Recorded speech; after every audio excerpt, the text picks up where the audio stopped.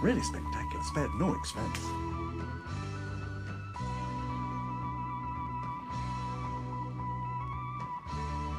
Victorious gifted a Tier 1 sub to MWIBSS. They have given 343 gift subs in the channel.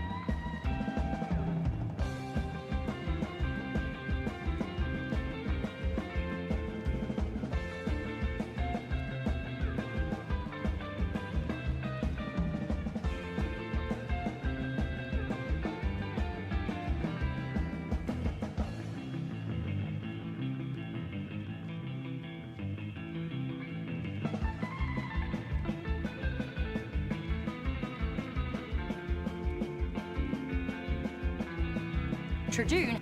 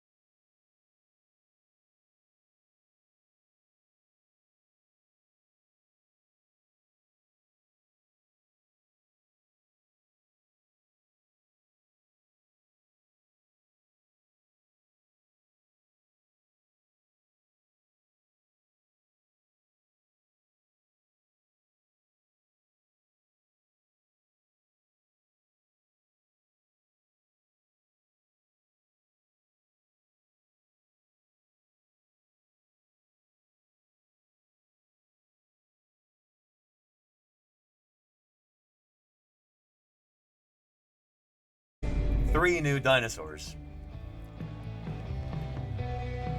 I can't wait. Plus Thursday Birds Day later, so it's a full roster. It's our agenda is going to be pretty full today. I'm glad you're here. If anybody's here for the very first time, allow me to introduce myself real quick, if Sweetie Pie here will allow me. My name is Danny Anduza. I'm a dinosaur paleontologist. I'm here on Twitch trying to do some good old-fashioned science outreach. Talking about fossils, talking about the history of life on Earth, talking about dinosaurs, which are what I study, what I publish on in the scientific literature, what I dig up during the summers, and also the autumn this year, too. Just a few weeks ago, I was out there in Utah digging up some armored dinosaurs with the Prehistoric Museum at Utah State University Eastern. But today, we're going to be going over some new scientific papers, brand new dinosaurs just published, and it's going to be good. That's if my landlord lets me get around to it. Hello, Sweetie Pie. How are you doing?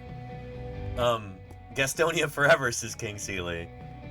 Yes, indeed. Good stuff. Good to see you again, by the way, King Seeley. How are you doing? King Seeley was out with me in the field just a few weeks ago, at the end of September. So, yeah, I hope things are good. Anywho, and not new dinosaurs, 3 new dinosaurs, Undead Kara. 3 new dinosaurs. Oh, baby, a triple! Oh, yeah! Sorry for being kind of obnoxious with all the sound cues today, but I'm excited, and I hope you are too. One of these dinosaurs was actually named and described by a friend of mine. Somebody we're going to be interviewing next week for our inaugural series with SVP, The Fossil Finders. So we'll talk about that in a bit. But, yeah, for right now, I think it might be time to... oh, hang on a second. Thank you, Blade GPS, for the follow. Welcome to Paleontologizing. It's good to have you here. I think we've got to pay rent here real quick. Sweetie Pie demands it, don't you, Sweetie? Yeah. All right, we gotta make sure that we keep our landlord happy here. Oh, Sweetie Pie. Yeah. You can't go outside right now.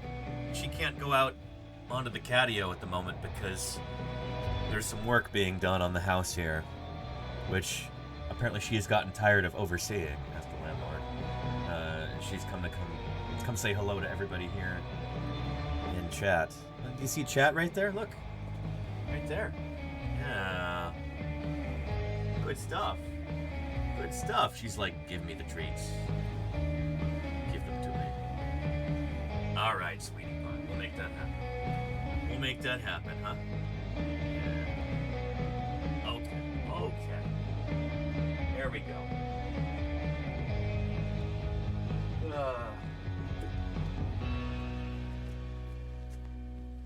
Look at all that. What a wealth of treats. My goodness.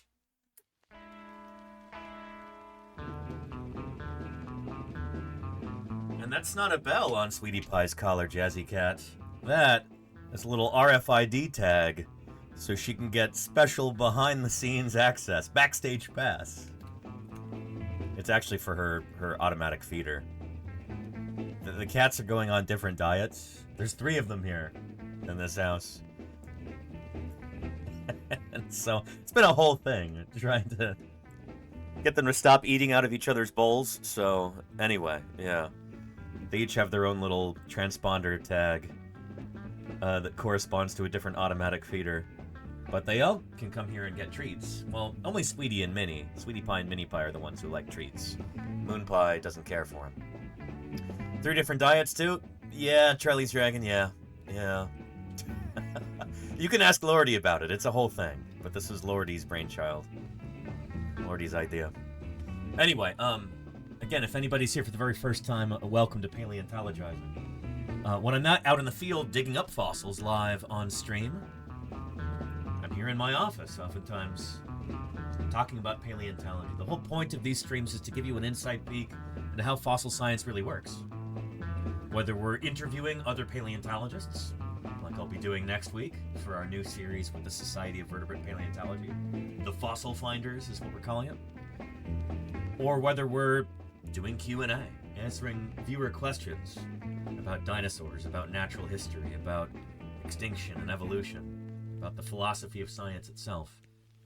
Or sometimes we go over new papers. Well, sometimes. It's like multiple times a week. We go over new scientific papers. Today we're lucky enough to have 3 brand new dinosaurs to discuss, so I'm excited to get into that. But, first off, I'm gonna make sure that Sweetie Pie collects her rent here so I don't get evicted. Huh, Sweetie Pie? Yeah, would you put me out on the street? She's like, yeah, in a heartbeat. Anyway, I'm glad you're here, everybody. Believe it or not, this is my full-time job. This is how I make my living as a paleontologist, is by doing science outreach here on Twitch. They've recently made me a Twitch ambassador, believe it or not. There's fewer than 200 of those in the world, apparently. I'm one of them. It's been a tremendous honor, and I don't know, it was a blast attending TwitchCon. Last week through Monday, it was just brilliant, and I'm incredibly grateful for the opportunity and really excited for what this means for the future of science communication on this platform. Soldiers and their weapons would be powerless before the onslaught of the beast. I'm sorry, The beast. the what? The beast. I didn't catch that. The beast. Could you repeat that, Nomad Soul? One more time? The beast. Again? The What was that? The I just beast keep from talking over it. 3,000 fathoms. Nomad Soul, thank you so much for the 12 months of support. Holy cow. Thank you. It's only because of the generous support of this community that I can do this full time. It's been a dream come true, and I'm so excited to share the world of fossil science with all of you. Thanks for the great content. I am quite content, Nomad Soul. Thanks for keeping me that way with your ongoing support. And Ziv said that is indeed Plateosaurus here on the wall. One of the 3 new dinosaurs that we're going to be discussing today is a sauropodomorph dinosaur related to Plateosaurus from Argentina. Huayracursor is the animal's name. We've also got a brand new theropod dinosaur, which is why we have, well, I guess strictly speaking, Eoraptor is a sauropodomorph now. We've got some Eoraptor here in honor of that. Another little Argentine meat-eating dinosaur from the Triassic. There's a Coelophysis, which is another Triassic meat-eating dinosaur, theropod. And then, honestly, the dinosaur I'm most excited about, one that feels closest to home for me, is related to this guy. This is Stegosaurus right here. And there's Pachycephalosaurus, 2 3D printed skulls. Our other new dinosaur is a Pachycephalosaur from Montana. And a friend of mine, an old friend from Montana, he published on this critter. We're going to be talking about that, and like I said, we'll be interviewing him next Wednesday. So I'm very excited about that, too. So, yeah. Stegosaurus, yeah. Ceras. Charlie's Dragon, but yes, indeed. Yeah. Not to be confused with Stegosaurus. Stegosaurus looks like this. Little Pachycephalosaur. There we go. Like that. It's a neat critter, Stegosaurus. Not a big dinosaur. But, and our new one isn't very big either. Its name is Bronthotholus, whose name means Thunderdome. I'm excited about that. Anywho. Yeah. Good stuff. But before we get into any of that, let me do a Blue Sky post before we forget. Let people know that we're live on social media. Try and take a good screenshot here. There we go. Let's see if that's any good.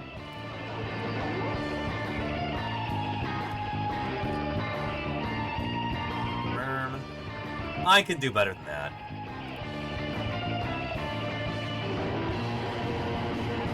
There.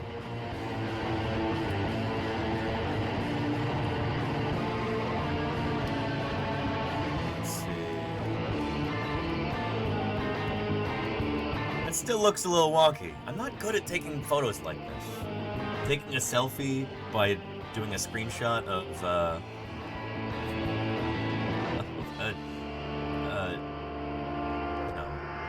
Twitch.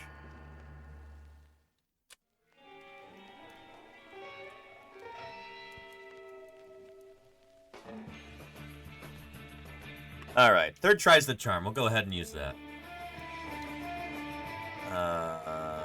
Prop. Right. Bingar. There we go. It's untitled. Let's post her up.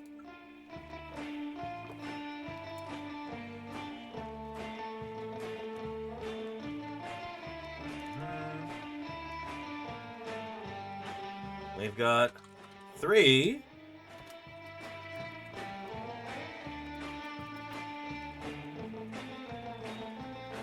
New dinosaur taxa to discuss on our Twitch stream today.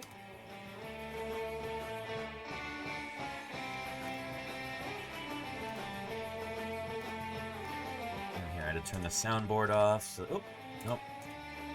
There we go. Do an M dash. Oh, sorry.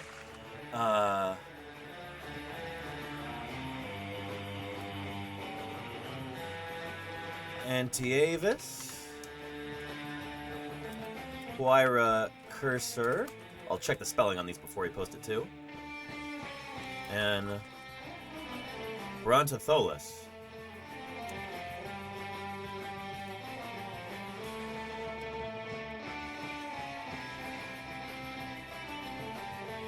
Plus, we have Thursday Birds Day later on.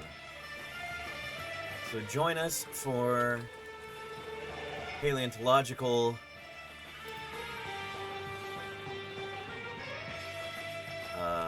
discussion. I'll change discuss here to cover.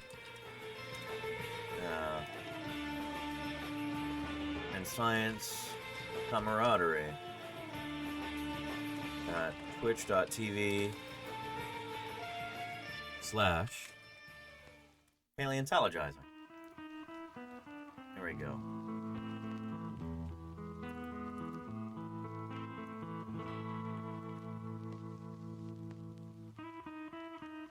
And alt text.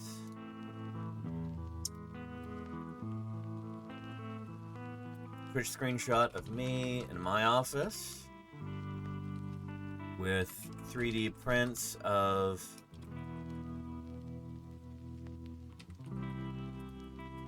Plateosaurus skull. Let's see, Plateosaurus, Stegosaurus, and Pachycephalosaurus skulls, as well as various framed prints of scientific figures of early theropods, sauropodomorphs, and some Pachycephalosaurs. There we go. And paleontologizing looks like it's spelled correctly. Let's go ahead and post it. Hold on to your butts. There we go. And Anastasia says, who would win in a contest for most creative names? Dinosaurs, pharmaceuticals, or nail polish colors? That's a tough one. I don't know. I think what you could do as an interesting challenge would be to try and figure out a name that could work in all 3 of those categories. What's a name that would work as a dinosaur name, a drug name, or a nail polish color name? Anyway, here's a link in the chat to that post if anybody would like to engage with it. And Bronthotholus has an extra H. Oh shoot, does it? Let me change that real quick. Yep, it does. Gosh darn it. Thank you for catching that. Wow, okay. Bronthotholus. Ugh. Thank you, Charlie's Dragon. Good spot there. Yeah.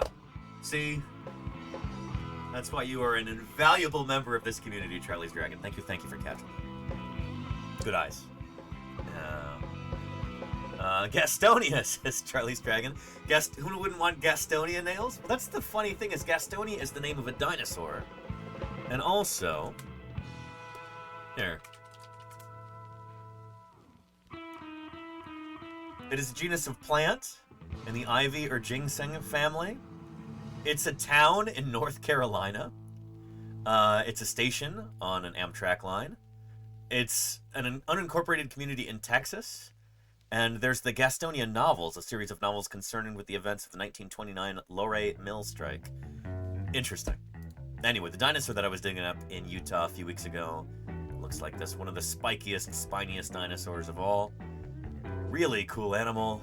And I actually have the files to be able to 3D print that skull now. I gotta do that pretty soon. But right now, we're working on 3D printing the skull of Huayracursor, which is a dinosaur we just interviewed Filippo Bertozzo about right after it was published. There we go. That is this dinosaur here. And we are 3D printing its skull. Very excited about that. So yeah.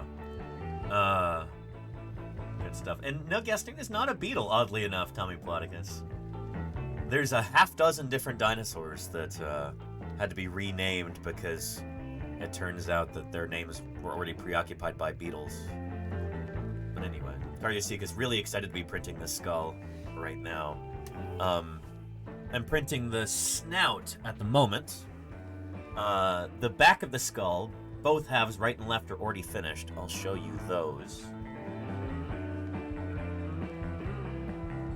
It's a detailed file, and a lot of supports and stuff like that. So it's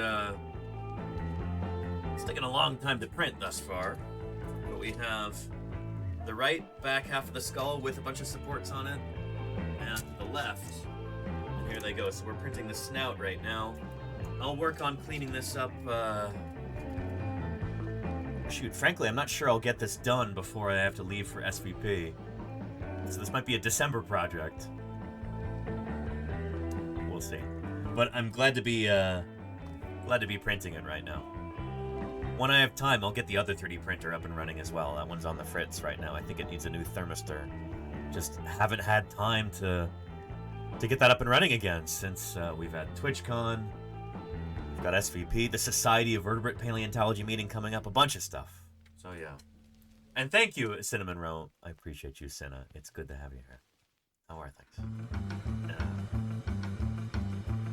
So anywho, new dinosaurs galore. Yeah. Excellent. I know, in the machine. There you go, Cinnamon. Anywho. Oh, Cindy, you'll appreciate this too. I was looking for this the other day as we were talking about TwitchCon, and for the first time I made a purchase when we were over in Artist Alley. We may have even taken a look on stream. Let's see here. Get this set up for viewing properly.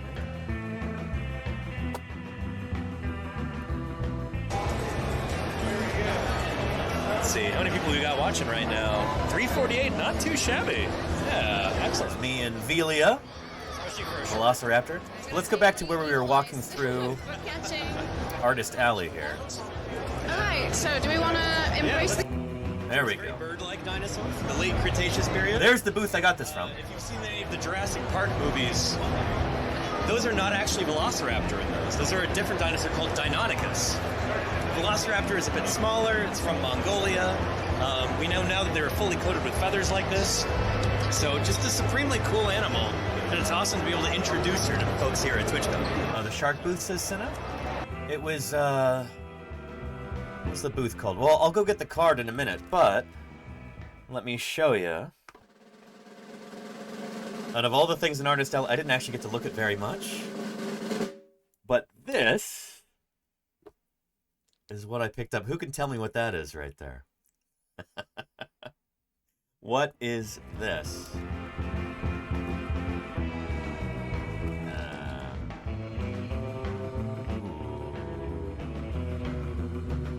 It is Lenina. King Coelacanth. Yeah.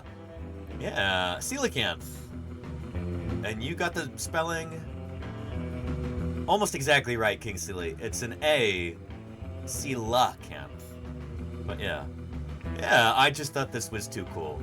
And it wouldn't take up too much room in my luggage or anything, so I made sure to pick that up. I'll give a shout out to the artist as well, because I thought this was really neat.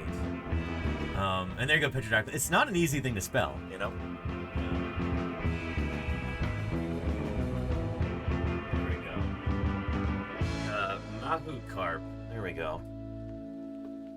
That is the name right there. mahucarp.com. In fact, let me check. I'll do a little shout out for them.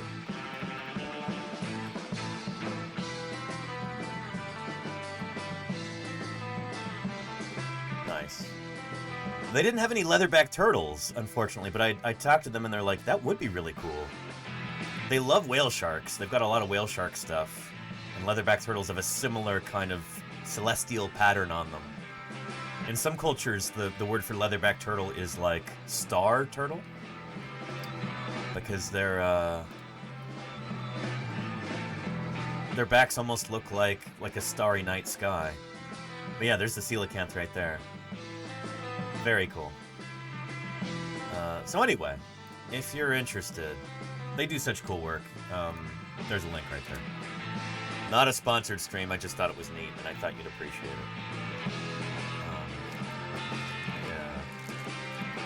Yeah. And very fine treat. Thank you, Golgana.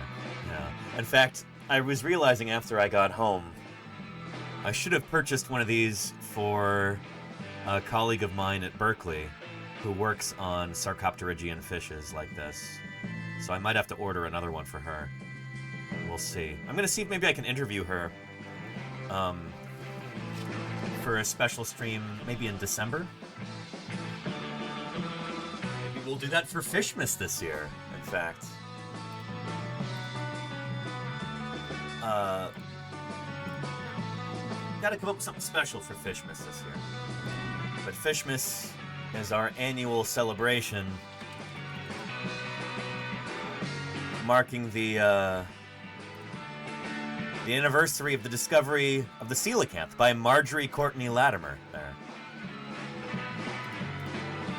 Let's be associated with coelacanths, and you'll find out why today. If you have never heard of this remarkable fish before, and holy cow, are you in for a treat today? Oh man, I'm excited. December 22nd. It's 1938. Is when the coelacanth was. Merry Fishmas to you too, Ghostly Ghoul. When the coelacanth was brought to the attention of science. Merry Fishmas to you, Wind 258528. Why do I always get your name wrong? It's good that you're here. I'm glad that you're here. Welcome back. For that great dinosaur who saved us from the American forces, we would all be dead. And holy cow, Dr. Irrefutable, I appreciate your 8 months of support. Happy there. to support science on Twitch. There's a link right there to this VOD if you want to check that out. But we'll be doing some more special coelacanth stuff for Fishmas this year. Yeah. Exciting. And that is a 3D printed coelacanth. In fact, you want me to go get it? It's hanging up over there on the other side of my office, but let me go grab it. Hang on just a sec.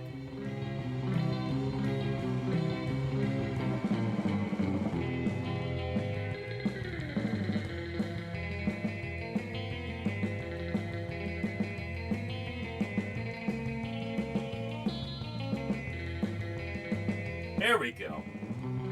This critter is not quite life-size, at least not for an adult. They get about 2 or 3 times bigger than this. Here. It's a wide-angle camera. There we go. Check her out. Latimeria chalumnae. This is the West Indian Ocean coelacanth. The one you find off of the east coast of Africa. Here, South Africa, Mozambique, Kenya, and the Comoros Islands. Really incredible animal.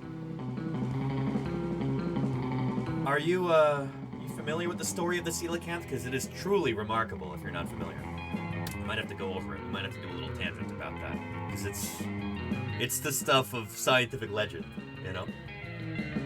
And Hal Sio says, are you the paleontologist streamer QT Cinderella?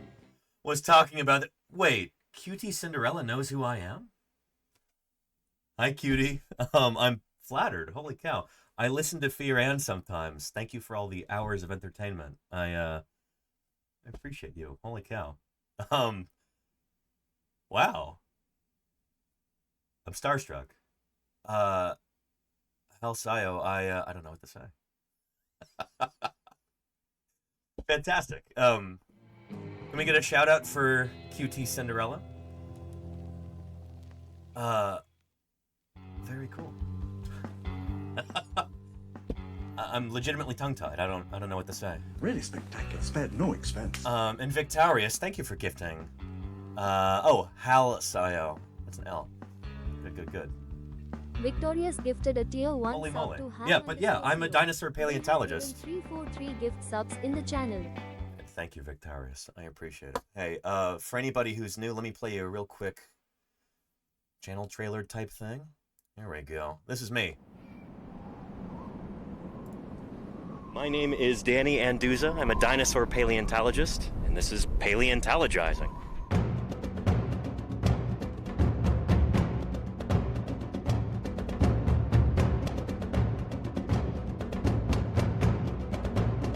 Science isn't just test tubes and beakers and white lab coats. What we're doing out here is science, too. We're testing hypotheses by excavating these fossils. Join me for museum tours, interviews with other paleontologists, audience Q&A, 3D printing. It's pretty big. Who thought this was a good idea? And of course, live dinosaur digs. A limb bone from a new duck-billed dinosaur. I invite you to tune in and experience the adventure of fossil science. Yeah, that's me. I am tremendously lucky to be able to make my living doing science outreach here on Twitch. This is how I fund my research and my fieldwork, my travels. It's because of this remarkable community. It's not easy to make a living as a paleontologist, especially nowadays. But Twitch has opened up so many doors for me. It's been truly humbling. And now that I'm a Twitch ambassador as of a few weeks ago, well, we've got exciting things coming up. Very exciting things coming up.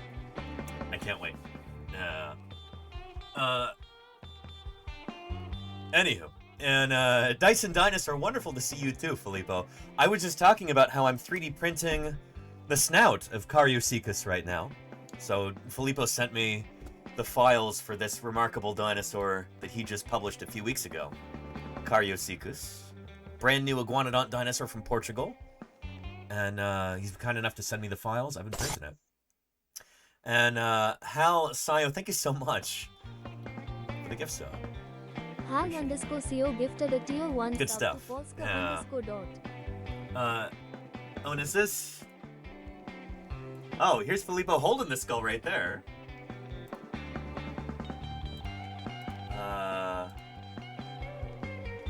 There we go. Awesome. Yeah, at the museum in Belgium. This is in Brussels, right? Very cool. I can't wait until I have this thing finished. Look, I just have the posterior of the skull is finished. Right here, still has supports on it. It's gonna take a lot of work to get all that cleared off. But man, I can't wait to be able to show this thing off. Thank you again, Filippo, for sending me this. It's brilliant. It is a beautiful skull. I'm so excited about this. And it's probably going to be pretty similar, I would imagine, to the iguanodont dinosaur that I've been digging up for the past 4 years now out there in Utah. We've got one, maybe two brand new species of iguanodont that are probably pretty closely related to your critter. So it's going to be, honestly, this model is going to be really useful for comparison. Filippo, if you don't mind, could I send this to Karen Poole, Well, she can look at the paper, I guess, and she can email you if she wants the files. I'll let her handle that. But Karen is going to be spearheading the description of this new beastie. We're very excited about it. We're very excited. Hopefully Karen's at SVP this year, too. You can talk to her in person, Filippo. Because, yeah, we're very excited about that critter.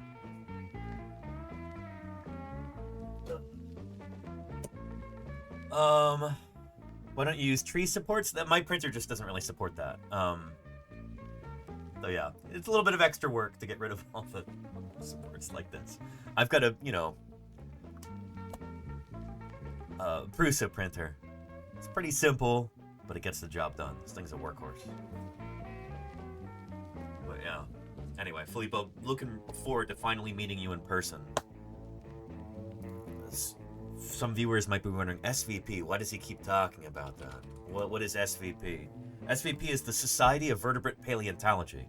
This is our big professional society.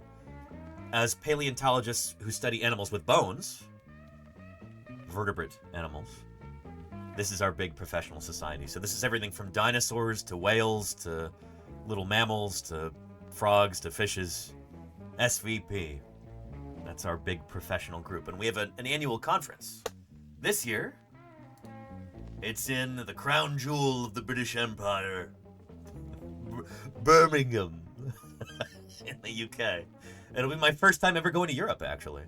And I'm going to be presenting at SVP this year.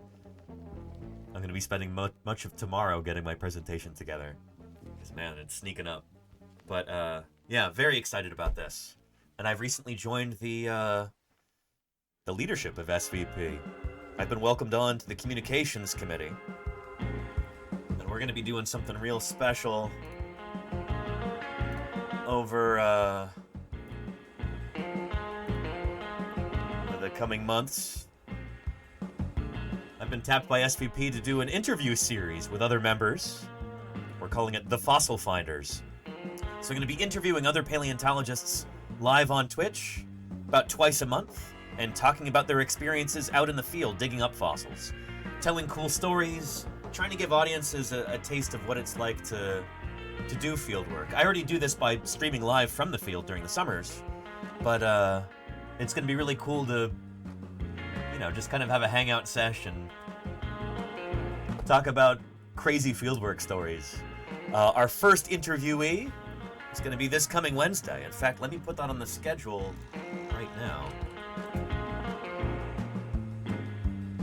We're going to be interviewing sauropod and pachycephalosaur expert Carrie Woodruff, an old friend of mine from Montana. Carrie has got some great fieldwork stories, so I think he's the perfect inaugural interviewee. It's going to be a ton of fun. Yeah. But yeah. And building the presentation on stream, I'm going to maybe do a little bit of that, Drew Champion. It's a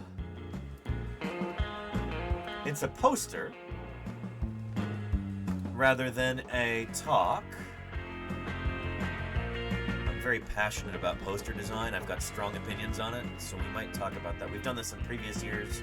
If we have time this year, I might be designing part of the poster live. Which would be cool.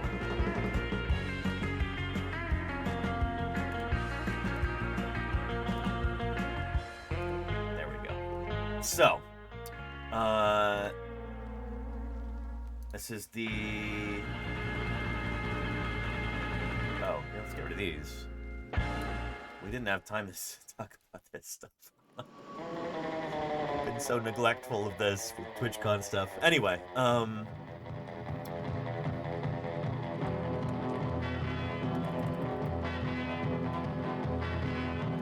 and paste that just to get the formatting.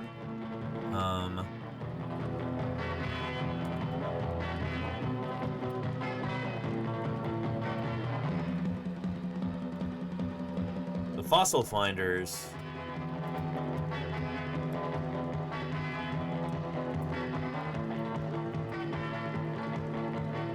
First interview with sauropod and pachycephalosaur expert Carrie Woodruff. That is going to be a ton of fun, and oh man, I'm looking forward to it. Then the day after that, we'll do a special Halloween episode, too. Yeah, man. I can't wait. Carrie is a really cool guy, and we'll be talking about him today when we cover one of our 3 new dinosaurs, because Carrie is the first author on that paper. He named this animal. He spearheaded the study on it. I'm excited. Anywho. Good stuff. And Ferret Fawcett, how are you doing? Welcome back. It has been a while. How are things, Ferret Fawcett? It's good to have you. Here, before we continue on, before we get into our fossil news and everything, I feel like maybe we should talk about the coelacanth for a moment here. This incredible lobe-finned fish. It's got such a cool story behind it. Let me grab the 3D prints again.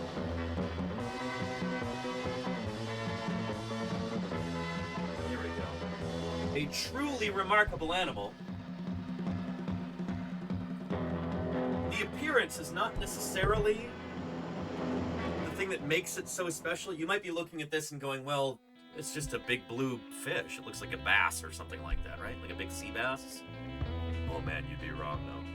This is an incredibly special animal. And, well here, I'll tell you why. I'll show you why.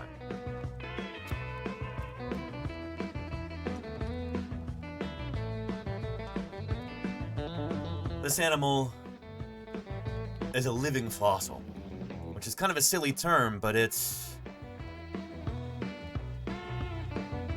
Here. Take a look at this. This will help tell the story in a way that is really compelling. I think you're gonna love it.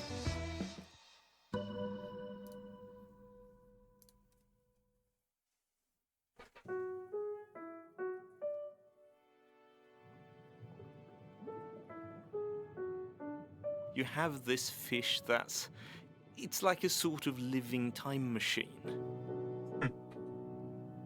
It was like looking at a dinosaur. This creature that has been around for 400 million years. I love the animation in this. The paper puppets are so cool. It's an ocean water fish, Wombat Hole. There used to be a lot of freshwater species, and I've actually excavated them before. We were doing that in St. George, Utah, back in the spring, in March and April. But there used to be hundreds, maybe thousands of species of these guys, and now there's only 2 that we know of. But anyway, it was a critter that... They're really well known as fossil fish, and they're kind of the quintessential Mesozoic fish from the age of dinosaurs. And everyone always assumed, like, well, yeah, they disappeared from the fossil record at the end of the Cretaceous. Of course they're extinct. It's a prehistoric fish. You know, it's really weird. But of course they're gone, right? Until December 22nd, 1938. Check this out. For the 22nd, 1938. On this hot December day in East London, South Africa, a trawler came into town and deposited its load of fish.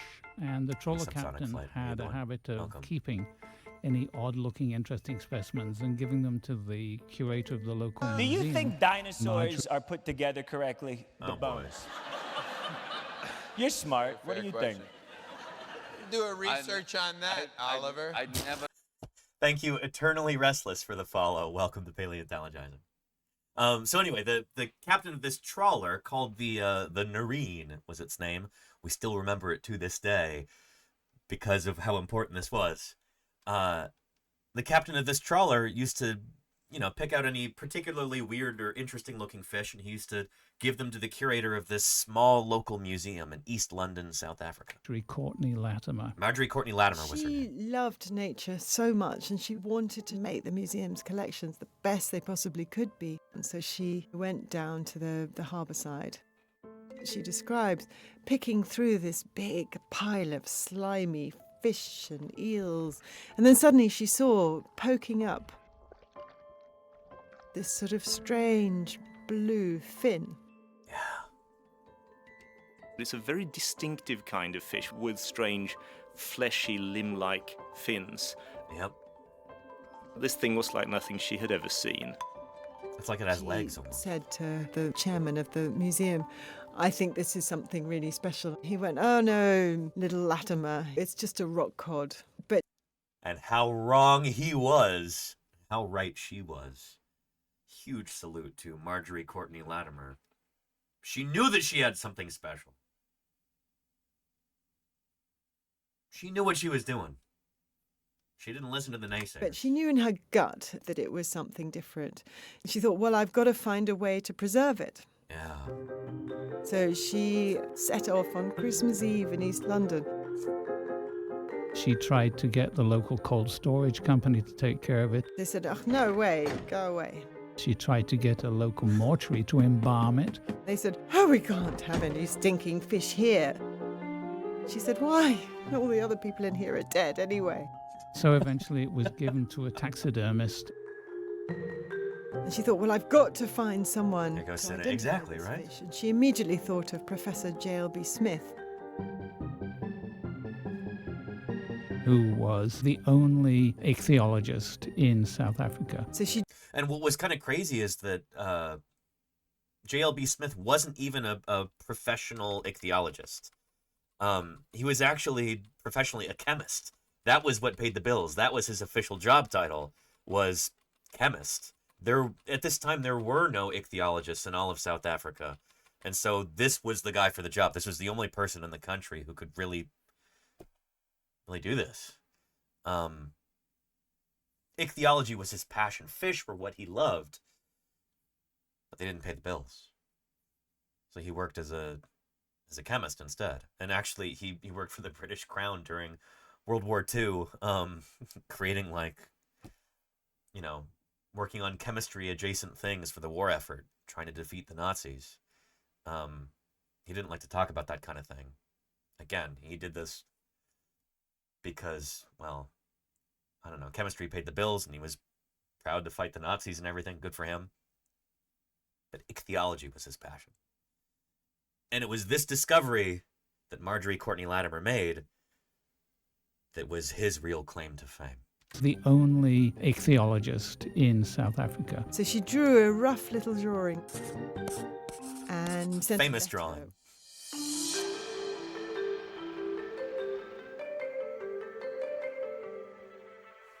As soon as he saw the fish, he walked round and round it slowly. He practically fainted. He said it was like bombs going off in my head, and I was seeing the shape of a fish known only from fossils. It's such a characteristic shape. It's like nothing the else. outline of a Viking ship.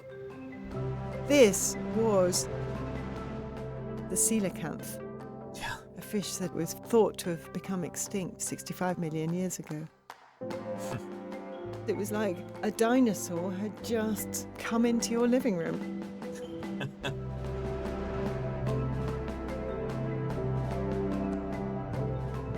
You know, 400 million years ago, these were just a bunch of fishes, very much like other kinds of fish that were around at the time. But now they are these absolute anomalies. There's nothing else like it on the planet. They had, in fact, made the discovery of the century. It was given the name Latimeria chalumnae in honor of Marjorie Courtney Latimer. Without her, the specimen wouldn't have been preserved. The key excitement was the fact that this was such an obvious living fossil. Charles Darwin came up with the term. It's sort of dumb in a way, because if it's alive, it can't be a fossil. Well, what it means is there's an early fossil record, then a total gap, and then there happens to be a living one. Yep. It doesn't mean that hundreds and hundreds of its relatives haven't become extinct. Yep. One of the things that I love about the coelacanth is that it's seen history past. When the coelacanths first appeared as one lineage of lobe-finned fishes, among other similar-looking forms, well, what can you say about the world? They shared the waters with strange, armored, jawless fish with sucker-like mouths. The agnathans. Things like placoderms, like Dunkleosteus here.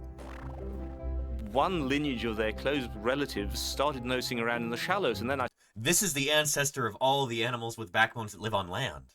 All of the amphibians, the reptiles, the mammals.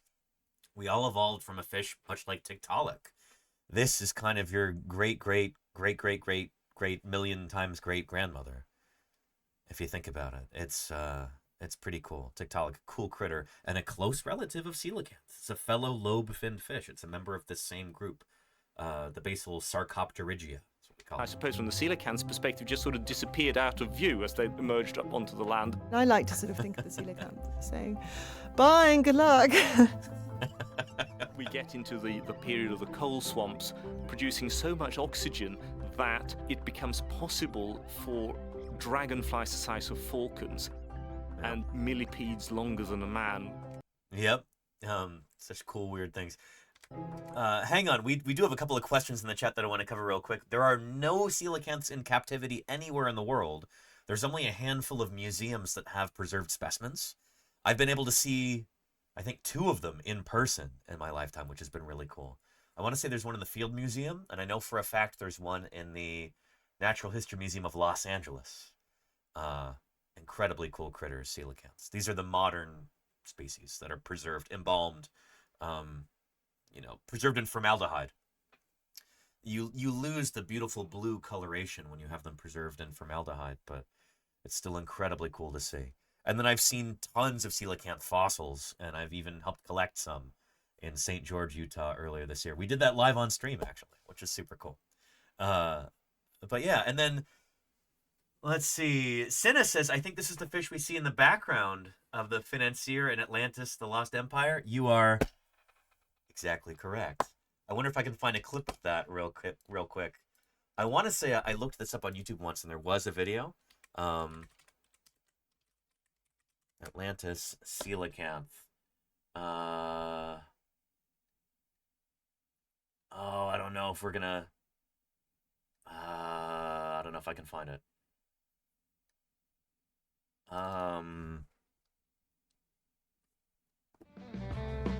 Not quite sure how to search for that. I don't remember any of the characters' names or anything. Quick Wikipedia search. Alright, plot.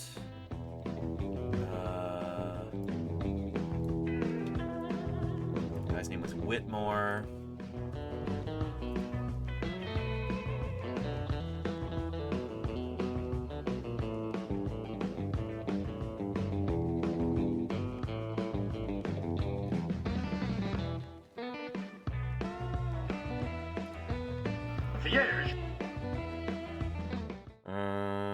Let's try this. See if we can find the coelacanth here. I know they walk past like a big aquarium. And no, it's not here. Shoot. Let me keep looking because you're exactly right, Cinna. Ah, there they are. Yeah.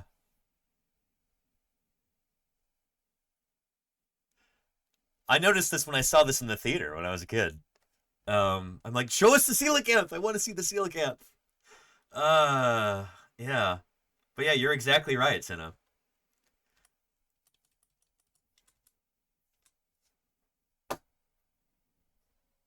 There we go. Do you see those distinctive fins like that?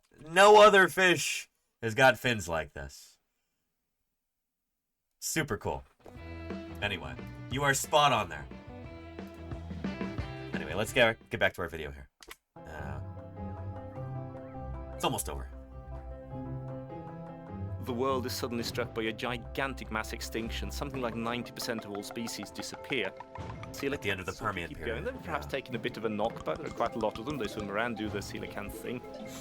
And there you go, Geosridden. Yeah. Another huge mass extinction. Then mammals diversify on the land, primates emerge, one primate lineage starts standing up on its hind limbs, starts speaking, and here we are. Here we are. And meanwhile, coelacanths, well, they haven't really changed. I mean, they've changed a good amount, but not in the way that you know, If the you're feeling mammal a bit lineage cheated, is. try blaming the dinosaurs. And Pigeon Coop, hey! Thank you for the 100 bits. At Paleontologizing, There we go. it was so cool meeting you and getting to hang. Love Same what with you do, you. and love who you are. Keep it going. Much love. Pigeon Really one appreciate love. that, Pigeon Coop. Wonderful to meet you at TwitchCon. Thank you for saying hello. Thank you for the 100 bits. Thanks for showing up here on stream. Man, TwitchCon was such a blast. It was so cool to meet so many cool people, including you, Pigeon Coop. I appreciate you. Wonderful. Let's finish this video. That is a truly astonishing thing.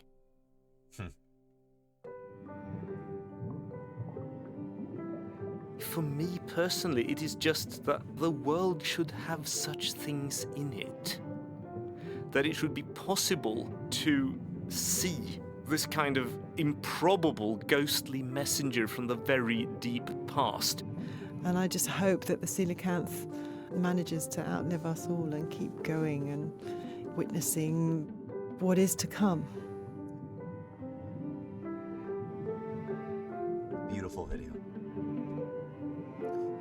There are 2 known species of coelacanths. They live on steep underwater slopes off the coast of East Africa and Indonesia. Population size isn't known, but they are considered threatened. Yeah, we don't think there's very many of them.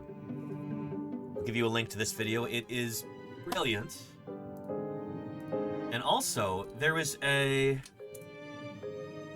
new documentary that came out not too long ago. Narrated by David Attenborough.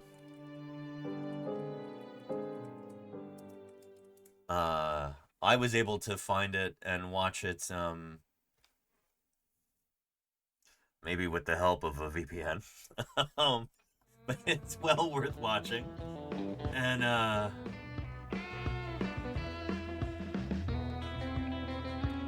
man, I still, well, here.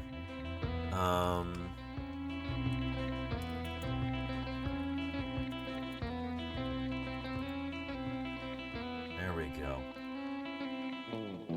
Oh, it's on Apple TV Plus as well? Whoa. Okay. This just came out like less than a month ago. So I'll give you a link to this. If you happen to be in the UK, you can watch it on the BBC as well. Or maybe you can access it through a VPN. Although you didn't hear me say that. Yeah. But here's a link. Super cool. Check it out.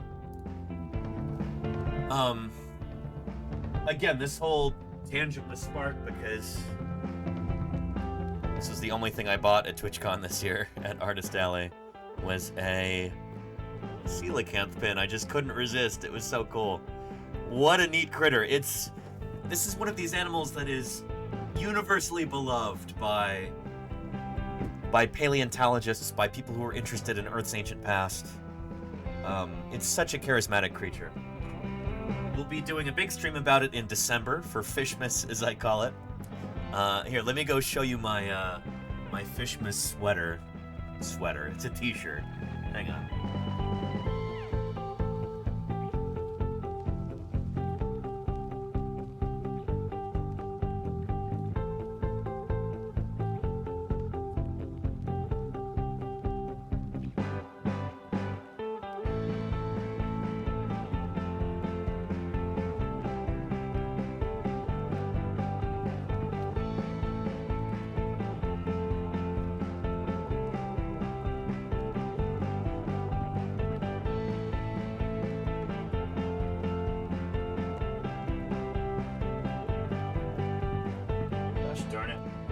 I'm trying to find it in time.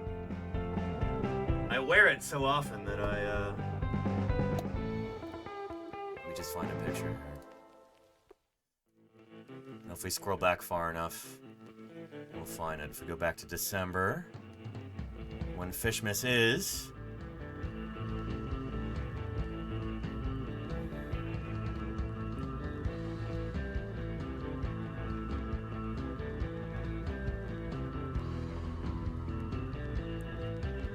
I think all of these are in the wash right now.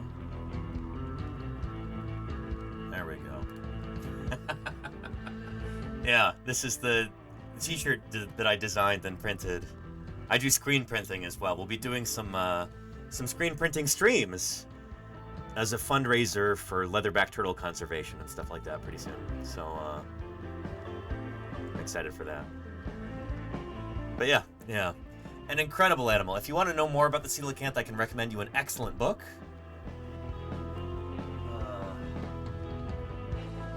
Let's find it on the shelf.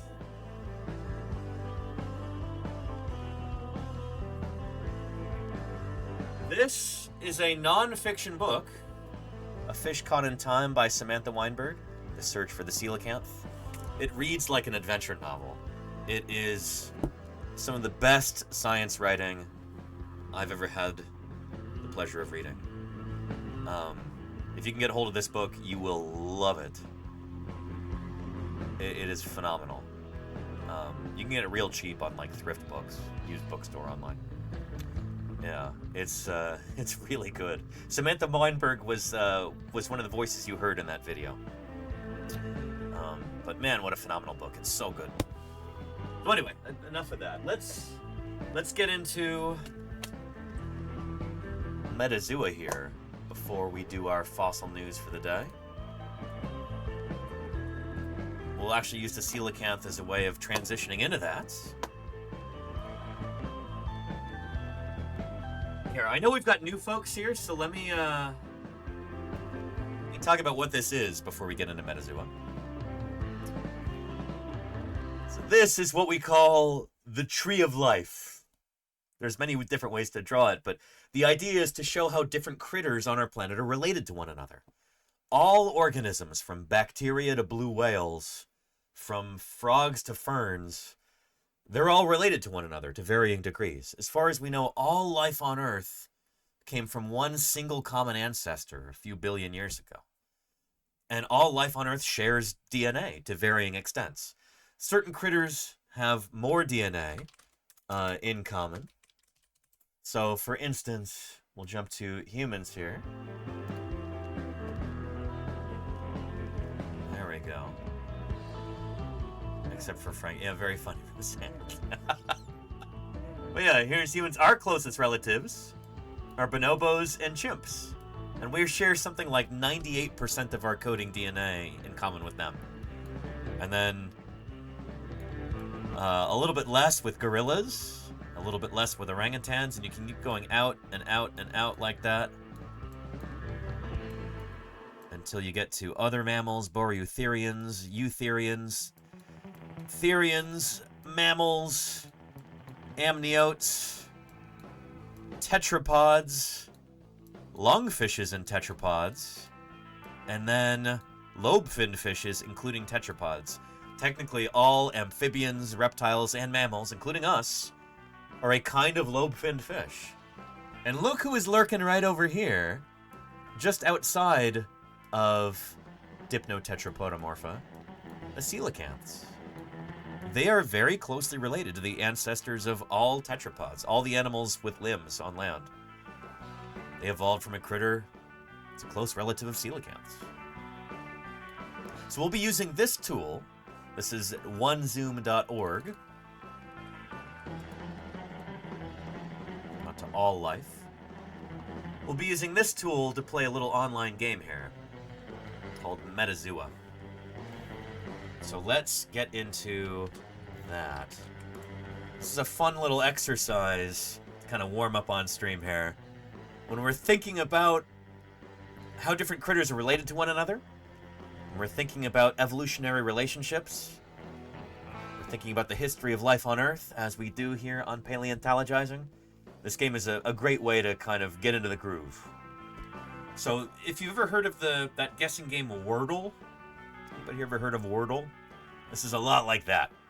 Except instead of trying to guess a mystery word of the day, you've got a mystery animal.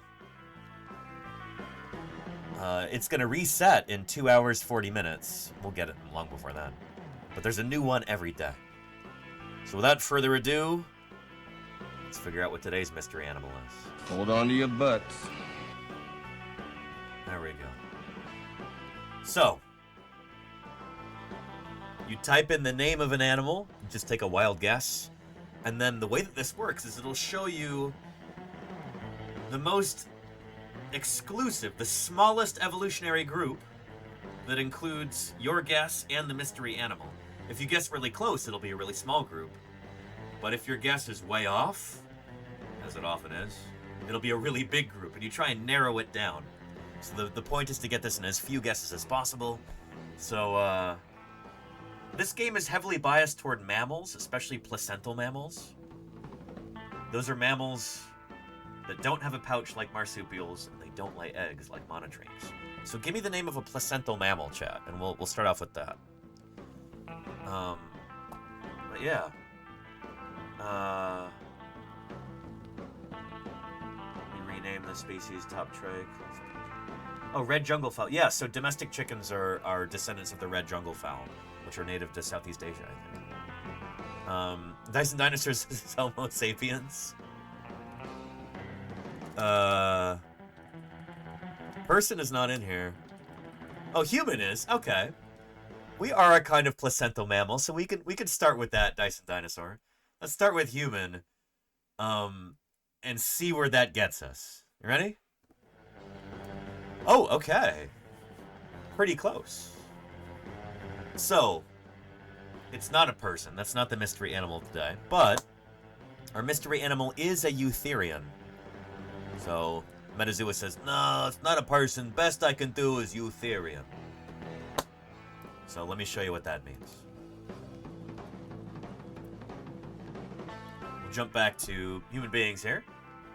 Homo sapiens, we're a kind of primate. We are right there on the tree.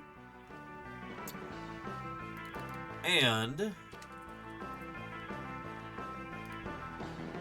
our mystery animal, it's not a person, but it is a placental mammal, a eutherian. And this actually gives us more information than you would imagine. Because we can follow the tree toward people, Boreeutheria, Euarchontoglires, Euarchonta, primates. It's not going to be any of these. There's a big split here at the base of Placentalia, placental mammals.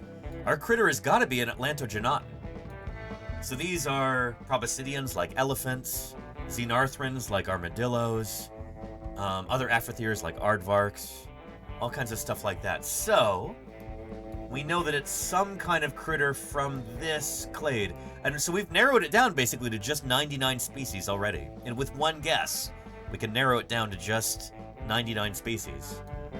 So we're actually doing really well so far, I think. As long as I'm correct about this. So yeah. Just by the numbers, there's 30 species of xenarthran. And there are 69 species of Afrothere. Just in terms of the odds, it's probably going to be a kind of Afrothere.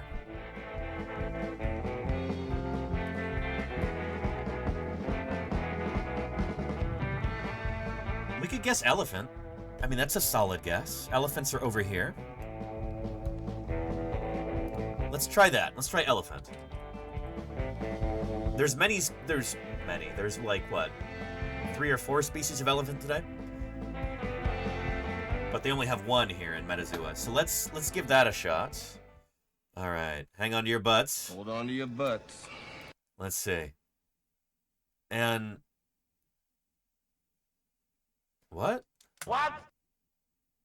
Okay, that didn't go as well as I was hoping.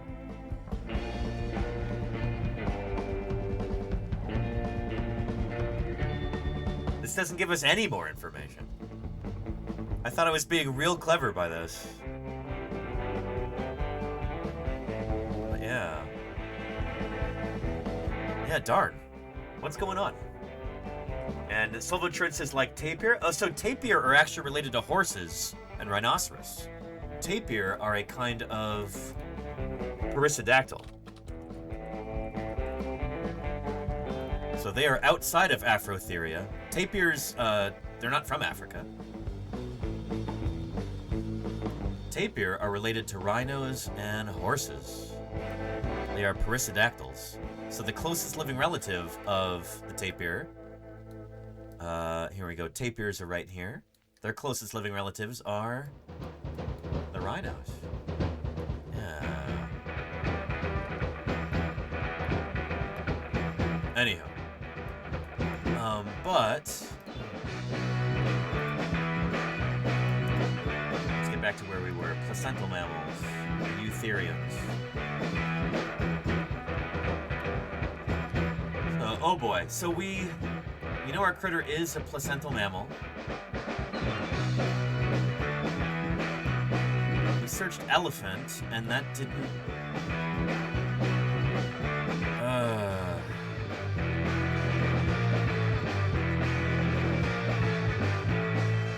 What's going on here?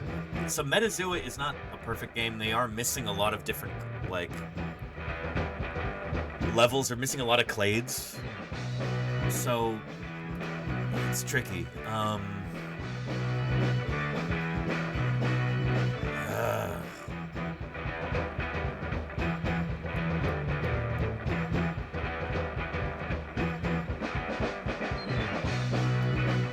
Let's try sloth. Let's see if that gets us anywhere closer, because Metazoa might not have Atlantogenata as a clade, as an evolutionary group. So let's try a Xenarthran like a sloth and see if that gets us anywhere closer. The one they have is two-toed sloth, so let's give that a shot. And bingo! Okay, excellent. Good. We've narrowed it down. It is a Xenarthran, so it is a member of this clade. Excellent. So we've used so far 2 guesses. Let's see if we can get it in our next one. So Xenarthra, this is a clade that includes, like it says here, armadillos, anteaters, and sloths. Let's see how many of these they actually have. We know it's not a sloth, because we guessed that. No. They have armadillo. And they have anteater. These are true anteaters, not spiny anteaters, echidnas, they're right out. And not scaly anteaters, pangolins. They're over at near carnivora. It's not one of those guys. So it kind of either has to be an anteater or an armadillo. And so what I'm going to do here, we're going to run a poll. It's a 50-50 shot. And you can decide, chat, which one we pick.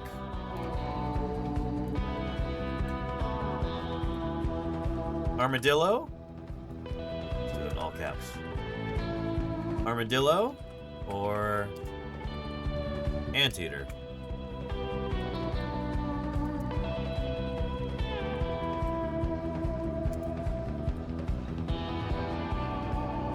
And start poll. Again, it's a 50-50 shot, so I guess pick your favorite. It's gonna be one of these 2 animals. So, what do people like better, armadillos or anteaters? I'm partial to anteaters myself. I think they're super cool. But it looks like chat is more fond of armadillos so far.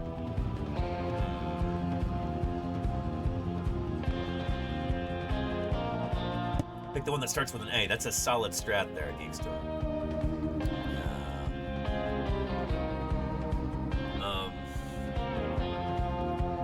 You better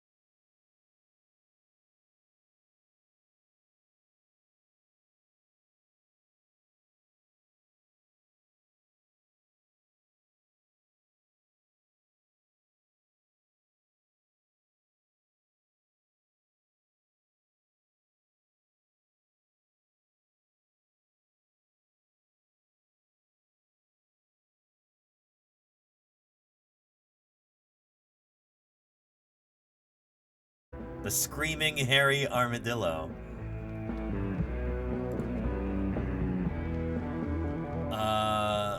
Let's look at him here.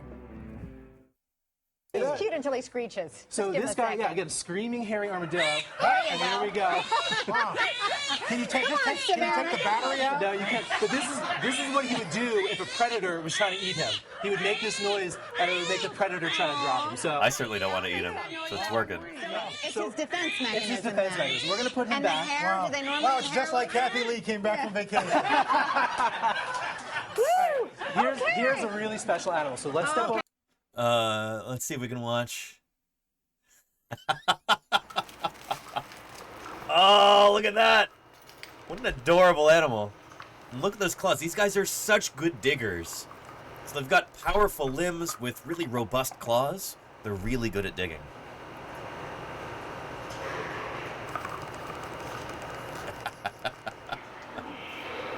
Oh.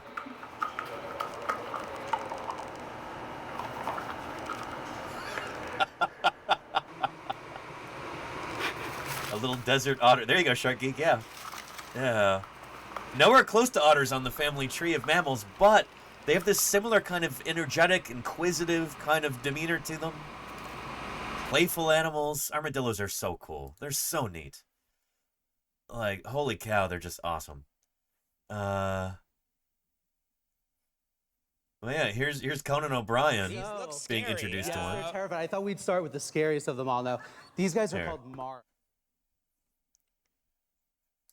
Okay.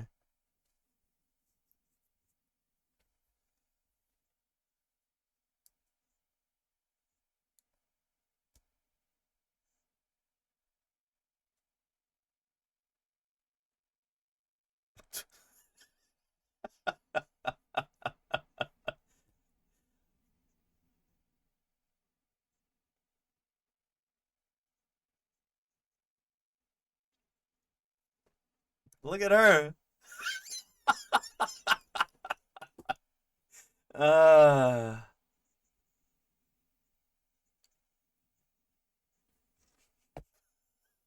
What do you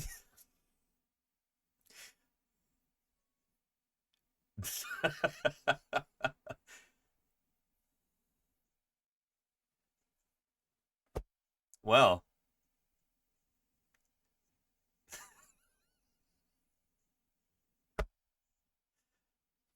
Oh boy.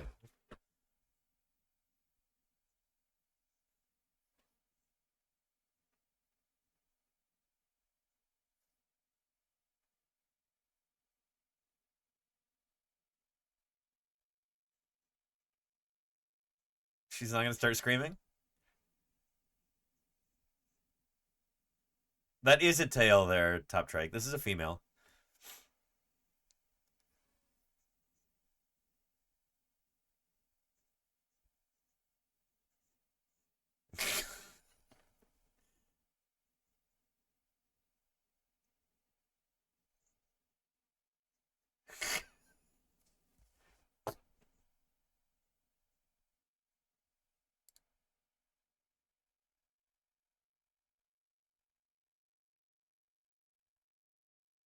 Like we saw it. It didn't like Al Roker, apparently, earlier.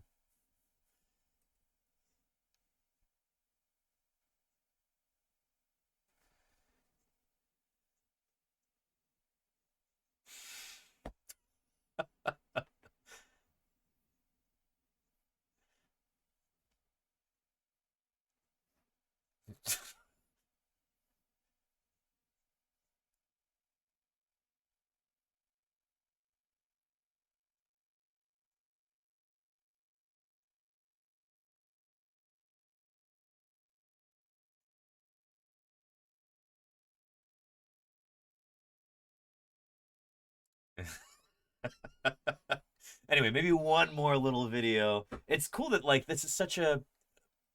It's an approachable animal, so it can be on talk shows like that. Yeah, like, what a cool little Xenarthran ambassador there.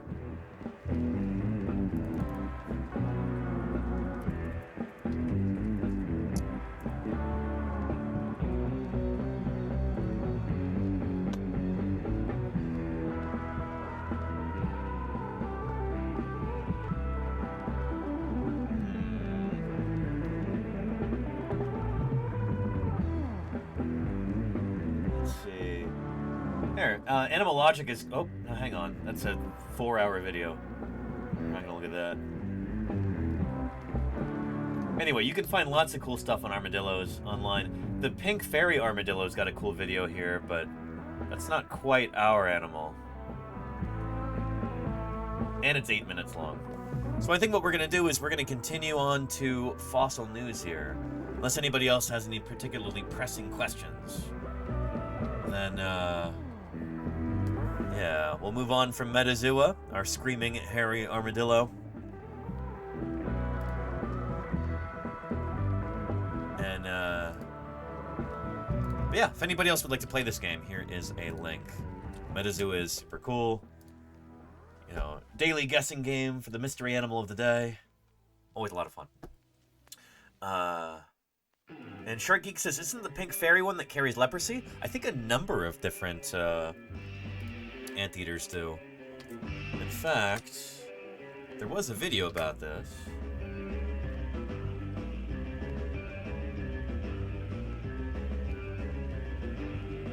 Where was that?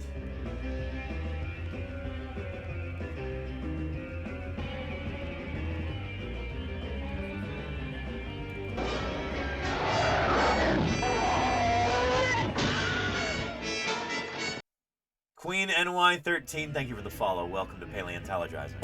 Thanks for dropping in. Here, take a look at this.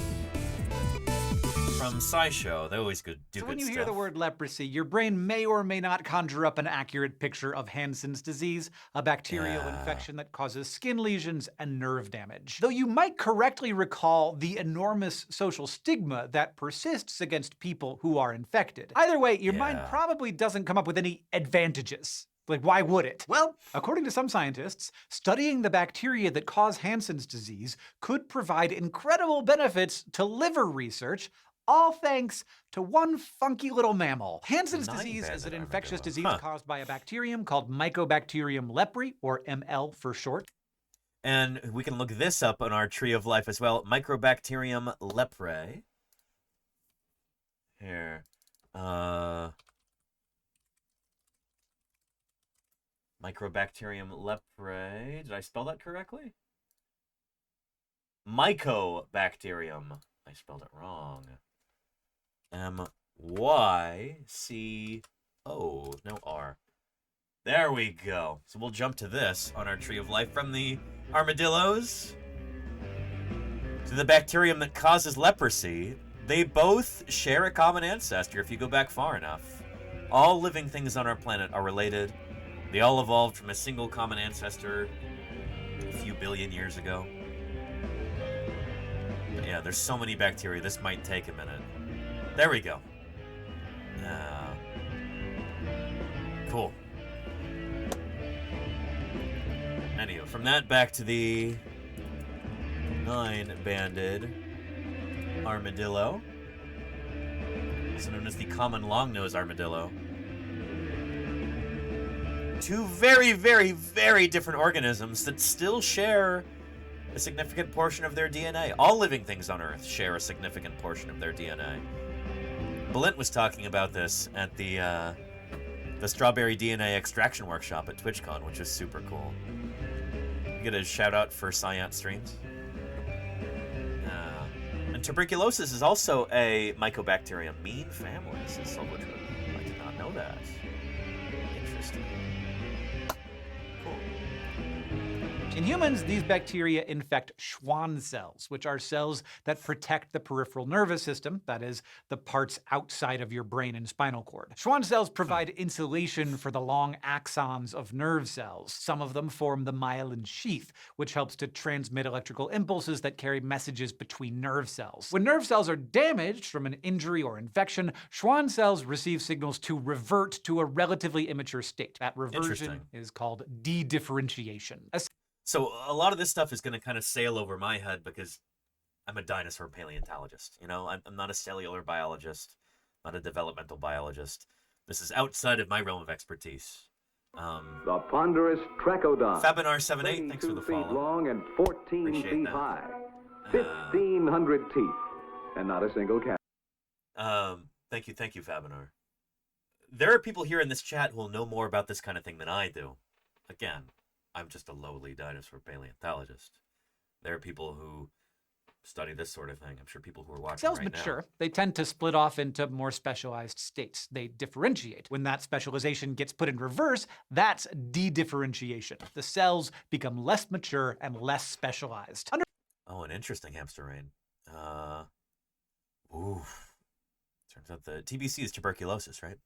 It was still dormant in the tissue around his lungs. Oh, man. Under typical circumstances, Ugh. these de-differentiated Schwann cells help axons regenerate, and that allows the peripheral nervous system to recover from illness or injury. And at the end of the nerve repair process, the Schwann cells grow back up into their differentiated states. And when a person contracts Hansen's disease, the ML bacteria use this system to their benefit. Wow. ML bacteria reprogram Schwann cells not just into an immature de-differentiated state, but even further into something resembling a stem cell. Stem cells can differentiate into lots of different types of cells, but that's sort of all that they do. A Schwann cell that's de-differentiated this far isn't good at being a Schwann cell anymore. The de-differentiation process in cells infected with ML bacteria causes damage to axons by breaking down the myelin sheath. Cells without the physical barrier of myelin are much easier for the bacteria to invade, so this helps the bacteria evade the immune system. The result is chaos for those nerves that needed the regenerative system. Without nerves that have the ability to heal themselves, nerve damage in people with Hansen's disease can lead to loss of feeling or sensation, muscle weakness, and sometimes even blindness. So this is why Hansen's disease, aka leprosy, can be so nasty. This is why it can be so debilitating. It causes that kind of nerve damage where, like, I guess if you're not feeling pain when you bump your limbs against stuff, you just keep doing that until you damage them and eventually, like, they degenerate and fall apart. I guess that's... Again, there are people in this chat who know far more about this than I do. I'm a non-specialist here with this kind of thing.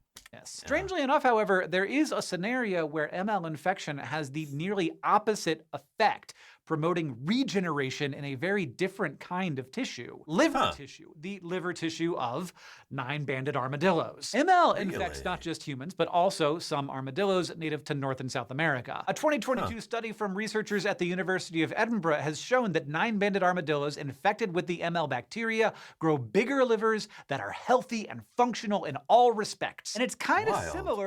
So these guys have leprosy, I guess, Hansen's disease.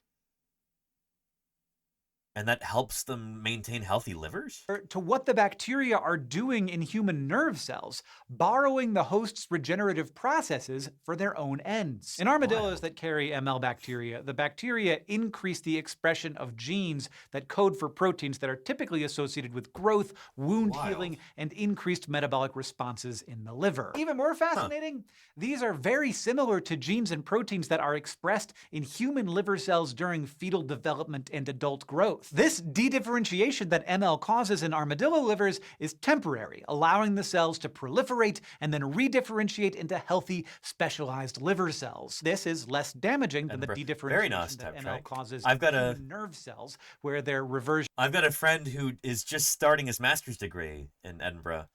Yeah. There's a good paleontology program there up in Scotland. Into a stem cell-like state trashes their ability to heal themselves since they cannot redifferentiate, which shows how very similar effects at the cellular level can lead to wildly different effects in different tissues and different organisms. Now, tissue regeneration is an active area of study for a couple of reasons. In humans, we want to keep organs healthy as people age, and we want to understand how to heal damaged tissue without cells growing out of control and becoming cancerous. Scientists can revert mature cells to a more stem cell-like state in rodent models, but those cells tend to become cancerous, which makes that method no good for healing damaged organs in humans without some serious further study. Well, guess what armadillos infected with ML bacteria don't have? What don't they have? Burger King gift cards? A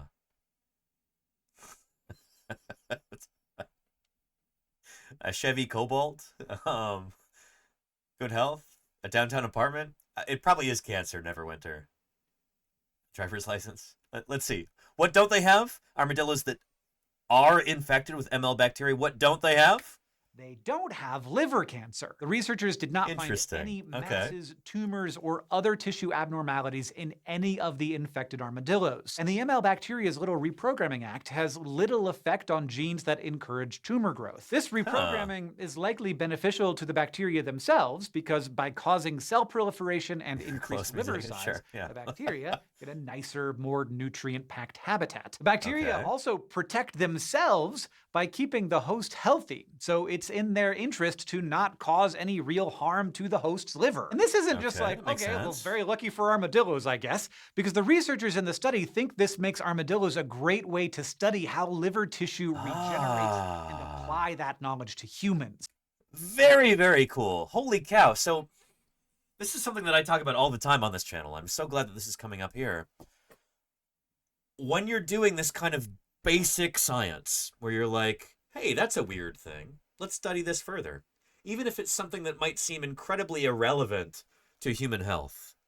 Like, you know, Hansen's disease, leprosy in armadillos. You know, you get certain folks who, especially in the federal government right now, who are like, well, what good is that? Why are we wasting money on studying armadillos? Because you never know what kinds of breakthroughs are going to emerge from that. If this kind of science can help us to treat or even cure liver cancer, that would be absolutely phenomenal. And you would never hit upon that kind of discovery unless you're doing basic curiosity-driven research. You know, no one would ever guess that it would result in something like that. You just have to fund science for the sake of funding science.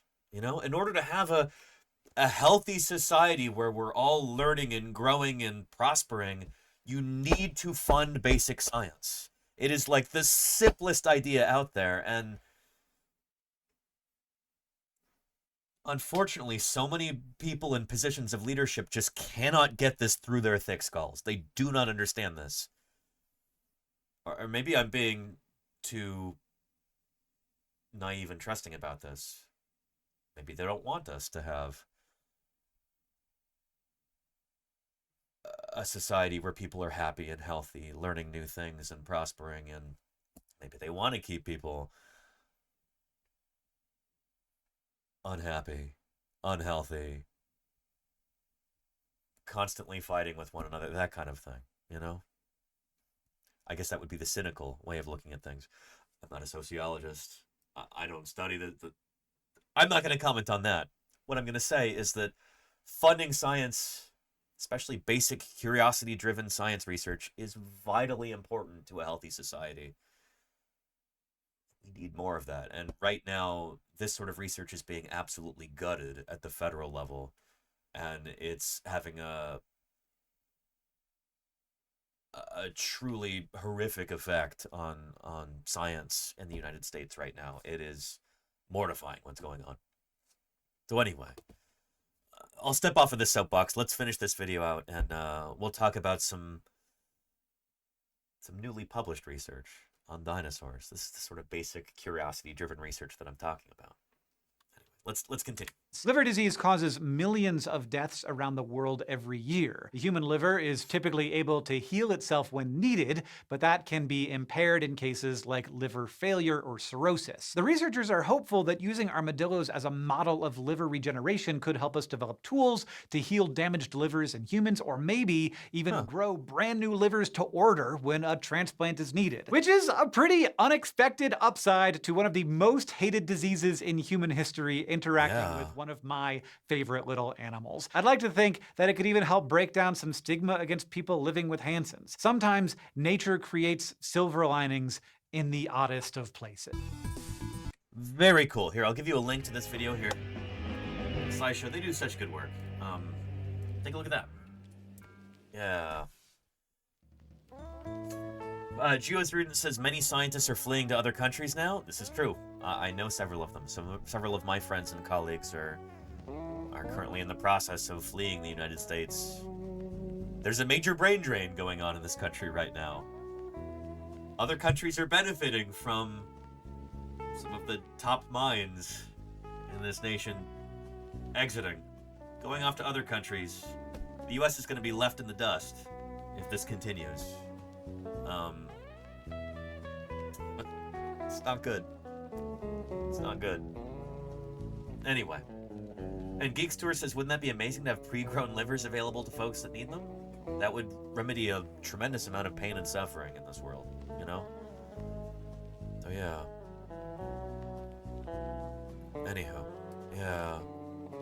Geeks Tour says, as one of those other countries, we are mostly glad and proud to welcome you all. And Big Oil Overlords. Yeah, they probably already have me in their crosshairs, Shark Geek. The pollution factory is, not a fan of mine. I'll put it that way. With that said, let's go ahead and jump into some fossil news here, shall we?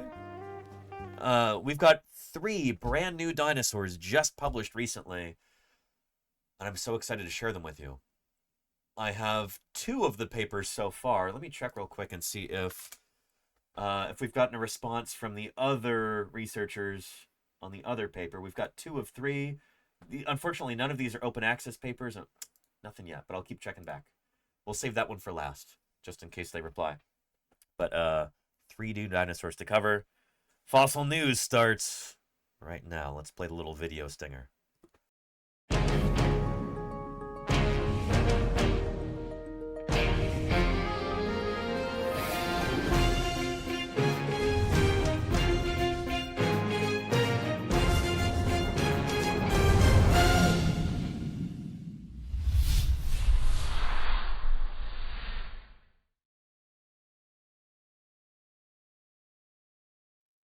All right, our first item on the news today. We've got a brand new species of theropod dinosaur, 2-legged meat-eating dinosaur, just named from Argentina. Take a look. And let's get some more upbeat music for this, shall we? There we go, that'll do it. New species of Triassic carnivorous dinosaur identified in Argentina. So, as a bit of background here, I'll say that Argentina is one of the world's hotspots for dinosaur paleontology. There's a few different factors that kind of contribute to that. It's mostly like a quirk of geology. Argentina is a large country, and there is a lot of exposed rock from the age of dinosaurs out there in Argentina. I want to emphasize this because 2 of the 3 dinosaurs that we're talking about today, 2 of the 3 brand new dinosaurs just published are Argentine. They're from Argentina. And, oh goodness. Alright, I gotta attend to our landlord here real quick. Sweetie Pie. How are you doing? You pushing our camera around again? Okay. She loves doing that. Look, we got a treat for you. Oh, what's this? Oh, what's that right there? You don't want that? You just want attention? Is that why you're here? Oh. You just need a friend, Sweetie Pie? Oh. Oh, those belly scratches. Those belly scratches. How's that? How's that, huh? Is it good?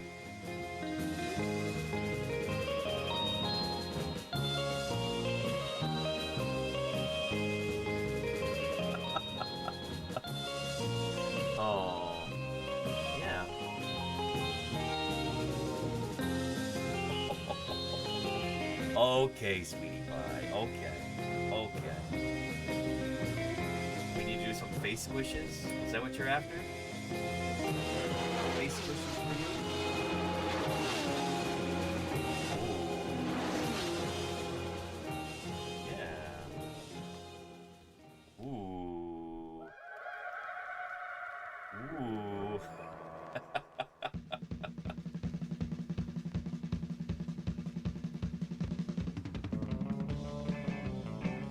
Yeah?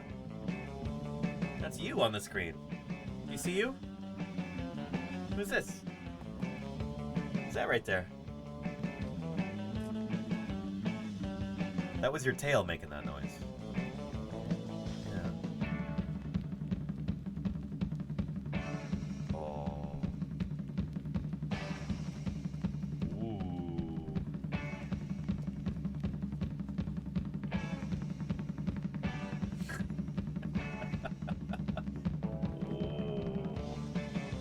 Yeah. All right, let me see if I can tempt you with some treats. Now, you don't want this one because it's a leftover. But maybe I can trick you into eating it if I give you some fresh ones and hide it among those, huh? Let's see.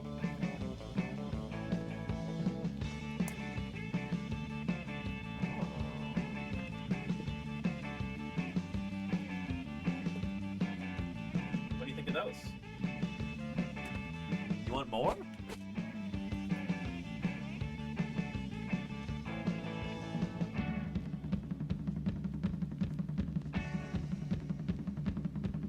What? What do you want? What is it? Oh. Oh.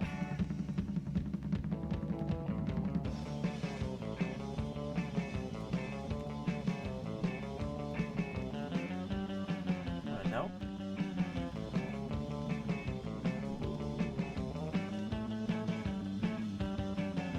Who's that? Who is that?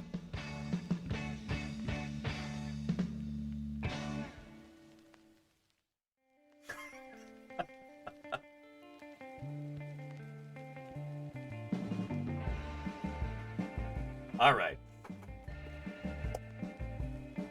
I don't know what she wants, aside from some pets. So let's get into our fossil news here.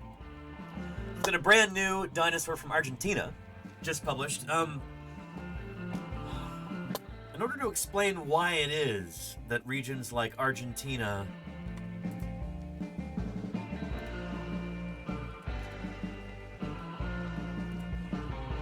are not just Argentina, but places like the Gobi Desert of Mongolia, the deserts of the Intermountain West region of the United States, places like the deserts of China, for instance. Why are these such incredible places for finding fossils, especially dinosaurs? Here's a little clip with paleontologist Bob Bacher kind of laying it out for us. Again, I could tell you about this, but he puts it really well in this clip. Let's take a look. The land once covered not the by one an that I was looking inland. for. Hang on, sorry. Here we go. Looking out the window, Marsh was transfixed. While his fellow passengers saw magnificent landscapes, Marsh saw much more. Schooled in geology, he knew that great troves of prehistoric fossils could be buried in the ancient rocks. Lovely sedimentary rocks there. So to set the stage, this is in the, late 1860s, early 1870s. Othniel Charles Marsh, America's first professor of paleontology. He was taking a train from the East Coast out to Colorado, Wyoming, surrounding areas. Felt that entombed in the sandy clays, he recalled, there must be hidden the remains of many strange animals new to science, long waiting to be brought to light. Here was a chance to establish his reputation while working on the greatest scientific problem of the age. Anywho, yeah, so Darwin's theory of what he called descent with modification, what we now today know as evolution. This is a new idea, and Marsh thought that he could help demonstrate this by finding fossils, and he did. Fossil evidence needed to prove Darwin's theory. The American West is blessed by a couple of things. Like that, Number Murph, one, yeah. a long history of mountains going up. When mountains go up, here we go. Next to the foothills of mountains are a depression, a basin. And as soon as mountains go up, they start getting eroded by streams. The streams bring down sand and mud that fills up that basin at the bottom of the foothills. That's a wonderful place to die and leave a good-looking corpse. That's So when we're talking about critters getting fossilized, that's the name of the game there. But wait, there's another element. It's dry. Yep. Dry regions It's like really this. dry. It's drier than the Alps or the Urals. It's drier than the Caucasus. So when you could take the railroad to Wyoming, Colorado, and New Mexico, and you walk around, you can see the rocks, naked rocks. And the rocks are full of fossils, including bones. Yep. So you had to have the right conditions in the first place for fossils to be formed, and then millions of years later, when we're walking around looking for fossils, you have to have an area that's relatively dry with lots of exposed rocks on the surface. There's not enough rainfall that you can have forests, that you can have grassland, stuff like that. You've got to have the kind of territory like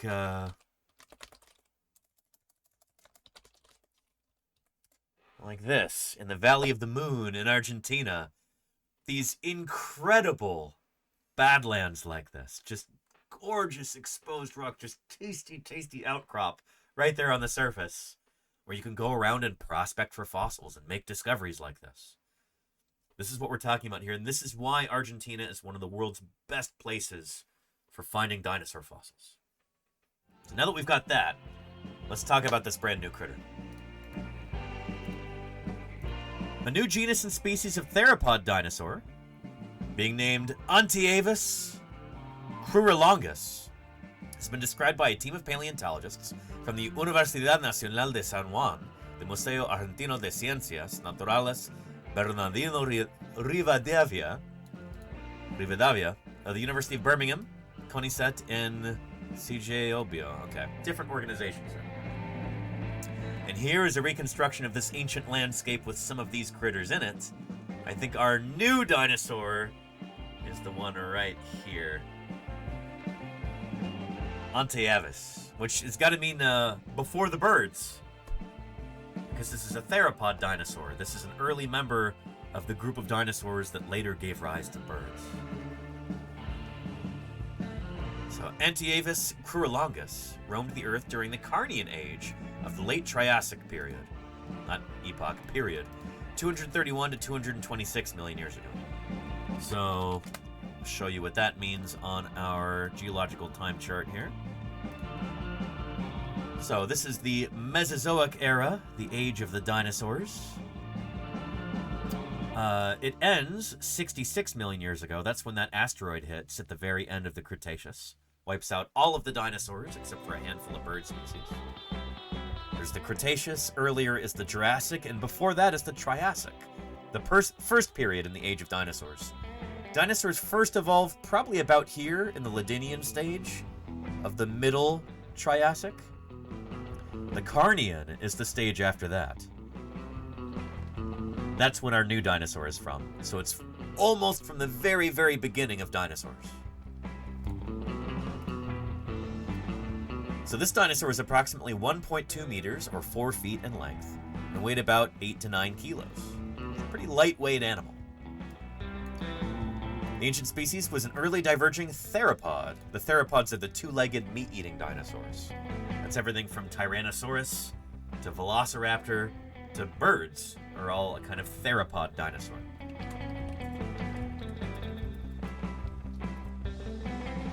Theropoda. Here's a bunch of different kinds of theropod here. Everything from Spinosaurus to Oviraptor to Therizinosaurus, Allosaurus, Carnotaurus to ostriches.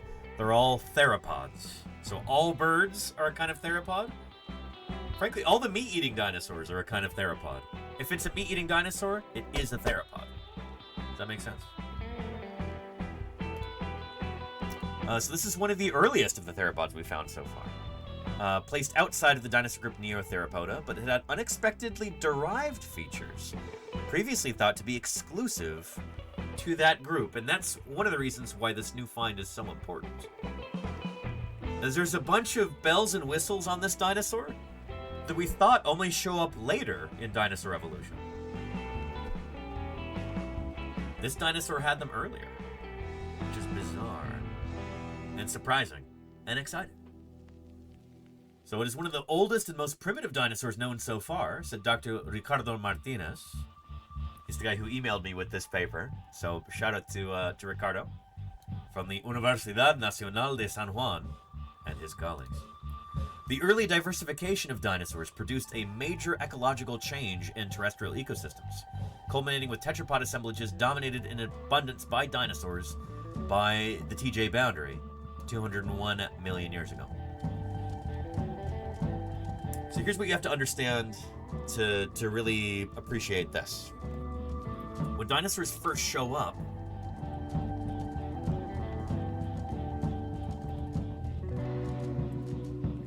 they were not the big dogs on the block.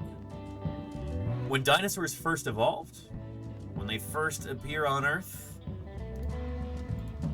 they were minor players in their ecosystems. So here's the Esquigualasto Formation. This is a particular time and place. Here's the different critters running around there at the time. None of the bigger guys here are dinosaurs. So you've got big dicynodonts, things like Esquigualastia. This is related to us as mammals. You've got big crocky guys, like Proterochampsa right here. There's an Aedosaur, also related to crocs. You've got big amphibians, you've got big mammal-y guys, like this cynodont right here. But dinosaurs are mostly very small. Eoraptor, Panphagia, Pisanosaurus, which may or may not be a dinosaur, we're still kind of figuring that out. And then Huayracursor is the largest dinosaur from this formation that we know of so far, to my knowledge. I have a skull of Huayracursor over here. Let me grab it for you.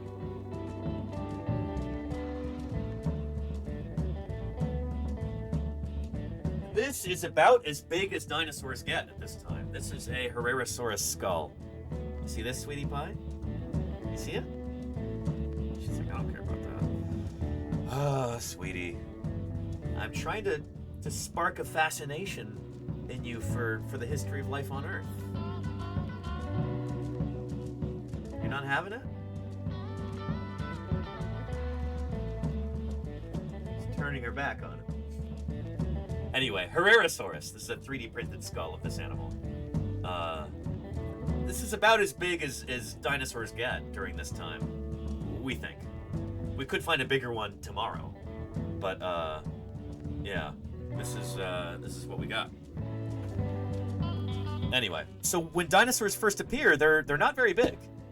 They're because we study fossils, especially dinosaurs, we capture the imagination of children, and that makes vertebrate paleontology a gateway for all science. That gateway right now.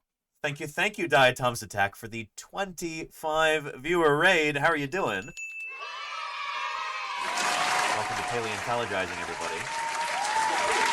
Right, brief interlude. Diatom's Attack, thank you so much for raiding in. I hope you had an excellent stream. How are things? And Trick Tracks, how are you doing? Hello, hello. If anyone who was here earlier is not yet following Diatom's Attack, you are missing out. He is a fellow paleontologist, but he doesn't work on dinosaurs. He works on diatoms. Diatoms are these really, really important microscopic organisms. They're photosynthetic, which I'm going to presume means they're closely related to plants.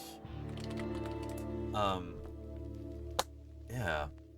Diatoms are incredibly cool little microorganisms, and Diatom's Attack looks at these under the microscope during his streams. He's been doing collaborations with other diatom scientists live on stream. It's a very chill time. It's cool just being able to hang out with scientists in the laboratory and see what they do and just bask in their expertise, you know? That's what Diatom's Attack is all about. But yeah, these are incredibly beautiful and really important. They produce a tremendous amount of oxygen. A good portion of the oxygen that we breathe comes from diatoms. These critters live in ocean water and in fresh water all over the planet. And they're kind of the basis of the food chain in the oceans and in freshwater environments as well. They're just super cool. Diatoms are awesome, and they can tell us a lot about ancient climates. How is the climate of our Earth changed over millions of years. Since diatoms are so common and widespread, if we look at different diatoms and different stratigraphic levels, different rock layers, it can give us a more complete story of how conditions on our planet have changed over millions of years. So it's important stuff.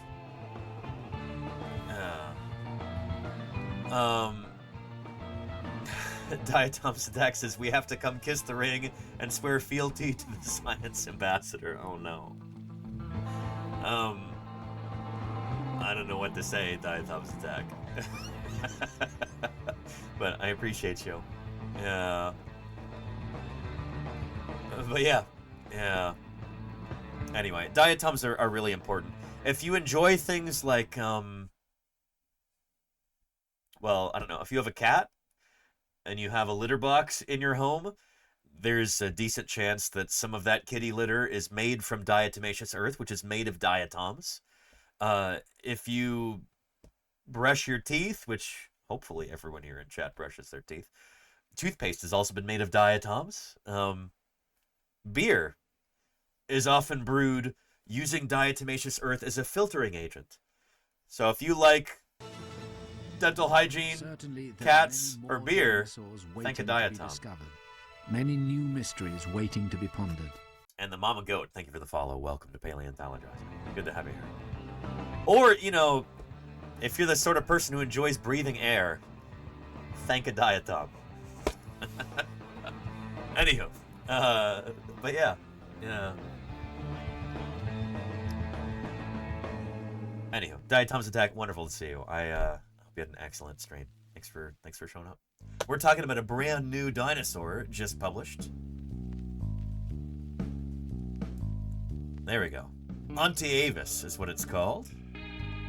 And I was explaining that when dinosaurs first show up on our planet, when they first evolve, they are a minor component in their ecosystem. Dinosaurs don't yet rule the Earth. They start off small, you know? This is it. This is the horizon which marks the extinction of the dinosaurs. Well. Below this level, and out in here, there are dinosaur fossils. Mama Goat, thank you for the raid. Dinosaur fossils. So I'm actually standing on the level that marks the extinction of the dinosaurs. Welcome, Mama Goat and your 9 Raiders. I hope you all had an excellent stream together. It's good to have you here. Welcome to Paleontologizing. Ghost Trifestus says, raid. Yes, indeed. Oh, and hey, Stats Bloke, how are you doing? Howdy. Here, let me play a quick channel trailer for anybody who might be new here. Just to kind of introduce who I am and what we're all about here on Paleontologizing. Here. This is me. My name is Danny Anduza. I'm a dinosaur paleontologist. This is Paleontologizing.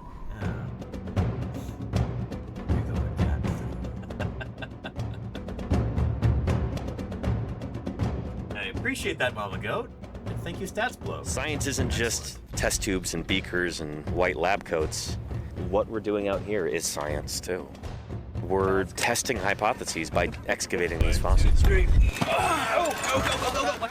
Join me for museum tours, interviews with other paleontologists, audience Q&A, 3D printing. It's pretty big. Who thought this was a good idea? And of course, live dinosaur digs. A limb bone from a new duck-billed dinosaur. I invite you to tune in and experience the adventure of fossil science. There you go. We're talking about a brand new dinosaur. Actually, 3 brand new dinosaurs just published recently. We're going over the first of them right now. So, yeah, and it's snow leopard day. Well, very cool. It's a neat critter, the snow leopard. Very charismatic. People love snow leopards. That's awesome. They had some at the San Diego Zoo. I didn't get to spot any. I think they were behind the scenes at the time. But, I was just there on Monday, and they've got snow leopards at the San Diego Zoo. Anyway. Yeah. So yeah, we're talking about a brand new kind of dinosaur just published. One of 3 recently. Anteavis is the name of this critter. It is a small 2-legged meat-eating dinosaur from the beginning of the age of dinosaurs. Back when dinosaurs were still a minor component of their ecosystem, the Earth was still ruled by all kinds of other weird, bizarre, cool reptiles and mammal ancestors. Mammal ancestors like Dicynodonts and Cynodonts and Dicynodonts. And big croc relatives like Saurosuchus here. Crocodile guys eating meat and eating plants. You had big amphibians. And then you've got dinosaurs who are mostly very small at the time. It wouldn't be until the end of the Triassic and the beginning of the Jurassic period, right here, this transition between purple and blue, that's when the dinosaurs take over the Earth. Where a lot of these other critters go extinct and dinosaurs take over. They usurp the throne, and they hold on to it until the very end of the Cretaceous period. It took a giant asteroid to knock them off that throne 66 million years ago. But our new dinosaur here lived about 230 million years ago. So it is one of the oldest and most primitive dinosaurs known so far, said Dr. Ricardo Martinez. And he kindly sent me the PDF of this paper, so we'll be able to take a look at the original literature in just a minute here. Anakim Luke says, that one looks like me when I shave. Who, this one? All right.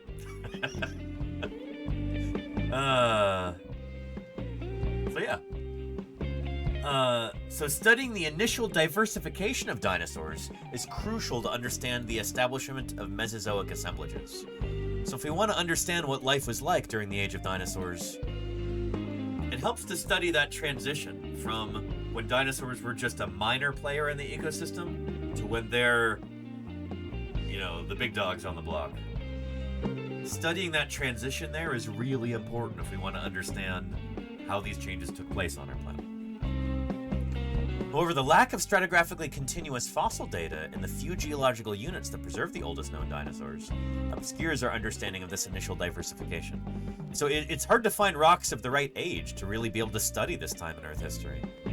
They've got a golden opportunity to do this down in Argentina. So the paleontologists unearthed the fossilized remains of Anteavis crurilongus, a partial skeleton and skull, in the Esquigualasto Formation in northwest Argentina in 2014. So they found this thing 11 years ago, and it's just now been published. That's not unusual.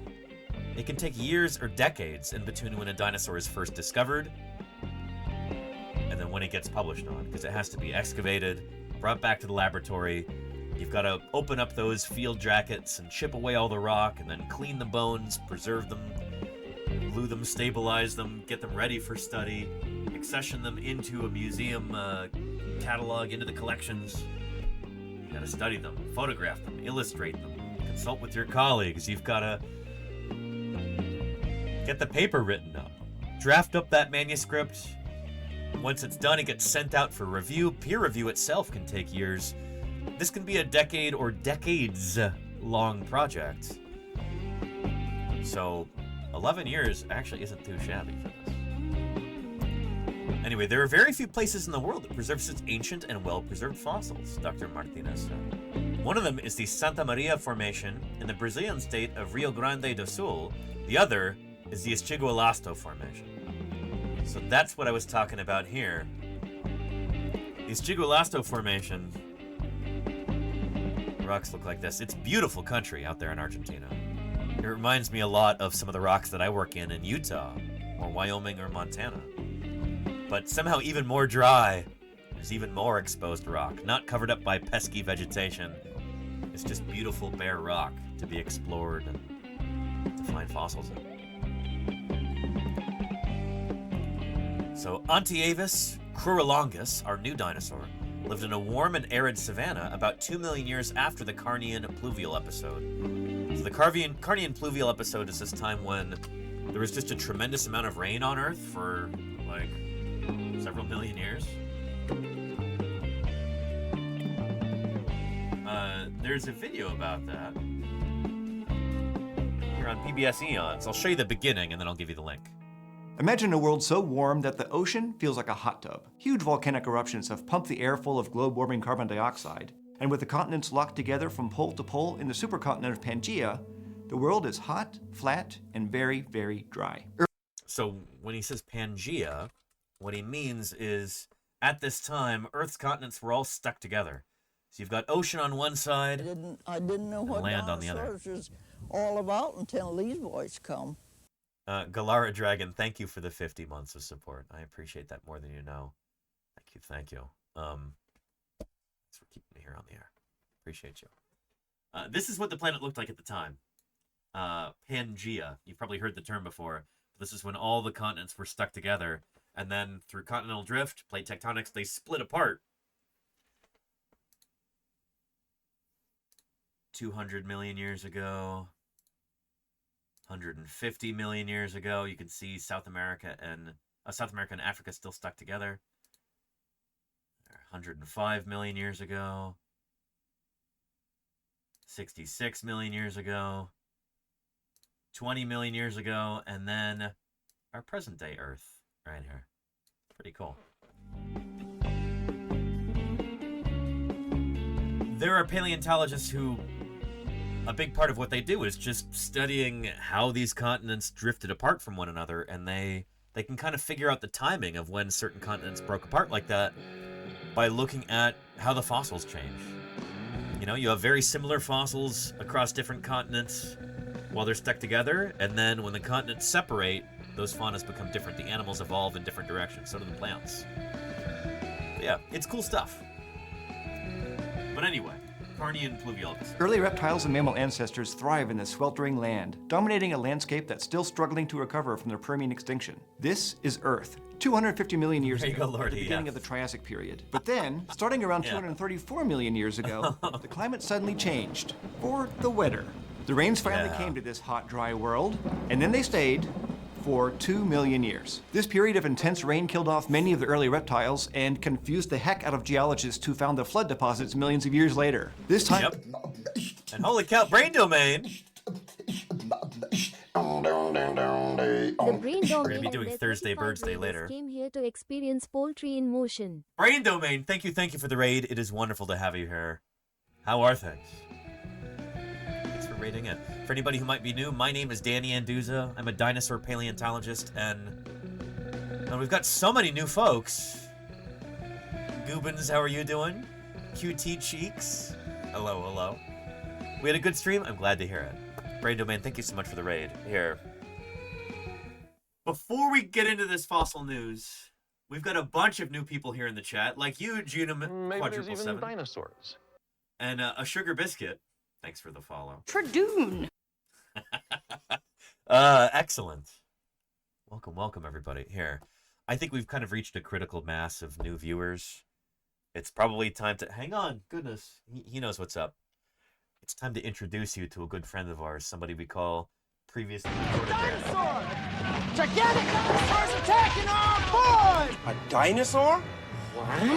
What? Brendosaurus Rex, thank you for the follow. Hello.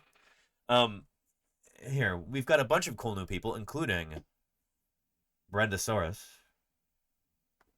I think it's a good opportunity to call forth previously recorded Danny, who's sneaking up behind me right now. He'll tell you a little bit about who I am, what this channel is all about, why a paleontologist is here on Twitch in the first place, and then we can get back into our fossil news. Again, we have 3 brand new dinosaurs to cover, 3 new dinosaur genera and species that have just been published recently. We're going to cover all 3 of them and look at the original scientific literature, too. We'll look at these new scientific papers, and I'll walk you through them. But for right now, previously recorded Danny is going to tell you a little bit about me, my background, how I got here on Twitch, that sort of thing. So thank you for your patience, previously recorded Danny. Go ahead and take it away. Well, thanks, present day Danny. Well, if you happen to be new around here, then welcome to Paleontologizing. You may well be wondering to yourself, well, if this is Twitch, then where are the video games? I'm going to level with you here. I don't really do much in the way of video games. I'm a paleontologist. My name is Danny Anduza, and dinosaurs are my area of study.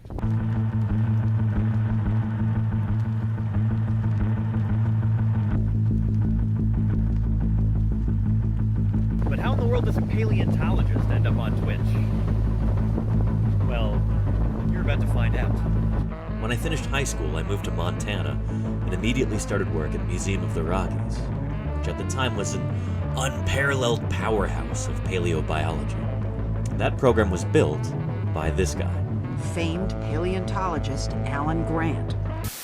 Well, kind of. You consulted on that movie. I did consult on all those movies. And they said that the guy Alan Grant was you. Yes, yeah, well, fortunately he didn't get eaten.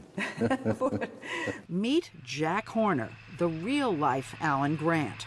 He's one of the most prominent and controversial paleontologists in the country, a dyslexic MacArthur Foundation genius who never finished college and who says he doesn't care why dinosaurs went extinct.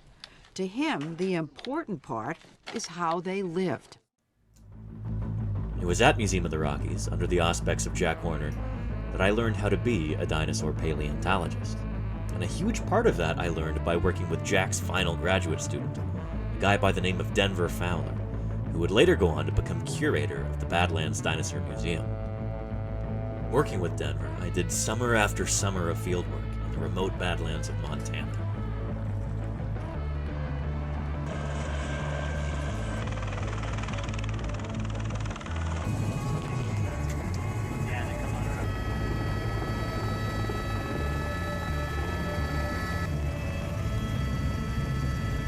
Together, we dug up more dinosaurs than we knew what to do with, at fossil sites numbering in the hundreds. In 2012, I discovered a new species of ceratopsian dinosaur, hopefully soon to be published. The next year, we excavated the world's smallest and youngest Tyrannosaurus rex. Then, we dug up a brand new ankylosaur. Montana's news leader. 5 paleontologists are excavating what looks to likely be a new species of armored dinosaur. So we found its head, and we found parts of its armor and plates, and so it should be a new species. Not bad, right? Well, anyway, much like my fieldwork, my research also focuses on dinosaurs. For example, here's Huayracursor, the last of the Alvarezsaurs, just published in July of 2020. One of my current projects focuses on Spinosaurids. I can't really talk too much about that until it's a little bit closer to publication, so stay tuned for that. Anyway, let's get back to how I ended up on Twitch. A couple years ago, things in Montana were declining rapidly, so I picked up and moved on to greener pastures. I'm so glad I did. And with that new perspective, I also realized that I have very little patience with the soul-crushing bureaucracy within academia. So for the time being anyway, I decided to take my career in a slightly different direction. I got hired for a job in early childhood education. As a teacher, I get to have a positive impact on kids' lives and help them find a passion for science. Then, when COVID-19 showed up, the school had to close. But that didn't stop the teaching or the learning. We just moved online. All right, friends. So we're going to be looking at a book in a little bit, but I thought we'd start off with a song. At 3, 2, 1. Oh, give me a home where the hadrosaurs roamed, where triceratops bellowed and grazed, where erosion uncovers bones we seek to discover, for to strike the whole world amazed. Home, home on the range, where the deer and the antelope play, where seldom is heard a discouraging word, and the skies are not cloudy all day. It was a pretty easy jump from teaching online to streaming on Twitch. I had my first broadcast in May, and I've been on here ever since. Now, I believe pretty strongly that any good scientist should also be a public servant. In my opinion, talking to everyday people about her science is one of the most important things that a researcher can do. I now have a golden opportunity to reach out directly to people where they are. This is what I'm all about, and now, thanks to Twitch, I get to share it with you. And I'm so happy to be able to do so. It's my intention to continue this mission of education by answering your questions, providing good science content, and working to grow this channel. And if you could help by following, or if you could afford it by subscribing, I would be deeply grateful. So anyway, to my regular viewers, thank you again for sitting through this. To everybody who's new, welcome. I'm genuinely, earnestly glad that you're here. And I hope you stick around. We've got a remarkable little community here, and I'd be delighted if you join us. Anyway, let's go ahead and get back into it. So, present day Danny, back to you. Well, thank you very much, previously recorded Danny. Join us as we unravel some of the mysteries of these incredible creatures from our past. These well. 22 raiders want to hear about those terrible lizards. Danke, die Brutzler. I guess. Welcome to Paleontologizing. And thank you also to Diatom's Attack, the Mama Goat, and the Brain Domain for your raids as well. This is one raid after another. Welcome, welcome, everybody. Brutzler, how was your stream? I hope it was excellent. How are you doing? It's wonderful to have you here. And Evie's Another says, this is so wholesome. I appreciate you saying that. Welcome. And thank you for the follow. Excellent.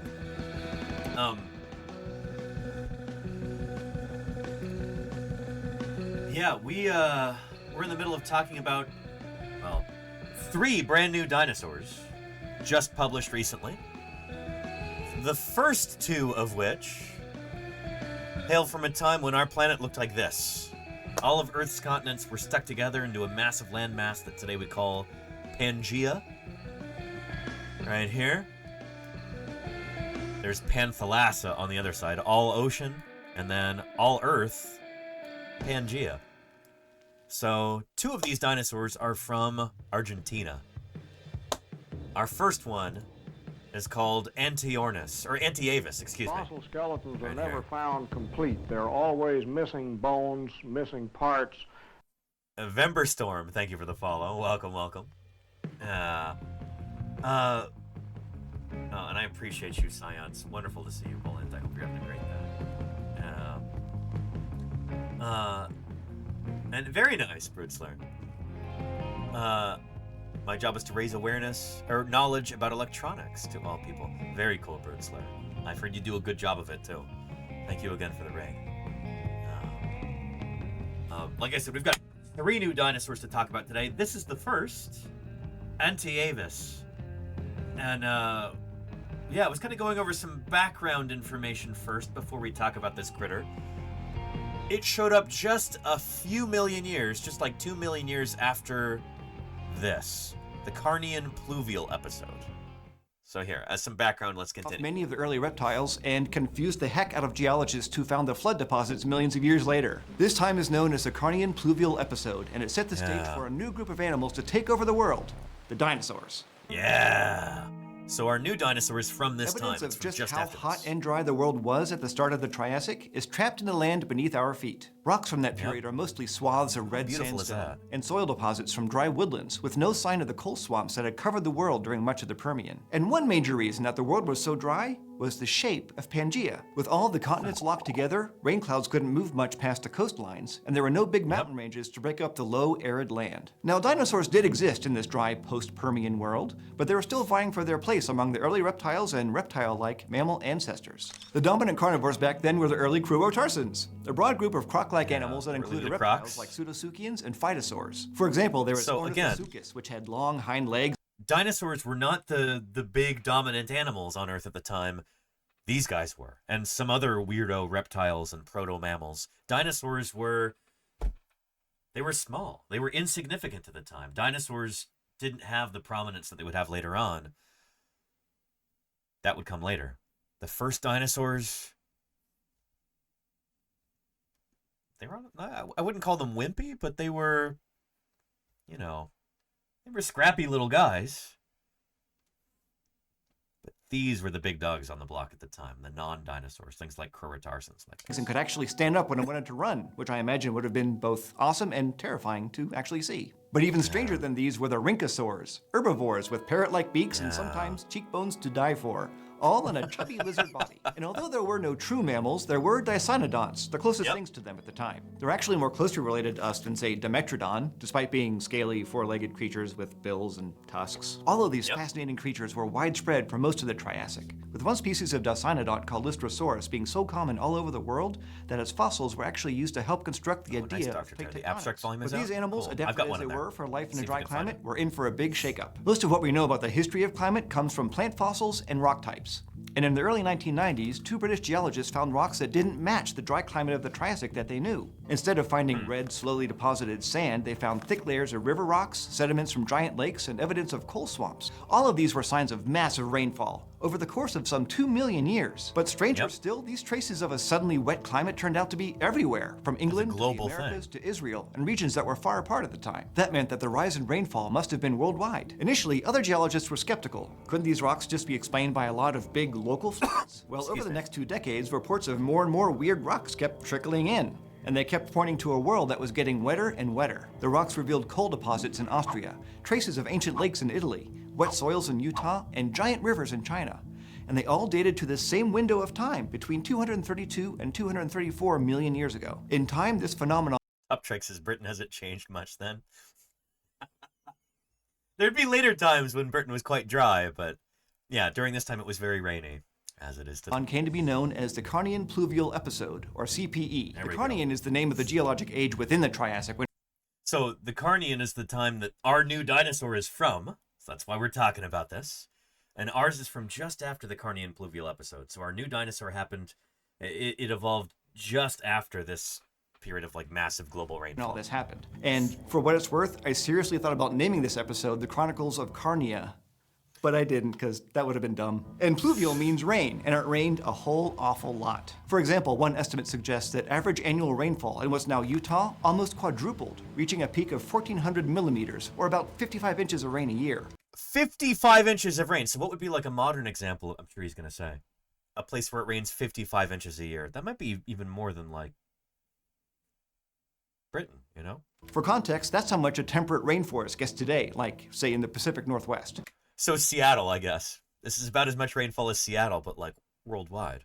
Nuts. And this would have happened over and over and over and over and over again, all around the world. It was not one big flood. It was more like floods every year, all over the place, for 2 million years. And with all this rain, things were bound to change. And one of the biggest changes was a sudden abundance of dinosaurs. In rock dated to the start of the Carnian Pluvial Episode, dinosaurs account for about 5% of the fossils of terrestrial vertebrates. So a small portion of the overall fauna. Dinosaurs were not particularly common. They weren't a big deal yet. Till after. But by the end, they make up more than 90% of those fossils. So what made the dinosaurs so suddenly successful? Were they better off than their competitors in this newly wet world? Or did other animals simply die, leaving them to rule the world by default? The key might not have been the rain itself, but what the rain brought with it. A proliferation of giant plants. During this time, we begin to see lots of large conifers and big coal-forming plants, like the primordial-looking Bronthotholus. And for herbivores, this change in food supply could have been a game changer. For example, rhynchosaurs were abundant, but they were also short, and they couldn't stand on their hind legs to reach higher leaves. So you needed taller animals to exploit these new taller food sources, the trees and stuff like that. There's a certain, like, intuitive nature to this. It just kind of makes sense. This would have been fine in a dry environment where plants tend to stay close to the ground. But in a wet forest, rhynchosaurs would only have been able to eat smaller plants or whatever leaves and fruit fell to the ground. Meanwhile, Dicynodonts were herbivores too, but they didn't have teeth. And they also didn't use gastroliths, the rocks that some animals, like birds, swallow to help digest plant material. Without teeth or gastroliths, Dicynodonts would have had a hard time eating anything fibrous like wood. And sure enough, fossils of Dicynodont poop from this time have been found to contain mostly soft ferns with only small amounts of wood. By comparison, some plant-eating dinosaurs, which both had teeth and used gastroliths, left us poop fossils that are up to 85% wood, which is a lot of fiber. So as the climate became wetter, soft small ferns were quickly replaced by tall woody conifers, which Dicynodonts and rhynchosaurs didn't eat. And without rhynchosaurs and Dicynodonts, then the carnivores, those crurotarsans, would have lost a lot of their food supply. So maybe instead of being better adapted to this new environment, dinosaurs were just the only major group of reptiles left standing, or, you know, squatting. Even though we don't know exactly why the rain helped the dinosaurs, we do know that dinosaurs became a lot more abundant during the Carnian Pluvial Episode, and the Dicynodonts, the rhynchosaurs, and many of the early crurotarsans soon went extinct. Now there's still the question of what made it rain for 2 million years in the first place. Does anybody have any ideas what would cause a pluvial event like that? Why would you get crazy rain for 2 million years? Any guesses? And thank you, Brutzler, for your raid again. You sleep well. Get some good rest. Thanks for bringing everybody here. Neverwinter says climate change. Okay. You're not wrong. Noah and the are very, very funny, Leonardo. Someone did the rain dance wrong, said Luke Irvins. Forgot to close the tarp. The answer is almost certainly volcanic eruptions. Let's take a look. Well, right before the rains came, some 235 million years ago, there was a huge burst of volcanic activity in Alaska and British Columbia.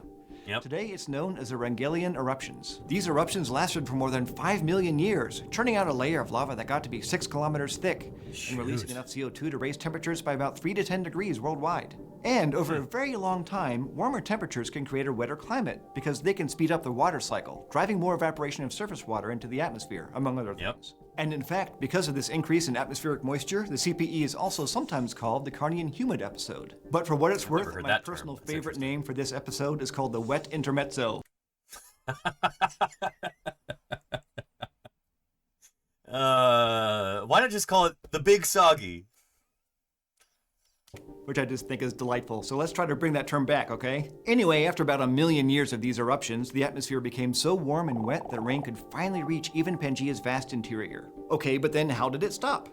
Well, when carbon levels are really high for a really long time, our planet can be pretty good about getting some of the extra carbon back into the ground where it belongs. Plants take it in and store it in their tissues. Weathering and eroding rocks absorb it, and the oceans soak it up to form carbonate rocks like limestone. So as the Wrangelian eruptions slowed down, the carbon cycle is eventually able to stabilize. Excess CO2 is reabsorbed from the atmosphere, and the CPE gradually came to an end. By the time the eruptions had come... Henny says, what percentage of volcanic outgassing is water? A decent percentage, I think. Yeah. But even without that, still having a lot of greenhouse gases erupted in the atmosphere can still cause, wetter wet seasons and stuff like that. Completely ended 230 million years ago, the world had returned to a classically hot, dry Triassic climate that only ended when Pangaea began to break up. But even though the Carnian pluvial episode was short, only 2 million years, its impacts on life... Only 2 million years, but that's how we speak as geologists and paleontologists and natural historians in general. 2 million years is real short compared to the history of life on Earth. Our planet's been around for about 4.6 billion years, billion with a B. So 2 million is nothing. That's a blink of the eye, geologically speaking. 2 million years. But even though the Carnian pluvial episode was short, only 2 million years, its impacts on life were permanent. All that rainfall helped conifers spread and diversify, leading to the pine trees that we know today. And while the start of the Triassic may have been the land of weird croc-like things running around on their hind legs, by the time the rains ended, the world had fully entered the age of dinosaurs. Very nice. Yeah, and that brings us to our brand new dinosaur, who is from just after the Carnian pluvial episode. Anteavis, this little critter right here.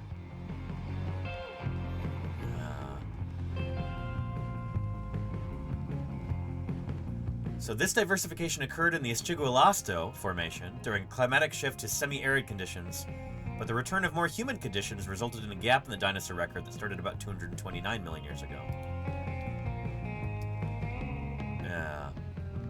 Only 15 million years later, the Middle Noarian Age, the dinosaur record recovered its abundance and diversity in the basin, but now it was characterized by larger-bodied species. Our findings demonstrate an early dinosaur diversification, so dinosaurs become more common and they start to evolve new weird shapes and sizes and stuff. Probably punctuated by climate-driven faunal turnover, at least, in southwestern Pangaea. So the paper here, I'll give you a link to the press release here, and then also to the paper. Here is the paper in the journal Nature, Ecology, and Evolution. So, unfortunately, this is not open access. This is a paywalled article in this journal. Access denied. But I reached out to the authors In fact, I had sent an email to Dr. Ricardo N. Martinez. He very kindly replied with a PDF. So, we're going to go ahead and take a look at that.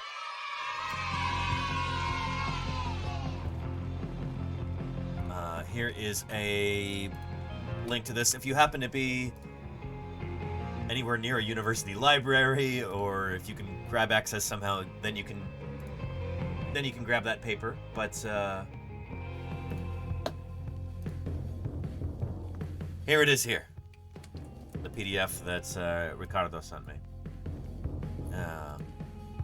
So big paleo salute to Dr. Ricardo N. Martinez. The title is A Carnian Theropod with Unexpectedly Derived Features During the First Dinosaur Radiation. So radiation in the context of evolution like this, radiation means diversification. It means like you have one species and then a bunch of daughter species radiate outward from it. So one species evolves into many. They radiate. It's aradiation. That's a term that's very common in the study of evolution. Radiation like that. We're not talking about like nuclear radiation, radioactivity. That's not what we're talking about here. Radiation means diversification. Lots of new species evolving. So during the first dinosaur radiation, when dinosaurs first start to become more diverse, when you have lots of new species evolving. Yeah. So what we'll do is we'll read the abstract here, which is just a short, well, medium-length paragraph. This is a short summary of the paper. So, an abstract is kind of like a movie trailer, if the movie trailer also gave away the end of the movie. This is a preview that's full of spoilers, which is what we want. We want a summary of the whole paper, including the ending. So, the early diversification of dinosaurs, all these new species evolving from that first ancestral dinosaur species, produced a major ecological change. DK Nurse, thank you for the follow. And produced a major ecological change in terrestrial ecosystems. So when dinosaurs take over, it's like nothing was ever the same after that. It changed the course of life on Earth. Culminating with tetrapod assemblages dominated in abundance by dinosaurs by the Triassic-Jurassic boundary. So dinosaurs start to become more and more diverse until they just take over. Triassic-Jurassic boundary, we were actually working in rocks like that here on stream back in March and April when we were in St. George, Utah. Those are rocks from this time. That's that snapshot right there in southwest Utah. So that was super cool, being able to do that earlier this year. Oh, and Reckless Rat had a good question earlier too. The answer is probably yes. Would dust in the atmosphere assist with the formation of raindrops, giving the moisture something to condense onto? It's probably part of it, Reckless Rat, yeah. Anytime you get like a major volcanic eruption, you get lots of particulate matter in the air and it can make it easier to form precipitation. So yeah. And Bid You Good Day says, does the baby species radiate by itself, or baby of baby is still radiation of mother? I don't know if I understand what you mean. Would you mind rephrasing your question? Bid You Good Day. Here.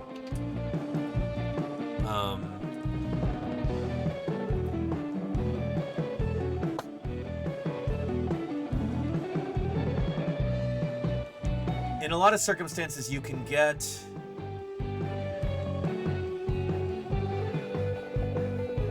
species that just diversify over time. So you get different members of the species that start to inhabit different environments. Like here you have with elephants. There were ancestral elephant species, and then members of those species go to different places, and then if they become reproductively isolated, you know, if they're not interbreeding because they're in separate spots, the critters in those separate spots can eventually evolve into different species. We call that allopatric speciation. It's one of the most common forms of speciation in evolution. So this is kind of what we're talking about. So this is a radiation of the elephants. One species diversifies. It like radiates out into lots of different species over time. Does that make sense? Yeah.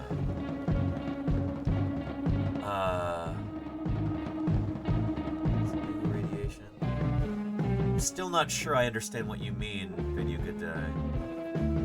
But maybe use this as a way of thinking about it. Like, you have one ancestral species, and then over time, when members of that species go to different places, when they enter new environments, when they spread out across continents, it can be easy for them to evolve into new species. Got it now? Okay, good. Excellent. But yeah. And Leonardo says, it makes me wonder when dinosaurs started to fly. Ooh, we will talk about that in, holy cow, about an hour? We're running out of time here. But we're going to do Thursday Birds Day later today, too. Birds are a kind of dinosaur, as you well know. We'll be talking about that in a little bit. So yeah. Anywho, good stuff. But yeah. So studying the initial diversification of dinosaurs is crucial to understand the establishment of Mesozoic assemblages. So if we want to figure out what's going on in ecosystems during the age of dinosaurs, we kind of have to understand where dinosaurs got their start, how they first diversified. However, there's a problem. The lack of stratigraphically continuous fossil data, there's not a lot of rocks from this particular time. So there's not a lot of chances to study how this happened, because not many places in our world do you have rocks from this exact time. The few geological units that preserve the oldest known dinosaurs, this obscures our understanding of their initial diversification. We still don't really have a great idea of how the first dinosaurs evolved and diversified into different species. This is still kind of a blind spot for us. But this new paper helps resolve that, because we've got a brand new dinosaur here. Helps tell that story. This is exciting stuff. So the Esquigualasto Formation in northwestern Argentina. It's these rocks here. Beautiful desert here, just gorgeous. Oh, makes my heart sing as a paleontologist. These rocks here yield a rich vertebrate assemblage, lots of animals with bones, and new studies resulted in an abundant and stratigraphically near continuous fossil record. So we actually have these rocks from this crucial time. This blind spot, we're starting to resolve that, which offers new insights into the early diversification of dinosaurs. Among the discoveries, we report brand new dinosaur, Anteavis cruralongus. New genus, new species, an early diverging theropod. So this is a two-legged meat-eating dinosaur, one of the first ones, which supports the notable diversity of small to medium-sized dinosaurs during the late Carnian. Anteavis is recovered outside of Neotheropoda, so it's a very quote-unquote primitive dinosaur. It's pretty early on, and it seems like it's pretty near the bottom of the family tree. Again, that's what you would expect as an early dinosaur. But there's something surprising about it. It has features previously thought to be exclusive to later groups like Neotheropoda. So it's got a lot of advanced bells and whistles that you wouldn't expect on such an early dinosaur. Which is fascinating and a little confusing. So we show that dinosaur diversity and abundance in this Esquigualasto Formation was higher than previously recognized, particularly among small herbivores and medium-sized predators. So there's more dinosaurs in this formation than they thought. They're starting to recognize, hey, there's ones that we haven't recognized before. They're there. Dinosaur diversity is higher than they thought before. So this diversification occurred in the Esquigualasto Formation during a climatic shift to semi-arid conditions. So this is after that torrential rainfall that we talked about earlier, the Carnian pluvial episode. This is just after that. The Earth is drying out, and dinosaurs are going nuts. They're diversifying.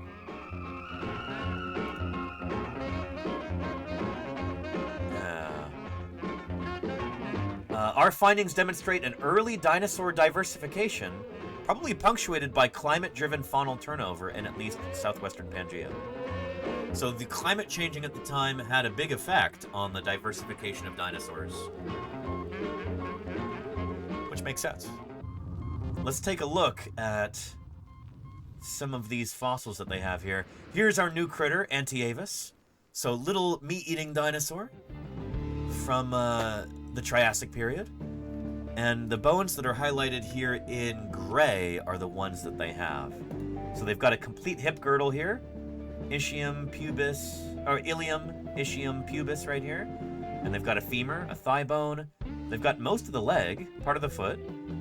They've got a few tail bones, a decent portion of the back here, decent portion of the neck, and even a few skull bones, which are crucially important. Exciting stuff. This is... You might look at this and go, well, big parts of it are missing. This is typical for dinosaurs, especially newly named dinosaur species.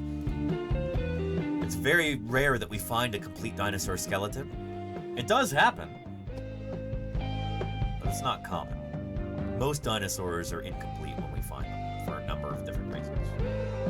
Again, this is a critter that died 230 million years ago, and before it got buried, there were probably scavengers ripping this carcass apart, eating parts of it. Frankly, we're lucky to have any of it, so we're doing pretty well here, you know? And Toilet Gator says it looks fast. This would have been a pretty speedy animal. Dinosaurs would have been probably the fastest animals in their environment, especially dinosaurs like this. You've got these long, leggy legs. You've got legs that are directly underneath the body. So unlike in most other groups of reptile,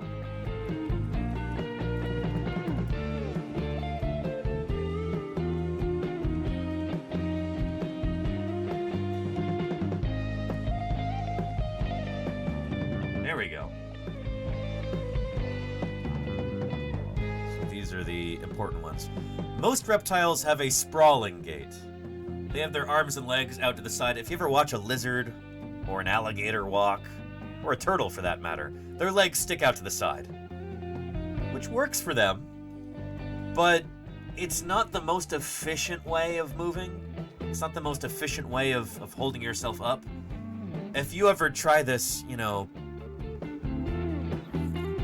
like I think I've demonstrated this before, haven't I?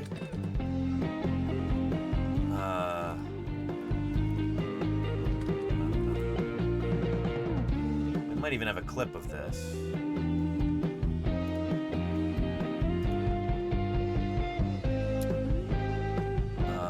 Let's see. Clips.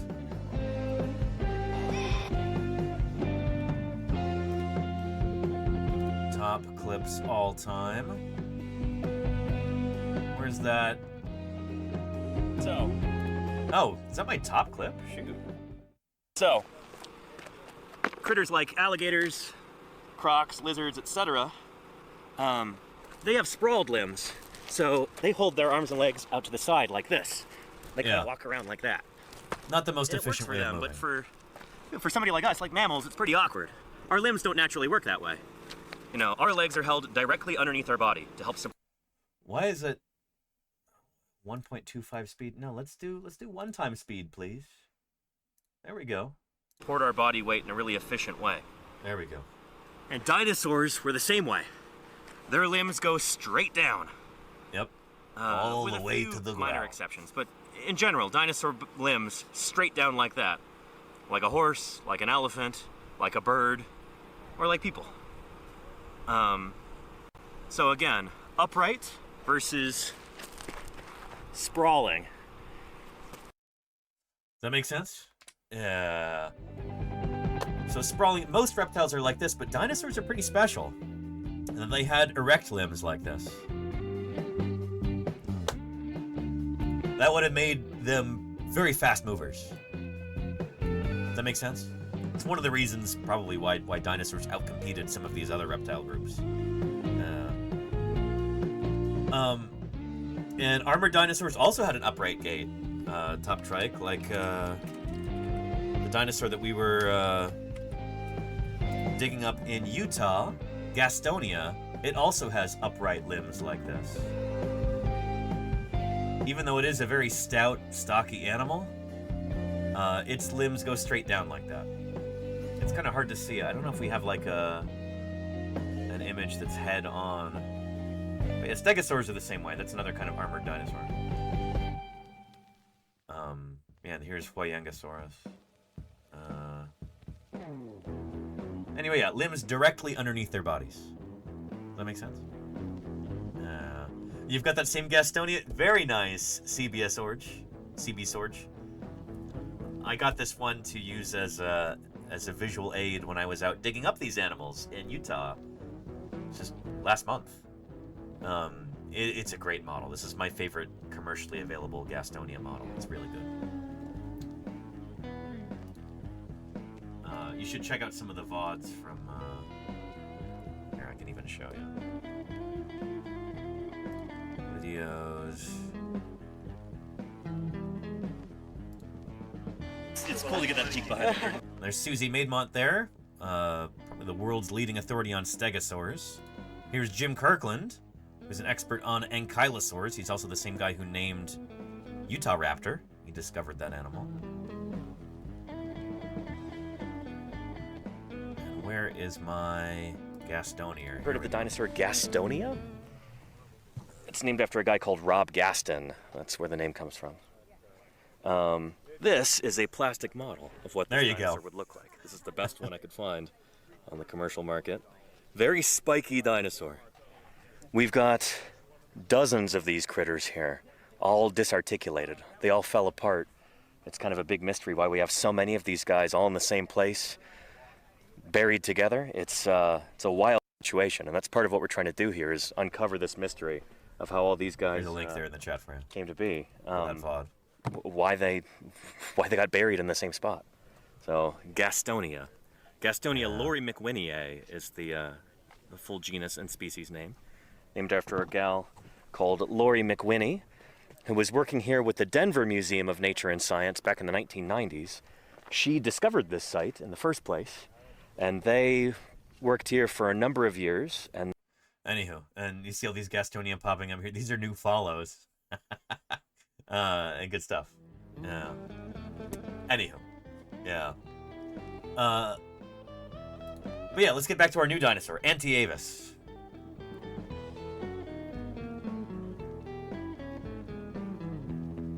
And let's see, where's our phylogenetic placement? Where's our new critter, Anteavis? So this is an evolutionary family tree. They did some cladistics here to stick this critter into Dinosauria. Where is it?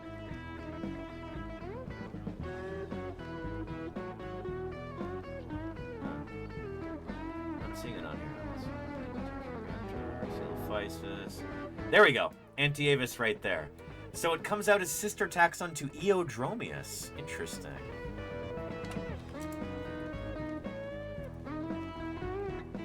Yeah, Eodromius is another little meat-eating dinosaur from the Triassic, and it makes sense that this guy would show up right next to him. They seem to be very closely related. Eodromius means dawn runner, morning runner, dawn runner, early runner. Early in the age of dinosaurs, and it was a runner. Would have been a fast critter.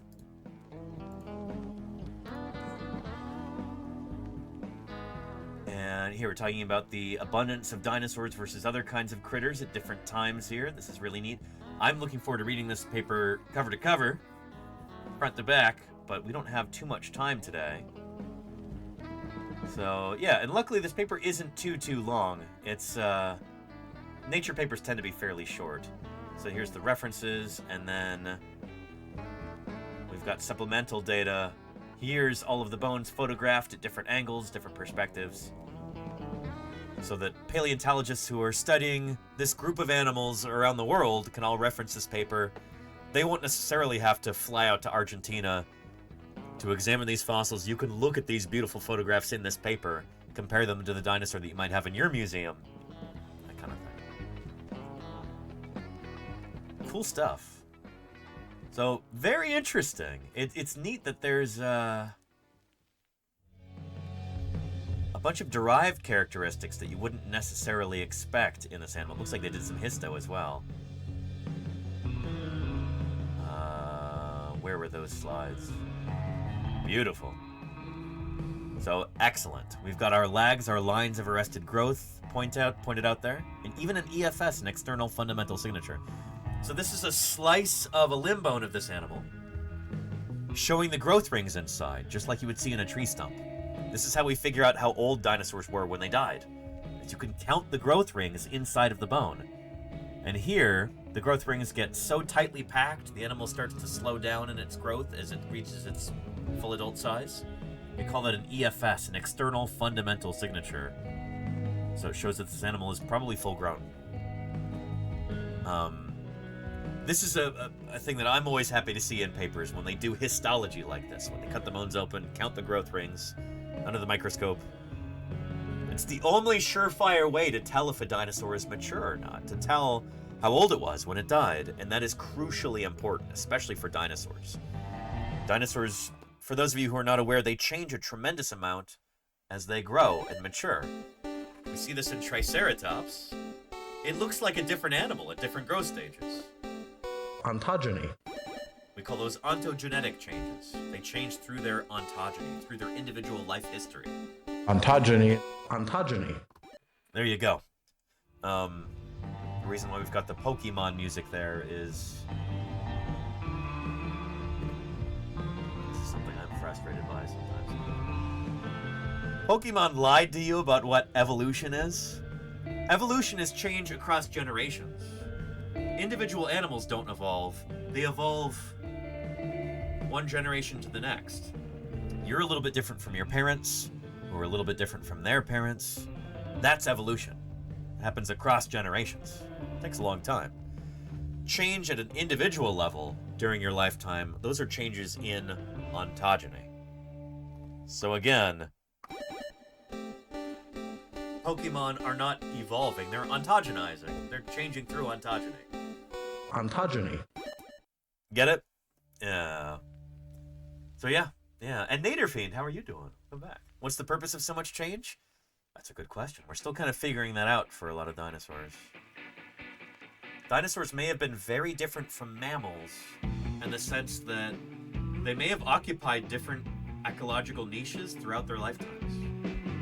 So rather than mammals today, where, we're born, we feed on mother's milk until we're old enough to eat the adults are eating, dinosaurs may have been completely different in the sense that they're doing different jobs in their ecosystem at different ontogenetic stages.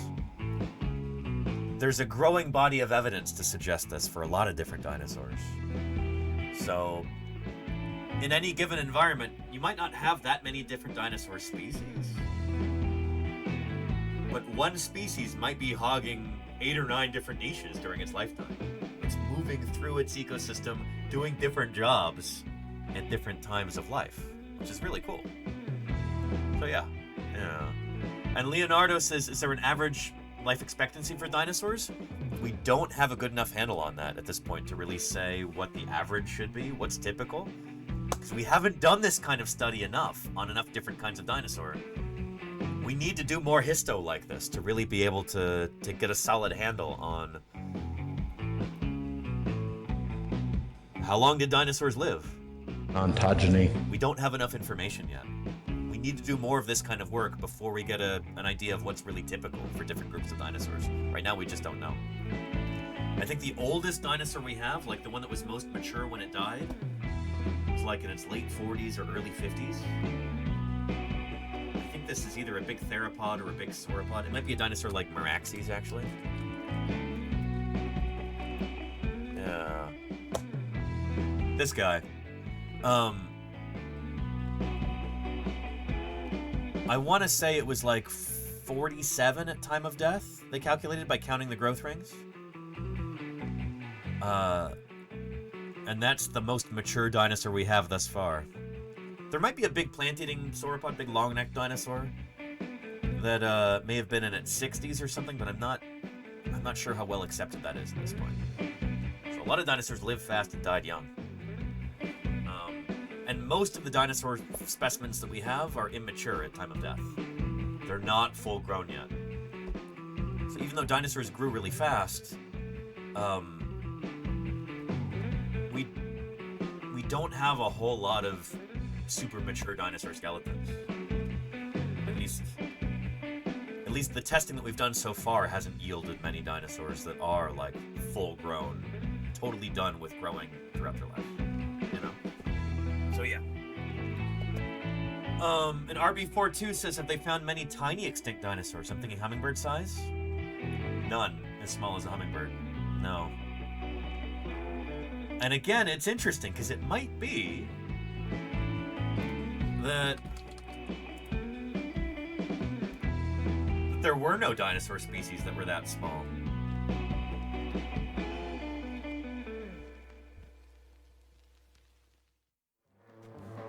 Although, it doesn't mean that there were no dinosaurs that small. There may have just been no dinosaur species that small. Because here's the thing, all dinosaurs hatch from eggs. So they all start off very small. Even the very biggest sauropod dinosaurs, things like titanosaurs, like Patagotitan here, truly stupendous animals. Just, it's bonkers how big they were. Even these dinosaurs would have hatched out of an egg no bigger than this. You can't make an egg bigger than, like, a soccer ball or a football. It just doesn't work physically. That's as big as you can make an egg. You know, about this size here. This right here is as big as you can make an egg. So all dinosaurs, even ones as big as a jetliner, all hatched out of eggs no bigger than this. In fact, that guy probably hatched out of an egg that was maybe half this size. And so dinosaurs all started off small. And so if we're looking at a dinosaur like T-Rex, they would have hatched out of an egg no bigger than this. And so they're a very small animal when they first hatch out. These dinosaurs may have been occupying the small predator niche. You know, the equivalent of like a, I don't know, a tiny fox or something like that. So when they're real small, that's what they're doing. They're a tiny predator. And then as they continue to grow and mature, they're occupying different niches. They're eating different things. They're living in different parts of the environment. It's almost like they're a different animal at different times of their life. Think about, this is an extreme example, but think about frogs. They start off as little tadpoles, and then they become little froglets, froglings, whatever you call them, and then they become an adult frog. That's a dramatic change, right? Dinosaurs like Tyrannosaurus would have undergone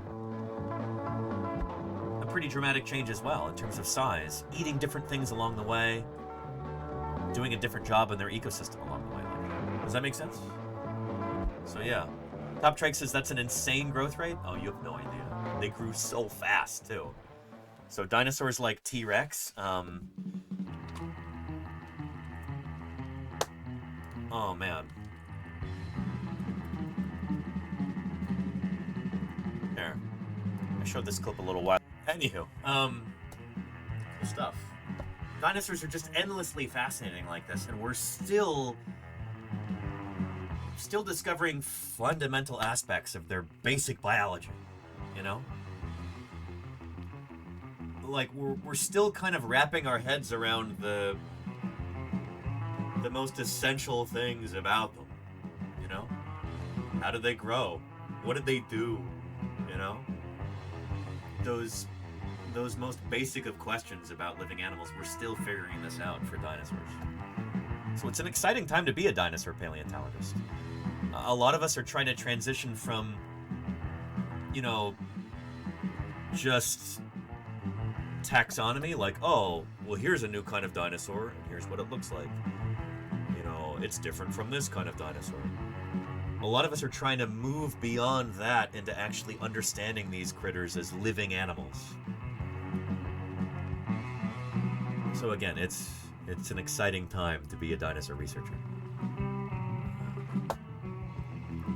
Anywho, that was histology there, looking at the growth rings in the bones like this.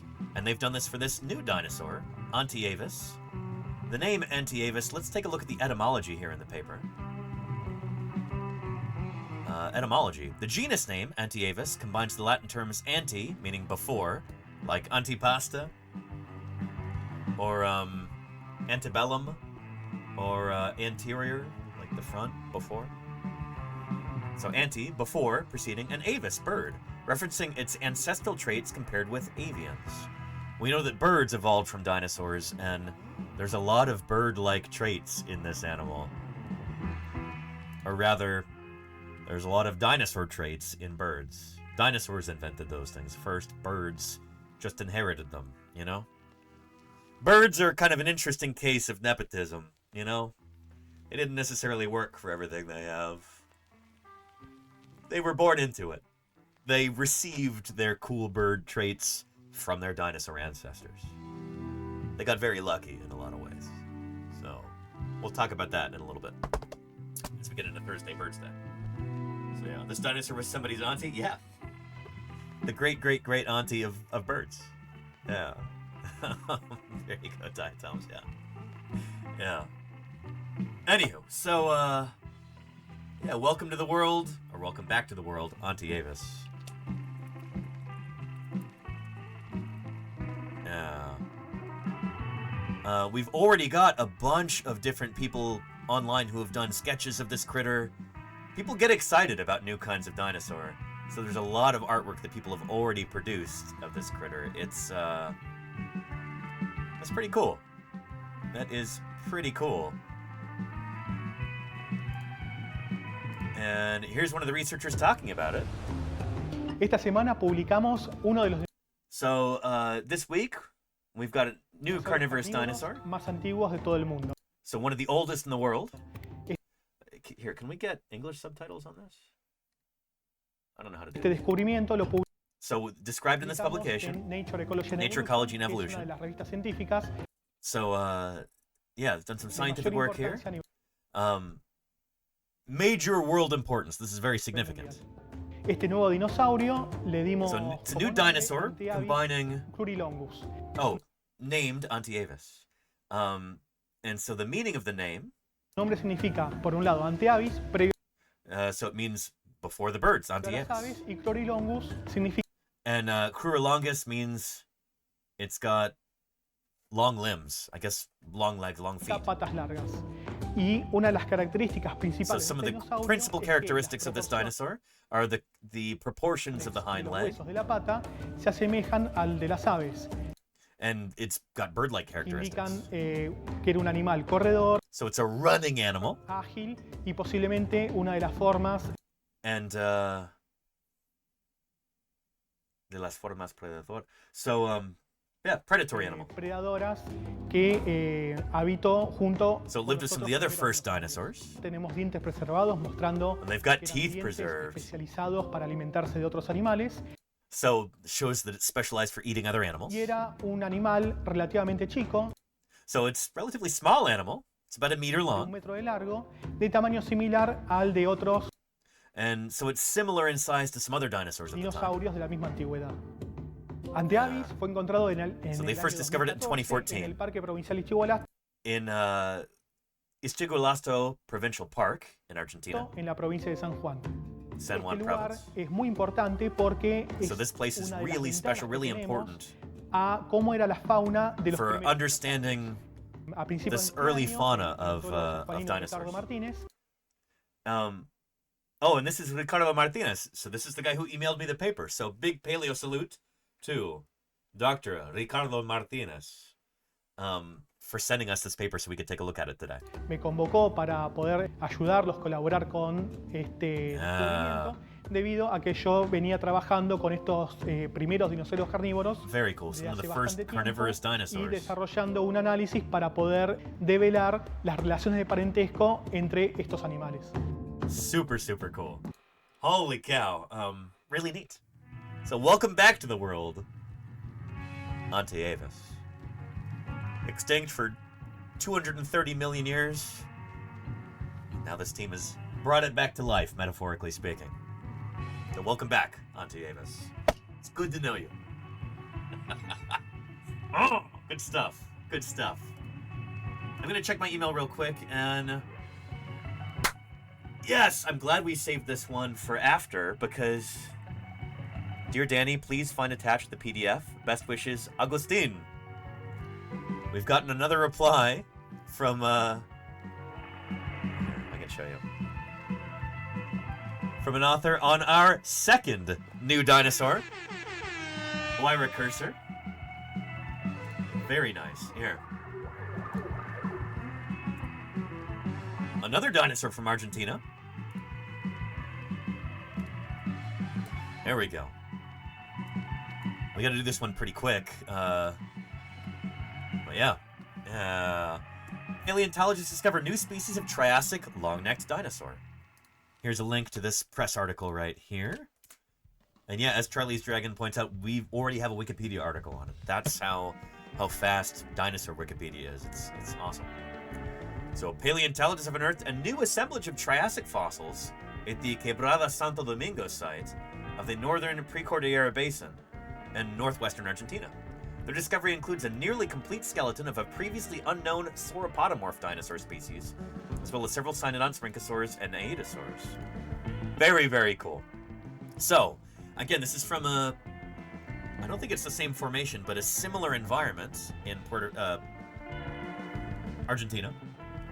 From the Triassic periods, for around the same time. Hello, Mini Pie. Oh boy. Before we get into this, we've got to... Here. We've got to pay our landlord here real quick, don't we? There we go. What do you think, Minnie?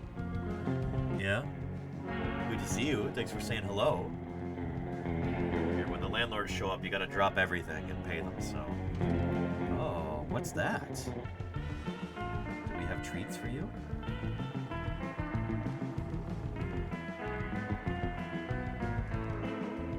She's like, oh, don't mind if I do.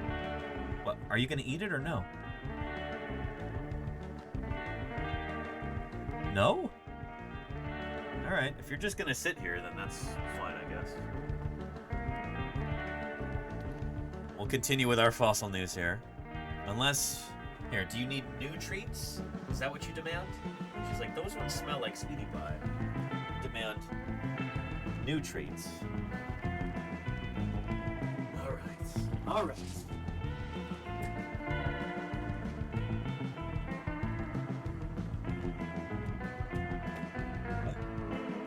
Look at those.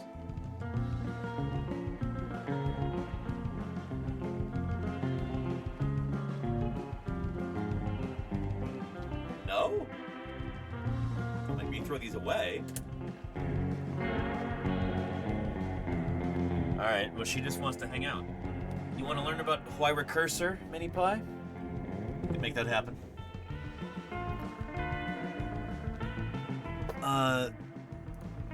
So what you gotta understand is that early on, dinosaurs, they all kind of look the same. The most basal of dinosaurs, the ancestral dinosaurs, are, they're all kind of samey. Oh, now she decides to eat those treats. It would be later that dinosaurs diversify into all these crazy shapes and sizes, different morphologies and ecologies. But early on, dinosaurs start off, well, they're not diverse yet. There's just a few species. They all evolved from one species originally. So it takes a while for them to start to diversify into all the crazy shapes and sizes later. Basal dinosaurs are basic. They are. They're all basic, I can't say that word on a family-friendly broadcast, but yeah. Anyhow. Oh, baby pie. Well, where you going?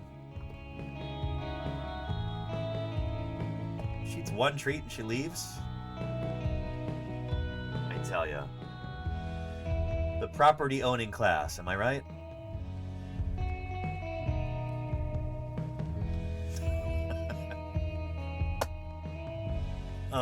I'm scraping and busking here on Twitch for gift subs and bits. And I offer her the fruits of my labor.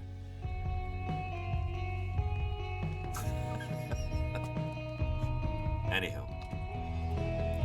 So later on, dinosaurs would evolve a huge variety of different shapes and sizes like this. But they didn't start off that way. They start off looking like...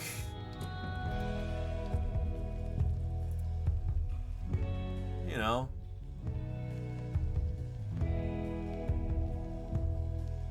all kind of looking like this. Pempidromius. Eoraptor. They start off as being small, two-legged, sharp-toothed little guys like this. Other examples are Anphagia, very similar, little two-leggy guys like this. No matter what group of dinosaurs it is, they all start off looking like this. And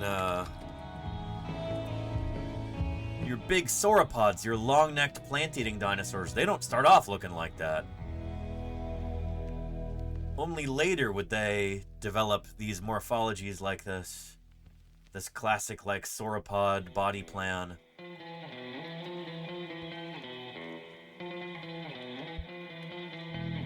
we go. Guys like this.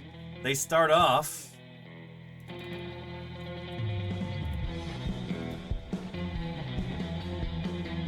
looking like this. That's what the earliest sauropodomorphs looked like. Eoraptor, we think, is an early sauropodomorph. A fossil of this guy right here. And right there. It's Eoraptor. But our new guy, Huayracursor, looked like this. So starting to develop that longer neck. Maybe they're thinking about eating plants at this point, but they're not quite there yet.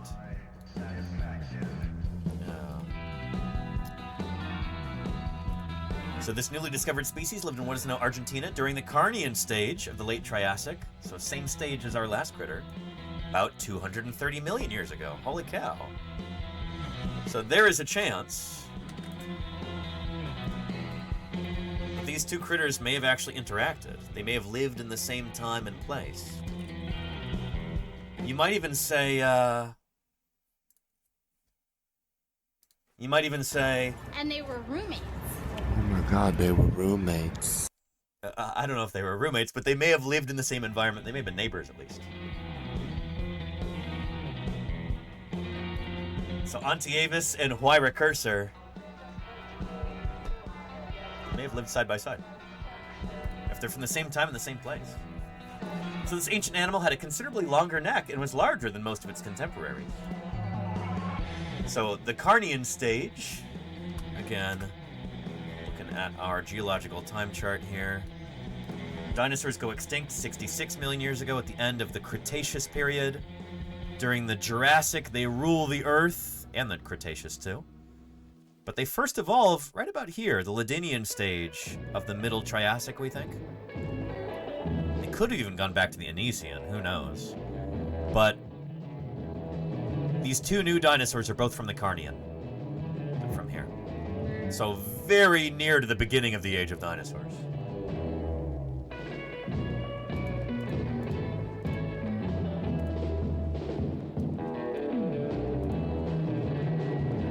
So,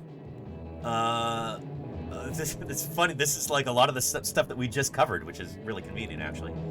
Following the Carnian pluvial episode, so that time when it rained for 2 million years straight, dinosaurs experienced significant radiation. So they diversified a lot, lots of new species, rapidly establishing their dominance for the remainder of the Mesozoic era.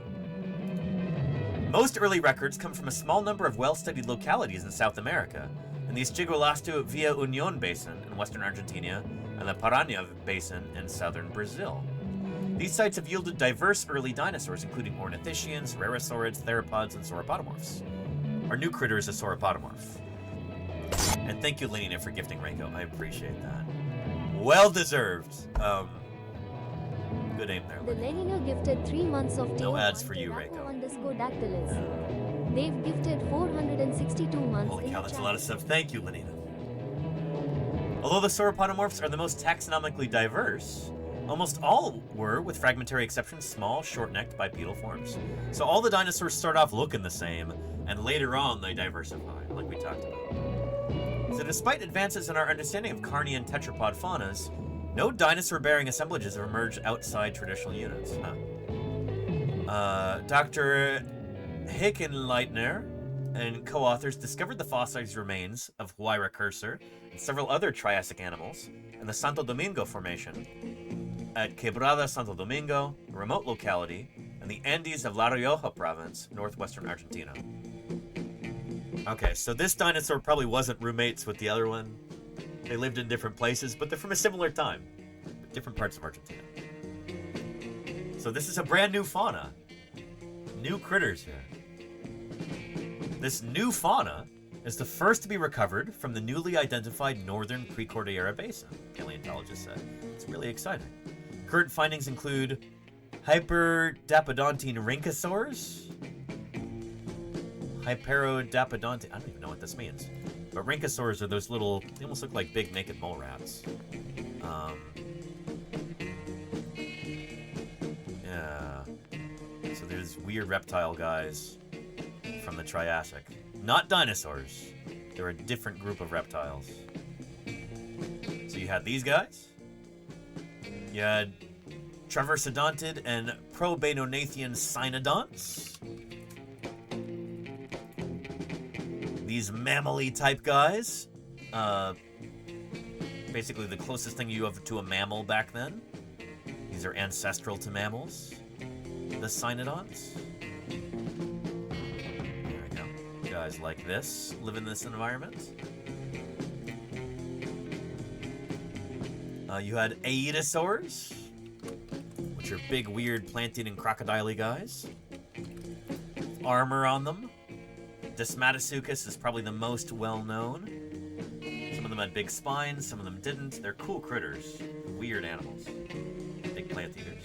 Again, none of the guys I just mentioned are dinosaurs. But then you have at least 2 sauropodomorph dinosaurs. There we go, like this new guy, indicating a Carnian age.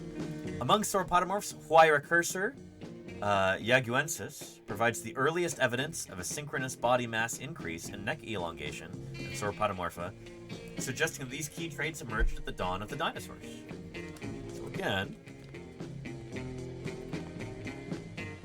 sauropods are famous for their long necks. And this is like the earliest guy who's starting to develop a long neck. Really exciting. Really exciting. This finding expands the known diversity and geographic range of early dinosaur faunas and expands our understanding of sauropodomorph evolution in the Carnian. So this was described in a paper in the journal Nature. Nature is the biggest, most prestigious journal in paleontology. Unfortunately, because it is so big and prestigious, they want your money, and so it's paywalled. Access denied. So I can't give you a free link to this. If you're on a university campus, I'm sure you can use their Wi-Fi and access it for free. Your university probably has access to Nature. If they have access to any journal, it's probably the journal Nature, unless you're at like a law school or something. But yeah. But thankfully, I just now got an email from the lead author on this paper, and he sent me a copy. So here it is. Here. A long-necked early dinosaur from a newly discovered upper Triassic basin in the Andes. Up in the mountains. Super cool. A second author, Agustin G. Martinelli, was the kindly paleontologist who took pity upon me and sent me the PDF. So, big paleo salute to Dr. Agustin Martinelli. So here we go. The abstract, a lot of that was covered in the press release, so I'm not going to go over that again. Let's take a look at some of the figures here. So at the time, like we've been talking about, this is what our planet looked like at this time. So all of the continents squished together like this. Africa stuck up next to South America, North America, Europe, Asia, Antarctica, India, Madagascar, Australia, all stuck together. One big landmass that we call Pangaea. And on the other side of the planet, Panthalassa, all ocean, and Pangaea, all earth. There's the figure right there showing this. And there is the fossil site. So this would have been in Argentina, kind of near the coast at one time. Yeah. So the name Huayracursor, I know cursor means like runner. But Huayra is a Quechua word, meaning wind. So, Huayracursor, wind runner. And Haguensis for Hagüe village, Vinchina, La Rioja, Argentina. Very nice. So we've got an articulated partial skeleton. So that means we've got many of the bones and they're still in life position. These bones are articulated like they would be in life. All the bones in their proper places. Composed of cranial and postcranial material. So we've got skull, which is very rare, and we've got bones behind the skull too. Super exciting. That's why this paper got into Nature. It's such an important specimen. Very cool. So diagnosis here. This is a Nature paper, so it's going to be very short.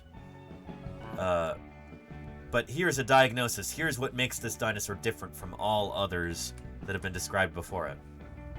So stuff like elongated central cervical centra, so the neck bones are very long. Cervical centra 4 and 5 are the longest of the cervical series. Each one of these is going to be a feature that makes this dinosaur unique and justifies its naming as a new species, a new genus. So, very cool. And here we go. Just gorgeous. I mean, look at that. Look at that right there. We've got much of the skeleton here, highlighted in brown. There's some of those elements. Just beautiful, you know? Really nice. And there's only a few skull bones, but it's better than nothing. We've got, what, the frontals there? Yeah. That's pretty good. It's pretty good. But like I said earlier, most dinosaur skeletons are very incomplete. So we got lucky here. It's pretty good. It's pretty darn good. Nice. And let's see. B, are those the frontals? Yeah, B, left frontal. Bow. Got it. So the frontal bones in us, those are here. And I guess it is for this dinosaur too. Anywho, very nice. So, Huayracursor, it's coming out next to Megalosaurus on this cladogram that they put together. So an evolutionary family tree. This is where it's falling out. So, closest relative seems to be Megalosaurus.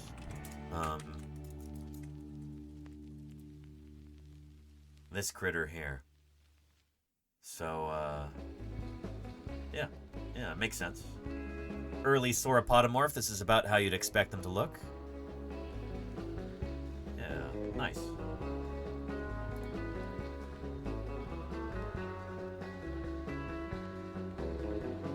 And it looks like they did some good stratigraphy on this. Excellent.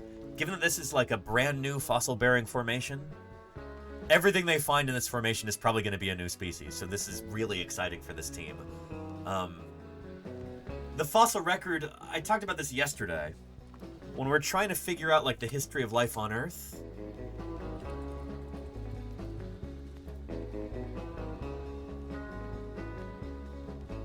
We have these rocks in different places around the world, and each of them gives us a little glimpse into what life was like at the time. What were the plants and animals and other organisms that were alive at that time? But the fossil record is very incomplete. There are certain biases that keep us from knowing everything that was alive at the time. And also, we only have a limited number of places around the world where you can find rocks from each time. So it's kind of like walking along a fence and you just have a few pieces, a few places, little holes in the fence that you can peek through periodically. It's kind of like what the fossil record is like. And this team has just found a brand new big hole that they can peer through. A new fossil-bearing set of rocks like this. So there's a new window into Earth's past. Exciting stuff.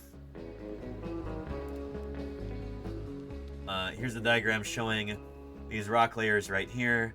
And this critter, Huayracursor, is from this horizon. Just above the Carnian unconformity, I guess. Yeah. The Huayracursor Yaguensis biozone right there. And again, we've got pie charts here, just like in the other paper, showing the percent of different kinds of animal that they find in these ecosystems. In these rock layers, here's percentages, here's the proportion, the commonality, the commonness of different kinds of critter. So dinosaurs are about 14.3% of the fauna in here, and then 10% here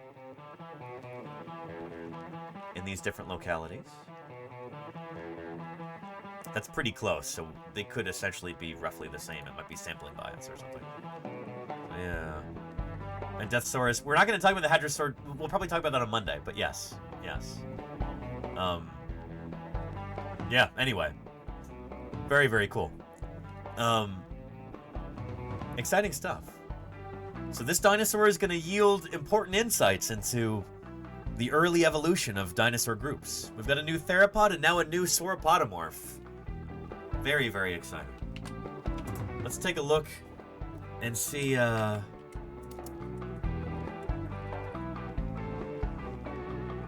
what different people online have been see what art they've produced of this animal so far.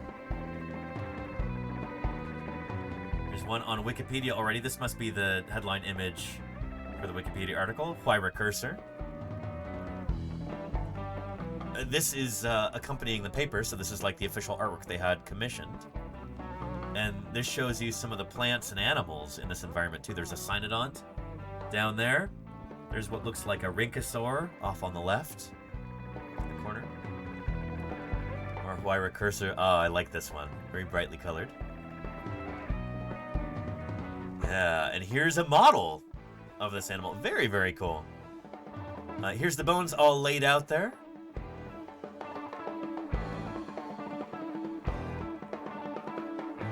Another interpretation there. Very, very cool stuff.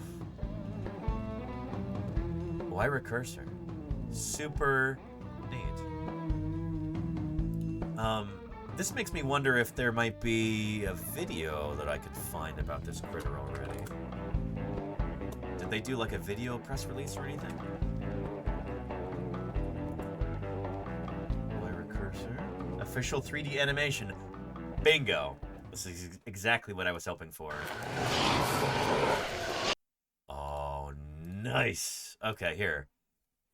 Check this out. There's some rhynchosaurs there. These little non-dinosaur reptiles. And there's our new critter, Huayracursor.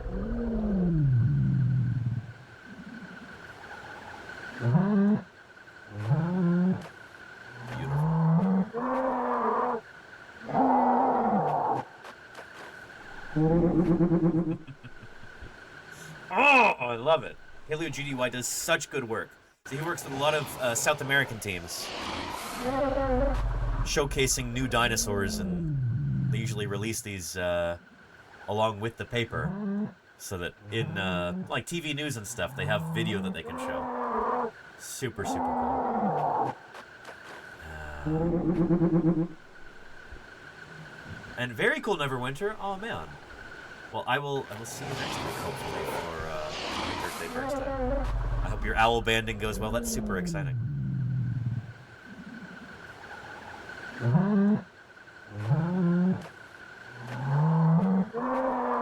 Very nice. Oh man, that's exciting. Oh, I could just watch that all day. But here's a link. Oh, and thank you, Claire. Already posted it. Beautiful. Let's see. Let's see if we can.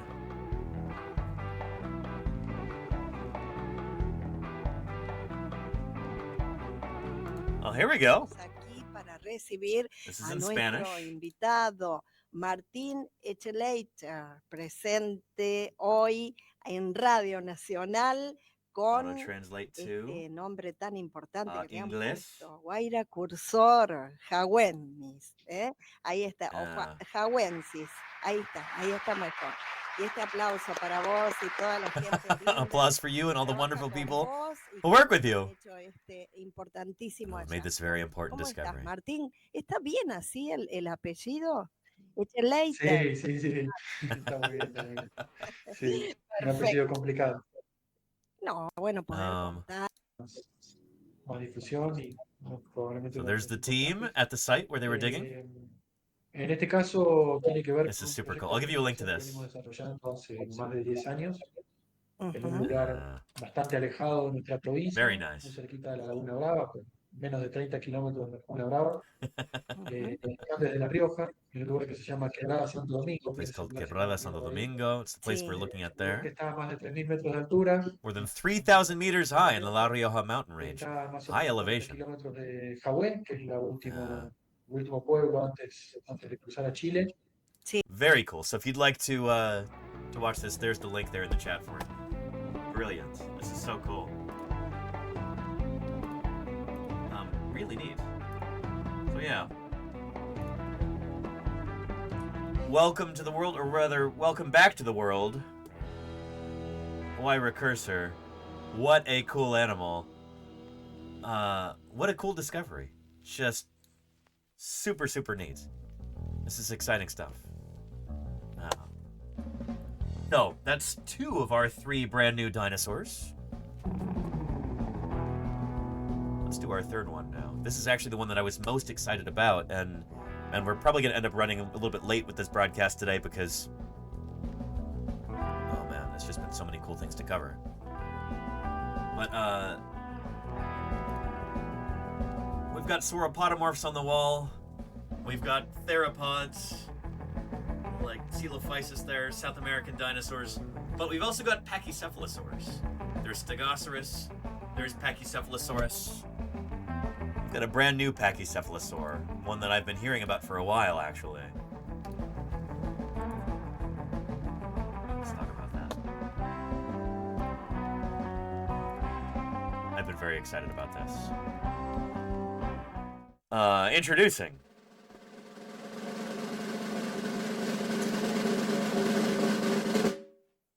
Bronthotholus. A little dome-headed dinosaur from Montana. Lead author on this is my old friend and colleague Carrie Woodruff, and some of my other colleagues and co-authors, Mark Goodwin, Jack Horner. This is also named after an old friend of mine, Bob Harmon. So we'll talk about that. Paleontologists have described a new genus and species of pachycephalosaurid dinosaur from 5 fossil specimens found in late Cretaceous 2 Medicine Formation of Montana, the United States. Now, who can tell me what's the most famous dinosaur from the 2 Medicine Formation? What do people think of when they think of the 2 Medicine Formation? Anybody know?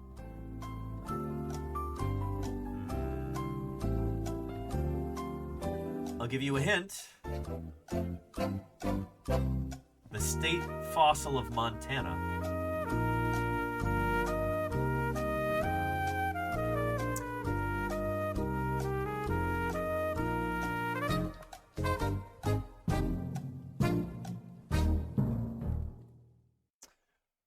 I see a correct answer there. Neverwinter. You were exactly right. Maiasaura. The good mother lizard is from the 2 Medicine Formation of Montana. So, this new dinosaur, Bronthotholus, would have lived in this very same environment. In fact, they may have lived together. You might even say, And they were roommates. Oh my god, they were roommates. Well, maybe not. But they lived at the same time in the same place. Maiasaura and Bronthotholus.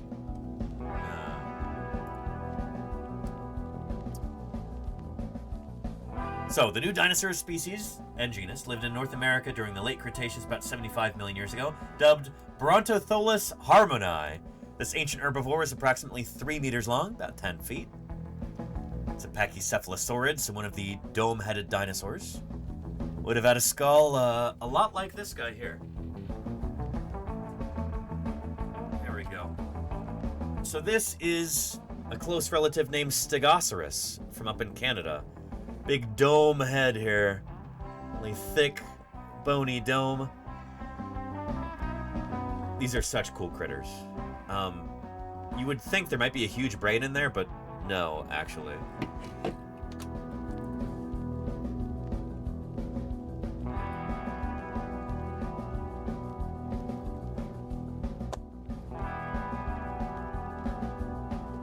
There we go. Here is the skull of Stegosaurus here. So this up here is the dome, that solid bone right there.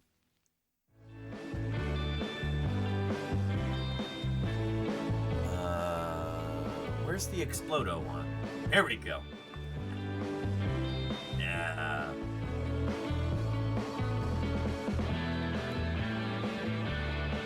So, this helps illustrate how that skull is constructed.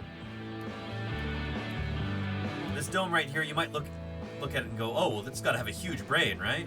Well, no. That's the brain right there. Not very big, honestly. This is just solid bone, that dome. Yeah. So yeah, a bonehead for sure, Charlie's Dragon. Yes, indeed. That's what these animals are. They're called the dome-headed dinosaurs for a reason. It's a big bony dome, solid bone there. Yeah, so the dome-headed ornithischian clade Pachycephalosauria, the Pachycephalosaur family. The name means thick-headed dinosaurs, thick-headed reptiles, Pachycephalosaurs. It possessed a distinctive suite of morphological features, says Dr. D. Carey Woodruff. Carey's an old friend of mine, and we will be interviewing him next week. Very excited about this. More on that later. He's a paleontologist at the Philip and Patricia Frost Museum of Science and the Museum of the Rockies and colleagues. So these critters had a bipedal gait, they walked on two legs, heterodont dentition, different kinds of teeth in their mouths, not just one kind of tooth, different kinds. Ossified myocepta in the tail, so they've got like a series of stiffening rods in the tail, together with their iconic thickened frontoparietal domes and ornamented skulls. So they've often got bumps and weird things on their skulls and that big thick dome. So the majority of Pachycephalosaurid species are known exclusively from cranial remains. So most of them are only known from skulls. Some of them are only known from the dome, in fact. And so because of that, the anatomy, functional morphology, and systematic importance of the frontoparietal domes have received the most attention among paleontologists. If you're studying Pachycephalosaurs, you're probably studying their domes. That's the piece that we have from all of these critters. So that's the part that you specialize in if you want to study these animals. So this group is known exclusively from the late Cretaceous of Asia and Western North America, with North America hosting the most diverse assemblage of Pachycephalosaurids. So the oldest species from North America are Acrotholus. Yeah, very cool. But phylogenetic analyses recover this new species as distant from both Stegosaurus and Pachycephalosaurus. So interesting. I was telling you that this critter is closely related to Stegosaurus. Apparently, I was wrong about that. According to their analysis, it's not all that close to this guy or all that close to Pachycephalosaurus either. It's kind of its own thing, which is interesting. And yet they very well may have had a keratin structure attached to it, Claire. There is this weird pitting along here, so that very well could be a thing. Again, we're still kind of figuring some of this stuff out.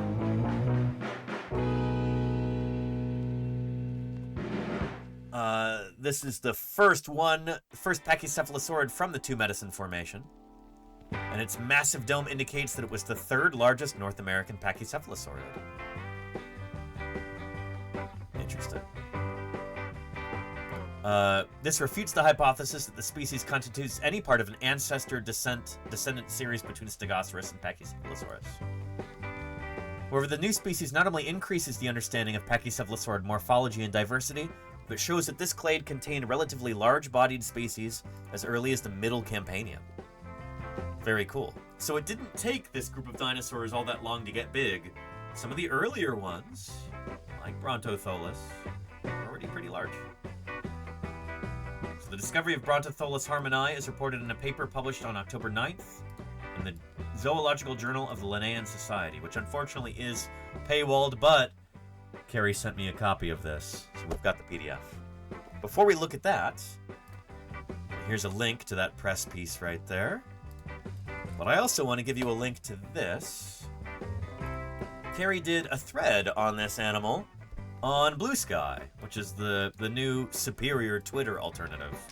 Here's a link to that. We'll take a look. So for Fossil Friday, it's a new Pachycephalosaurid and a project that is very near and dear to my heart. This is Carrie saying this. Let's welcome Bronthotholus harmoni. Here's the dome right here. There's a 3D model.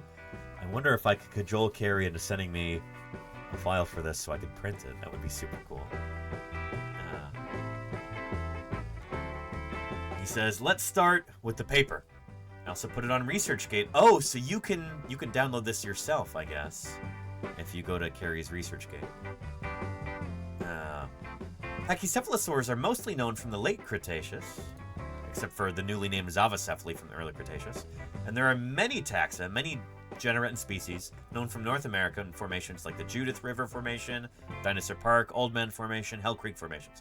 But none from the Judithian Coeval II Medicine Formation until now. In 1992, Horner et al., so Jack Horner and other authors, published a landmark paper that examined the regression or transgression of the Western Interior Seaway. That's why we have this in our background today, showing the Western Interior Seaway. So, during the late Cretaceous, from 90 million years ago until about, well, until the end of the Cretaceous,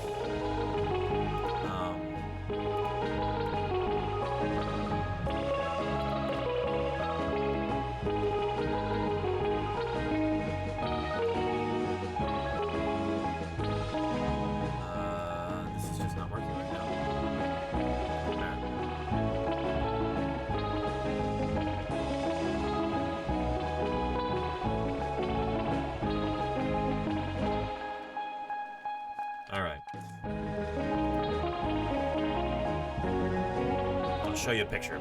The interactive globe isn't working right now. But you have the Western Interior Seaway in the middle of North America. So it split North America in two during the late Cretaceous.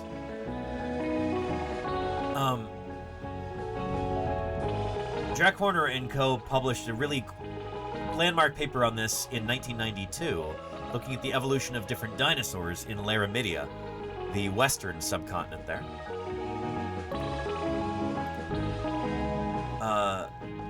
With regards to dinosaur evolution, and postulated that many of the North American dinosaur lineages underwent a not controversially at all process, he said facetiously, called anagenesis. Anagenesis is non-branching lineage evolution.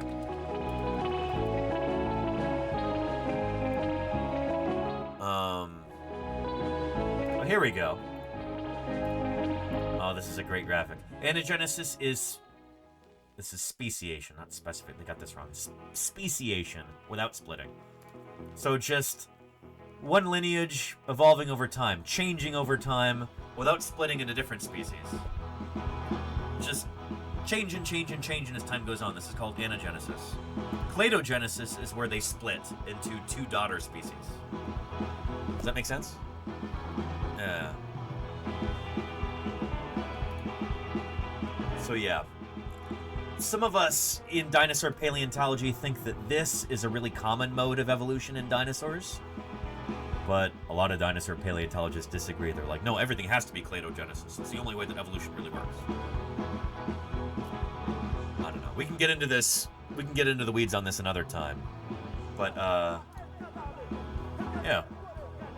So, barring debate, the case for anagenesis in these proposed lineages has mixed support. So people have argued convincingly about it in tyrannosaurids and ceratopsians, but less so in hadrosaurs. But one lineage from the 1992 paper had yet to be tested, Pachycephalosaurs.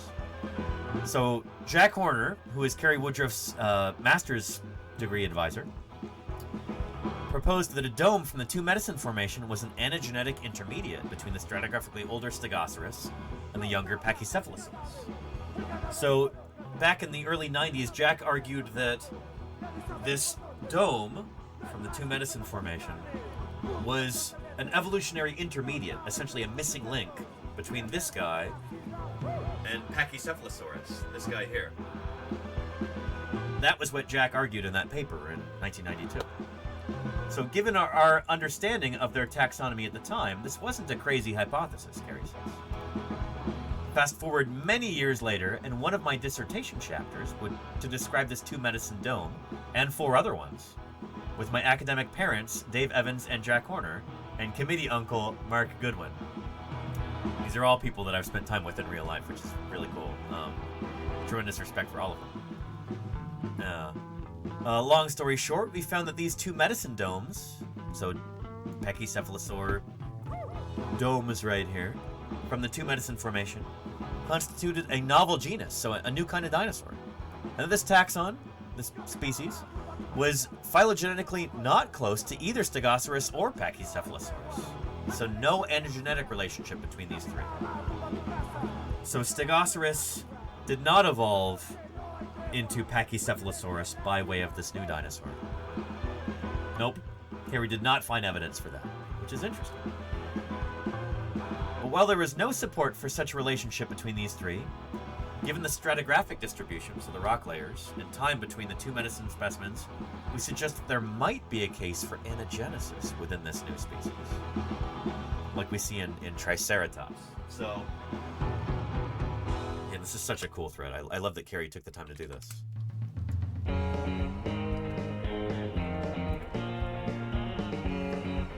Yeah. So, we have evidence for Triceratops evolving over time from one species into another. So again, an anagenetic lineage. No splitting, just one population slowly changing over time like this. We have evidence of that in Triceratops, as outlined in this paper, first authored by Denver Fowler, my old crew chief, and a friend of Gary and me. With Triceratops, we have evidence that the nasal horns are growing over time. So Triceratops starts off at the bottom of the Hell Creek looking like this, essentially. And over time, they end up looking like this. This is the one in the library at UC Berkeley. And then they end up with Triceratops prorsus at the top. So Triceratops horridus, Triceratops, this one's not been named yet. And then Triceratops prorsus at the top.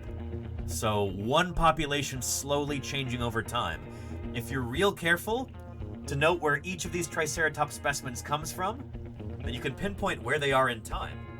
And you can essentially, if you line them all up in the correct way, you can watch them evolve over time.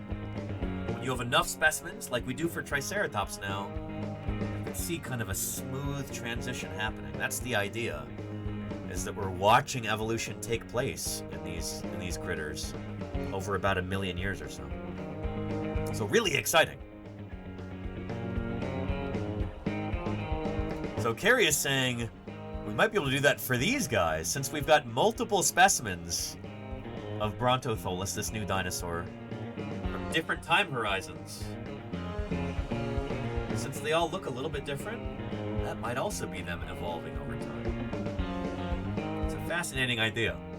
We would need more specimens to really test this idea rigorously, but it's a really cool suggestion.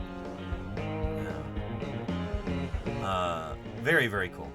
So now on to the name, Bronthotholus, whose name means Thunderdome. So yes, a bit of a nod to the classic sauropod named Brontosaurus. Really spectacular. Spared no expense. Thank you, Murph, for gifting Chert Astronomy. I appreciate that. Thank you, Murph. Appreciate you.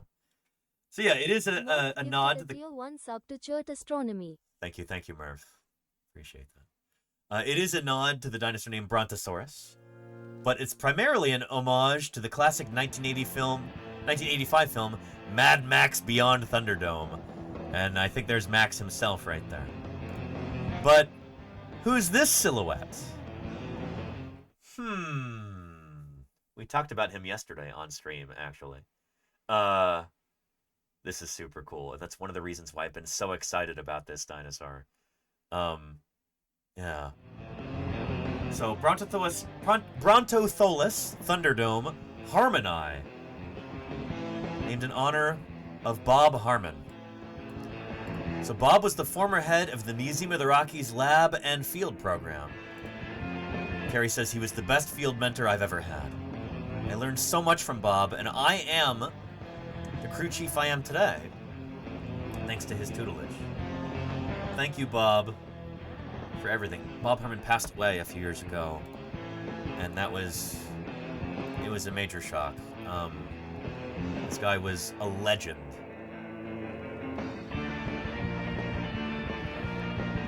We'll be talking with Carrie Woodruff about Bob Harmon next week when we do our interview on Wednesday.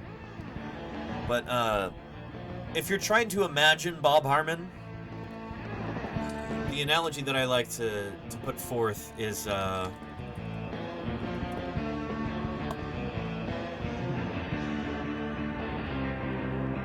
any of you seen the film Once Upon a Time in Hollywood? Tarantino film came out a few years ago. Great movie. I remember watching this film for the first time, thoroughly enjoying it, but also there was like a kind of an uncanny feeling. It's like I feel like I've seen this character before, like I know this guy. He's Bob Harmon.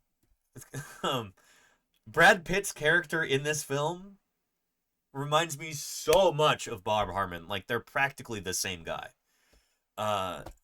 Just kind of a bigger than life character in a lot of ways. Yeah, and here, to help illustrate this point,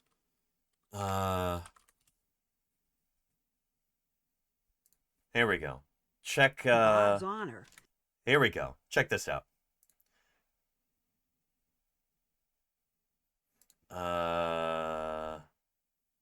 Here we are. Years. It started back in 2000 with a series of coincidences. A member of Jack's team, Bob Harmon, wandered away from a dig site one day to eat lunch and noticed a small piece of bone sticking out of the side of a 50-foot cliff. I could tell pretty much what it was from where I was sitting, that it was a T-Rex metatarsal. How was it sticking out? You mean it was the side, here's a cliff, and it was like a little jutting out? Yep, exactly. He got a folding chair, and he stacked it on these rocks right there. And you can see that this is on the sheer side hill of a cliff. This is not possible. He's like 100 feet in the air right there. Is he attached to anything? No, he's not. That's Bob. Just incredible. I mean... It's not possible. No, is he attached to anything? No, he's not. That's Bob. That's Bob. Yeah, holy moly. Bob Harmon. There's Jack writes about him in a few of his books. In fact, let me find one of those here. He writes about him in The Complete T-Rex. Jack was out one day looking for T-Rex fossils in eastern Montana. And one day, he's out there, he doesn't find any T-Rex fossils, but he finds Bob in the field. And that was an even greater prize. Let's see if I can find that passage. It's in this book, The Complete T-Rex by Jack Horner. Again, we looked at this book yesterday, too.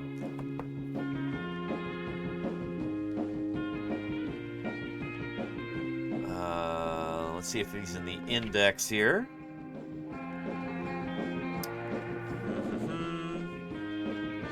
And it's therefore likely that we're here today because, by the luck of the draw, Thank you, Legit Salvage, for the 11 months of support. Dominant over mammals in ordinary times got felled in a mass extinction. Excellent. Thank you, Legit Salvage, for keeping me online for the past 11 months. Appreciate you. There we go.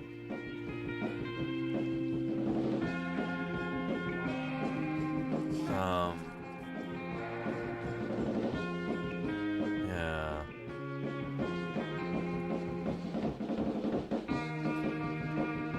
So here is Bob back in the early 90s. Where does... This is incomplete index, unfortunately. But where is the part where Jack talks about discovering Bob in the field? There's a chance it's in a different book, actually.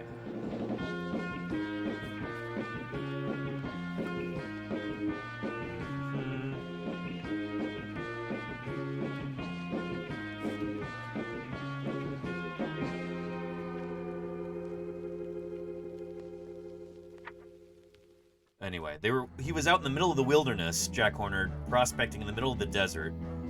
This windswept, dry, rocky place. You know, archetypical Badlands. He's out there in the field looking for Tyrannosaurus fossils, and he finds something even better. So, at least here in the figure caption, Jack says, "I found Bob Harmon doing what I do, walking around Montana looking for dinosaurs." Jack said, well, apparently they both walked up to one another, and Jack was like, "What are you doing here?" And Bob was like, "What are you doing here?" And Jack was a little intimidated because Bob had a pretty serious looking gun strapped to his hip. And from what I understand, it was pretty much on the spot. Jack was like, "Let me hire you. Come work for me at the museum." Jack says, "I found Bob Harmon doing what I do, walking around Montana looking for dinosaurs. He's proved an excellent fossil preparator and field worker. Bob was a force of nature in the field, and I'm really excited to talk more about him with Carrie Woodruff, the author of this new paper, in a special interview on Wednesday. So tune in for that. We'll be talking all about Bob and everything that Carrie has learned from him. There's going to be some good stories. It's going to be a good time. I can't wait. Let's put this book back, and then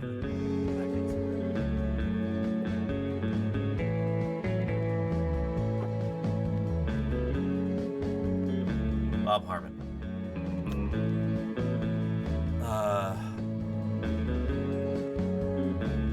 And let's see. XVR says anagenesis or cladogenesis would make a major difference. How many different species within clades like Pachycephalosauri do you think may have coexisted simultaneously? Well, that's the thing, XVR, is that if these lineages are evolving in an anagenetic mode, then it would be just one kind at a time. If you have two different kinds at the same time, then there had to have been cladogenesis. You know, there had to have been a split. This is why stratigraphy is so important. This is why you have to really pay attention to time. That's kind of how you test this, is like if you keep finding different kinds, but they're always at different horizons, and you only ever find the same kind in the same horizon, then that points toward anagenesis. So anagenesis is, like any really good scientific hypothesis, it's very easy to falsify. Like, you only need one piece of evidence to prove it false. So if you keep finding more and more and more evidence and nothing's proving it false, that might be true. Cladogenesis, however, is extremely difficult to falsify. In fact,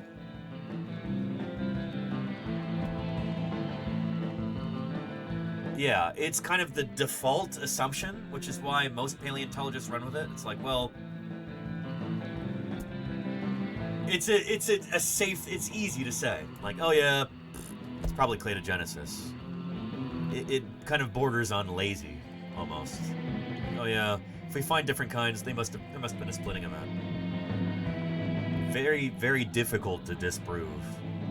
And a good scientific hypothesis should not be difficult to disprove.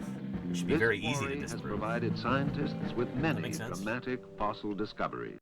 I work too much. Thank you for the follow. Welcome to Paleontologizing. So yeah, like a Fermi equation. There you go, Top Trike. Yeah, I guess. I'm not a physicist, but I'll take your word for it. Anywho, yeah. And Henny says, does cladogenesis usually happen with a geographic splitting? Yeah, so you can get what we call, I'm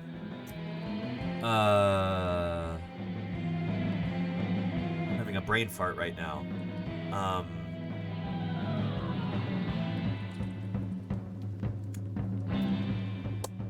allopatric speciation.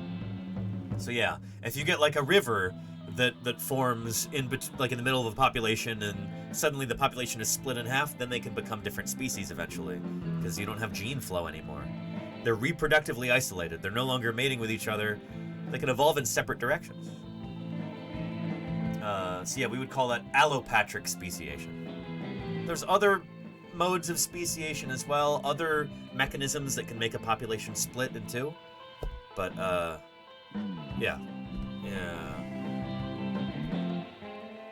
Anywho, so yeah, Hannies, cladogenesis can happen because of allopatric speciation, for sure. Anywho, let's get back to Carrie's thread here. We'll be talking more about Bob next week. But yeah, so Harmoni, in honor of Bob Harmon. Bob was the former head of the Museum of the Rockies lab and field program, so he was kind of my boss in a way.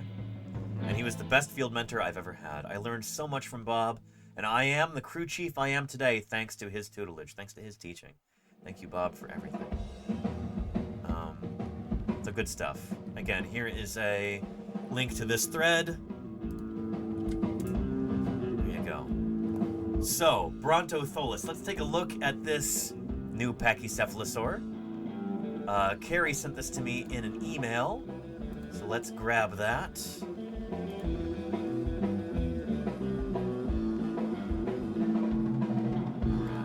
Here we go.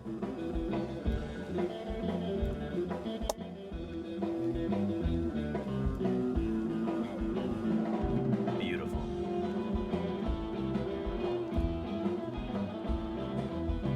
And download. So unfortunately, this is also in a paywalled journal, but Carrie was kind enough to send me a PDF of it, and I think you could probably grab it off of his ResearchGate. Again, go to his Blue Sky thread there, and I think he might provide a link. But yeah, the first Pachycephalosaurid from the late Cretaceous to Medicine Formation. Effects of the Western Interior Seaway on North American Pachycephalosaurid evolution. This is Laura Dern of Jurassic Park. Digging up dinosaurs is hard, frustrating work. It takes months or years, so leave it to the professionals. Mr. Fish Bits, thanks for the follow. Appreciate you. Welcome to Paleontologizing. So good stuff. Yeah, some of my favorite people as authors on this paper. This is wonderful.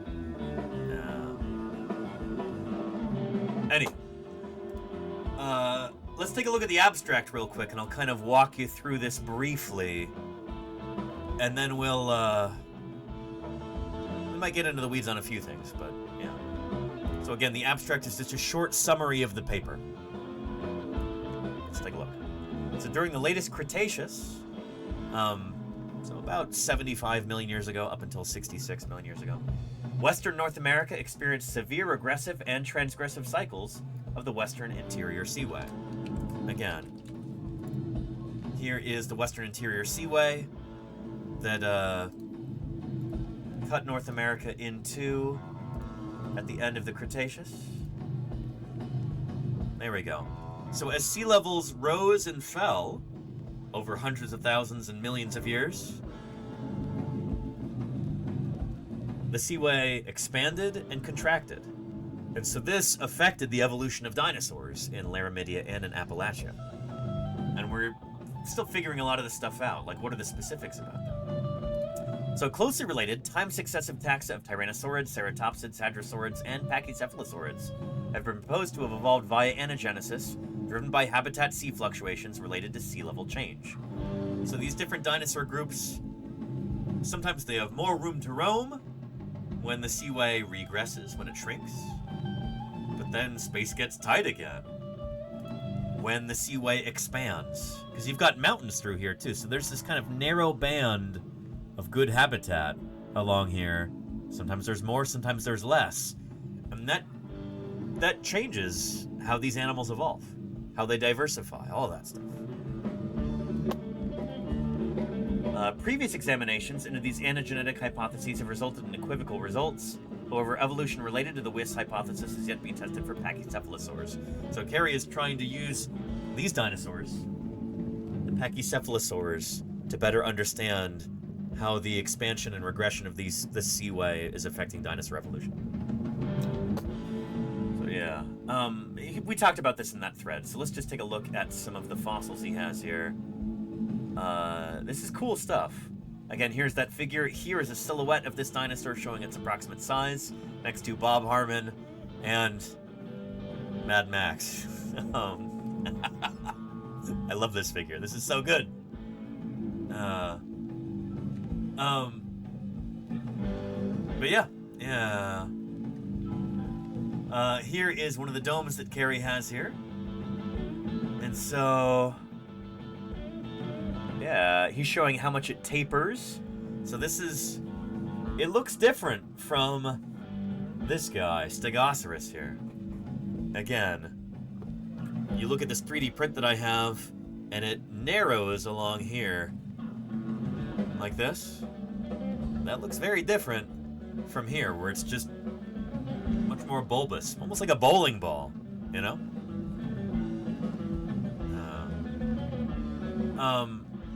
Oh, we've got somebody in the chat asking about dragons. I can recommend a book to you, Honesty Lies, if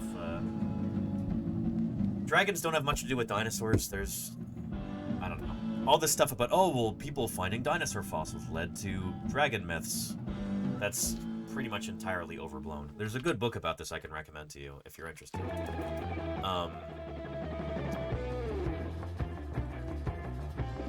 Here we go. The real story of dinosaurs and dragons. Science sets the fossil record straight. So this is written by a paleontologist who also has, I think he has a PhD in theology as well. So it's, yeah,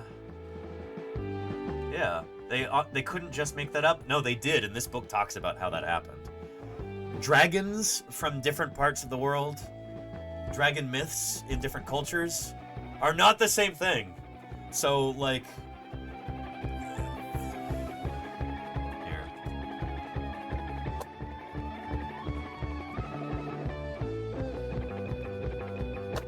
The concept of, like, a Chinese dragon is a combination of a bunch of different animals. You have a snake, you have rooster claws, you have, like, elk antlers oftentimes, fish scales. This is a completely different, like, made-up animal from something like,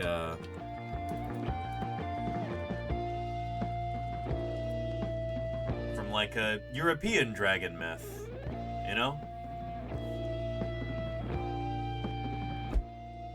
Yeah, honestly, take a look at that book if you want more information about this, if you want to see a scholarly treatment of this subject based on the original historical texts.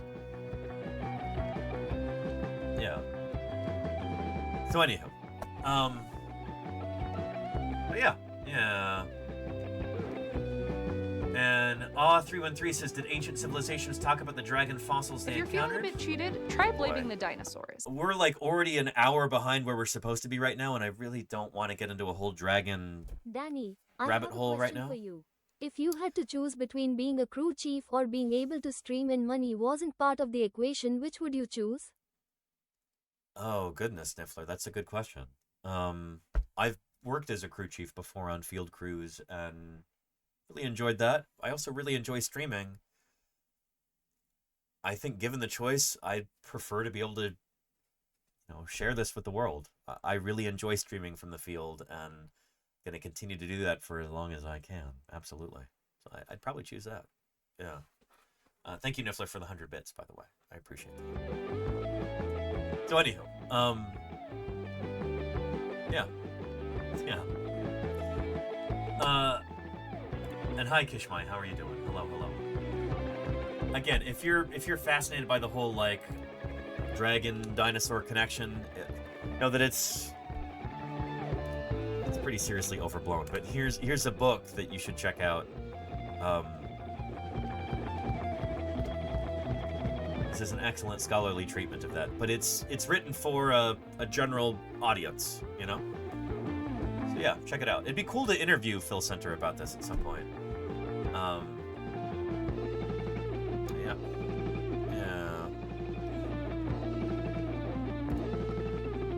Anyhow, let's get back to real dinosaur, Bronthotholus.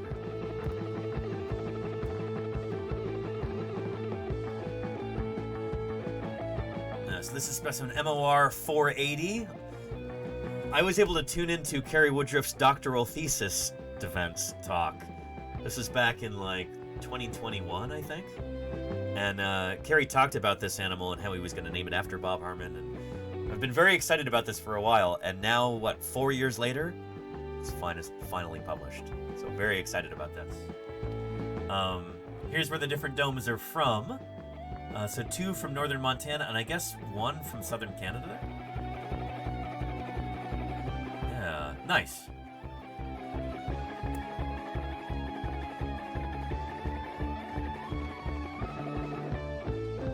So again, this is a 3D scan. I need to ask Carrie if maybe I can get a file here so I can 3D print it. We're 3D printing a different dinosaur at the moment. Cariocecus, I'm printing the snout. It'd be wonderful to be able to print this too. I'd love to have this here as a teaching aid.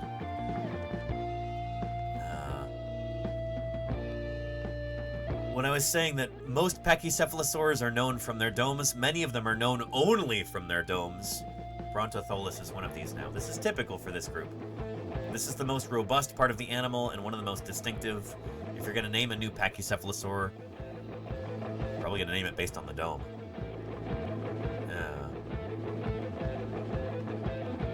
Anyhow, yeah. Honesty Lysis didn't know dragons were considered dinosaurs. That is exactly the opposite of what I was saying there. Are you trying to derail, or are you just not getting it? Sorry, I'm getting a little frustrated, but we're an hour behind schedule and getting derailed here. Anyhow, let's continue with Bronthotholus.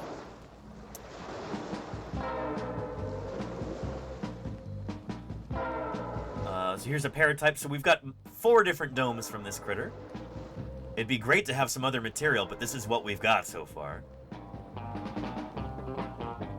So here's the 3rd referred specimen. This is specimen 4 of 4.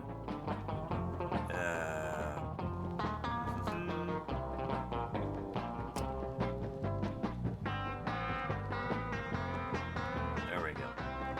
We get into discussion. This is super cool, and we'll hopefully get to talk to Carrie a little bit about this next week as we do our interview. Very, very excited about that. I'm really excited to read this part too. I'm going to read this cover to cover when I get the chance. This is exciting stuff. We've got a massive polytomy here, though. All of these other pachycephalosaurs all coming out in a big bunch. This is not the sort of thing that you really want to see in a cladogram, but that's what we've got.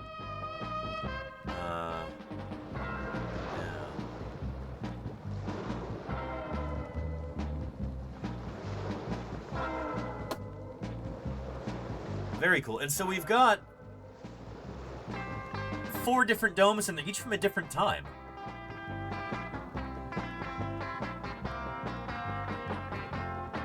Actually, we might have 5, 480 and 479. Anyway, most recent, older, oldest. And so if we're going to make a case that there is an anagenetic lineage here, then it's good that we've got a bunch of different specimens from different times, which is really cool. Good stuff. I'm excited to ask Carrie about this on stream tomorrow, on Wednesday a little bit. And I'm excited to read the paper. I'll have to read the whole thing before we start a discussion with him. So anyway. Again, if you want a link to the paper, I think Carrie has one in his thread right here. And let's do a quick image search and see different artistic depictions that people have already done of this critter online. Bronthotholus. We've got this one from the paper. Ooh, that's a nice one too. Another one here. Very Stegosaurus-like, these illustrations, as one might expect. But also kind of reminds me of, like, Prenocephaly. Yeah, reminds me of, this dinosaur. Another Pachycephalosaur.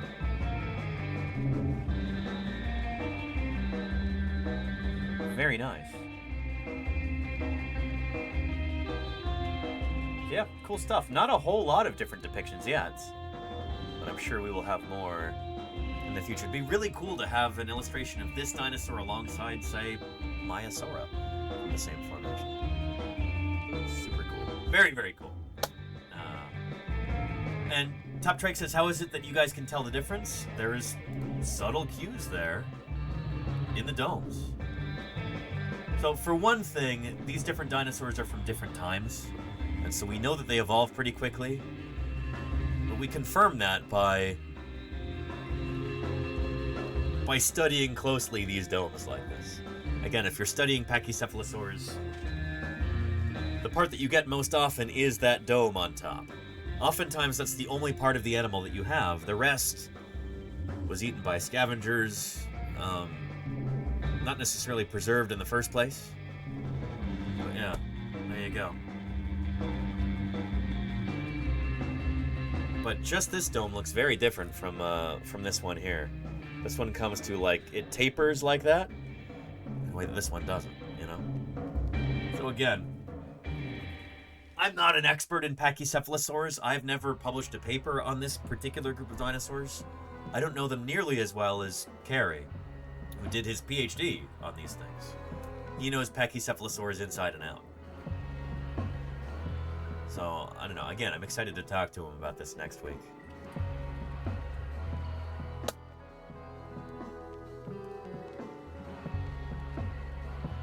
Because we are starting a brand new official series with the Society of Vertebrate Paleontology. I've recently joined the leadership of the Society of Vertebrate Paleontology. This is our big professional organization for paleontologists who study animals with bones, including dinosaurs. So, right here on Twitch, on Paleontologizing, we're going to be interviewing different paleontologists every 2 weeks. And Carey Woodruff is going to be our first one. I used to work with Carey back in Montana. I know he's got really good stories, and that's the focus of this series. We're calling it The Fossil Finders.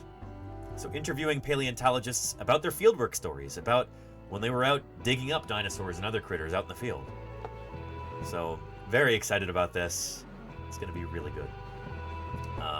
First one is next Wednesday. There we go. First interview with sauropod and Pachycephalosaur expert Carey Woodruff, right there. Very exciting. So tune in for that. This is an official partnership we're doing with the Society of Vertebrate Paleontology, so I'm excited about what this means for the future of this channel, Paleontologizing. You know, we're moving into the big leagues, you know? This isn't just some rinky-dink science outreach show anymore. We've got an official partnership with SVP. So I gotta make sure that I'm watching my P's and Q's, dotting my T's and crossing my I's, so to speak. I'm excited. It's gonna be good.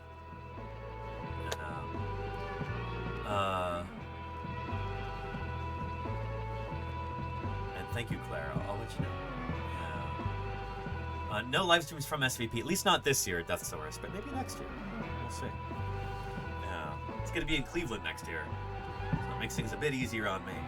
You know, don't have to worry about getting international data or anything.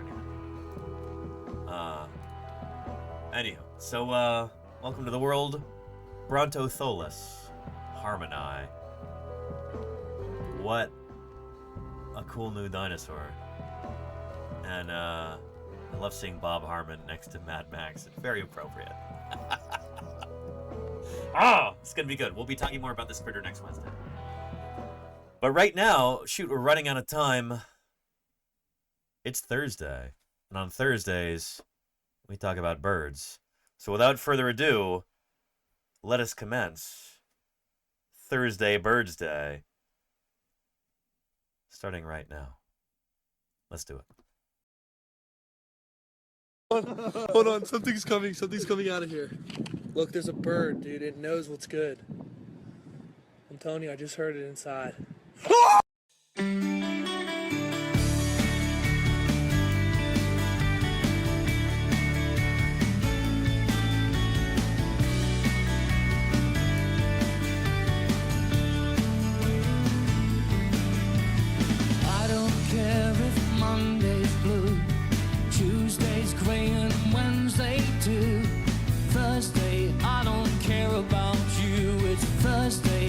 Thursday Birds Day.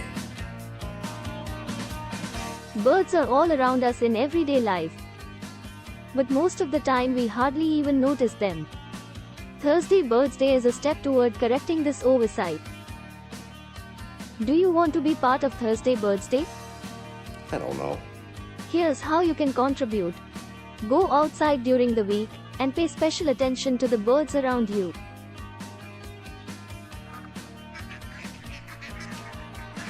See if you can take a picture of a bird.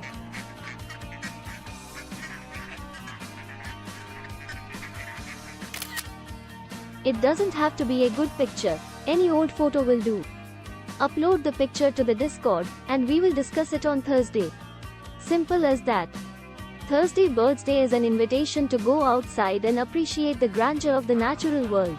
It's a reminder that, since birds are theropods, dinosaurs still enrich our daily lives. It's great! And finally, it's a celebration of the amazing history of life on our planet. So, happy Thursday Birds Day!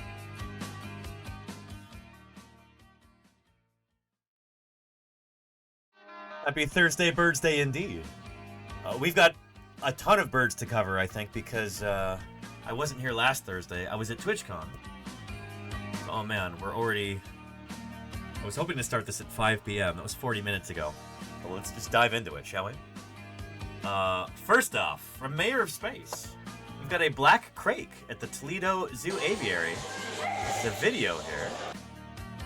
Lovely.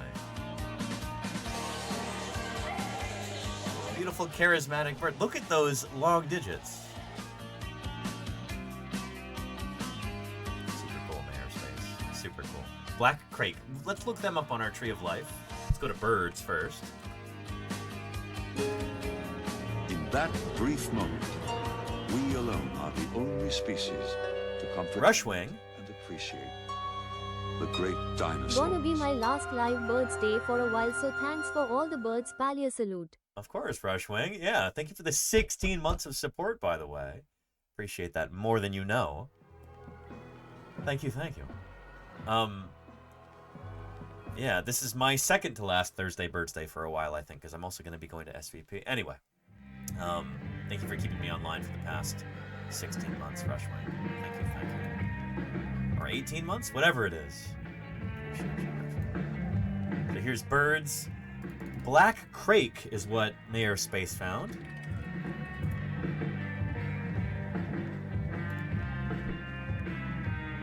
They are down here. Are they like a galliform bird? Brown crake, water hens, bush hens, rails, and coots. Okay, that makes sense.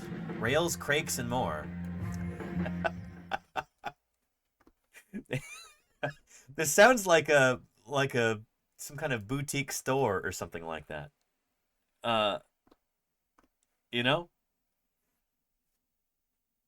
Like, come on down to Rails, Crakes, and More for all your Rails, Crakes, and more needs.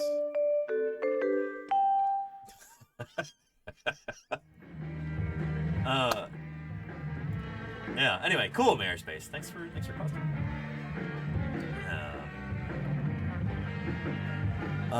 Claire says, Reno saw a massive flock of vultures circling down in the valley. Not sure I've ever seen such a large group of vultures at once. Oh yeah, turkey vultures, probably. They love to congregate in big groups. I wonder if they're congregating so they can reproduce, or if there's just something really good to eat. Maybe they found like a dead elephant or something. No, probably not. They're probably just hanging out in a group because they're having a get together. Probably gonna do some breeding. A group of vultures is a company. We would just say a flock. Yeah. And good thermals. Yeah, there probably are really good thermals there, Rushwing.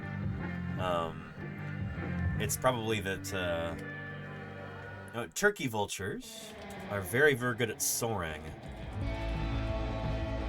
So they can travel great distances just soaring. on updrafts of warm air. So, yeah, it's probably a combination of things. There's probably really good thermals in that area. You've got hot air rising off of the land, especially in the Central Valley, kind of near where Claire lives. And, yeah, and maybe they're getting ready to have a get-together and do some breeding.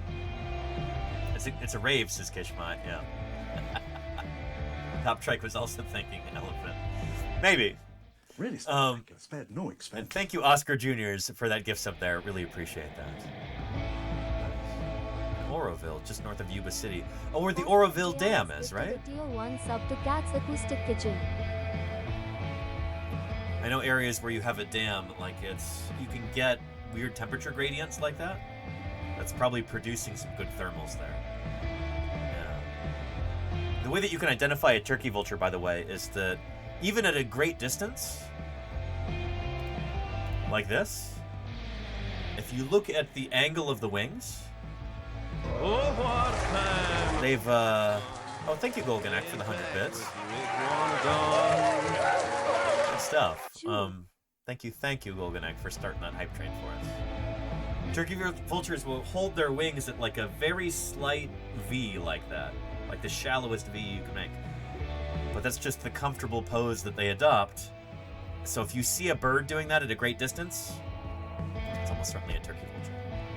I don't think black vultures even do that. I think it's a turkey vulture thing. So very cool, Claire. Very nice. Yeah. And they're just social birds. They are, Mayor Smith. I've run into turkey vultures just hanging out on the beach before. Down near San Luis Obispo. And Andy's the one. It's got a tree in London that looked like it was full of leaves. It was actually just covered in parakeets. Wow.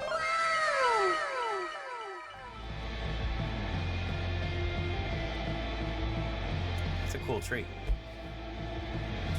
It's a lot of parakeets. Also very social birds. They love to hang out in flocks. Fake has got my crow and magpie visitors. Magpies are not black and white. Interesting. Oh, so that looks like a black-billed magpie there. And that's a crow? Interesting. Very cool. This looks like very European architecture. What a beautiful place you live in. That's cool. That's very cool. Both magpies and crows are a kind of corvid. So they're part of the corvid family, Corvidae. That includes crows, ravens, jackdaws, magpies. Yeah, they're over here. Corvidae. And there we go. Black-billed magpie, rook, jackdaw, jays. They're all corvids. Cool group. So both of these are corvids. Very nice, nice photos there, Fake. Cool. Charcone says, after seeing all kinds of woodpeckers with red heads, I finally get to meet the red-headed woodpecker. Well, well, well. This is a lifer for me, and was the best shot I could get of it before it flew off in a flash of brilliant white. That is lovely. Let's look up red-headed woodpecker.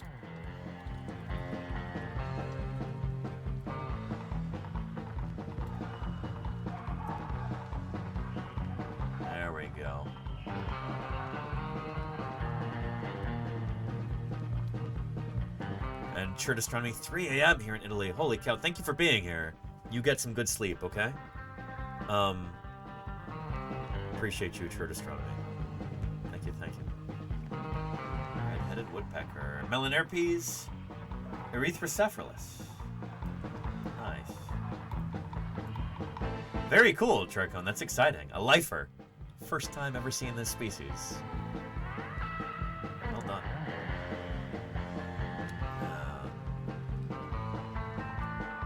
Neverwinter says this appears to be mostly black vultures. I don't think we have black vultures in California, do we? I don't know about that. I don't think we have black. There.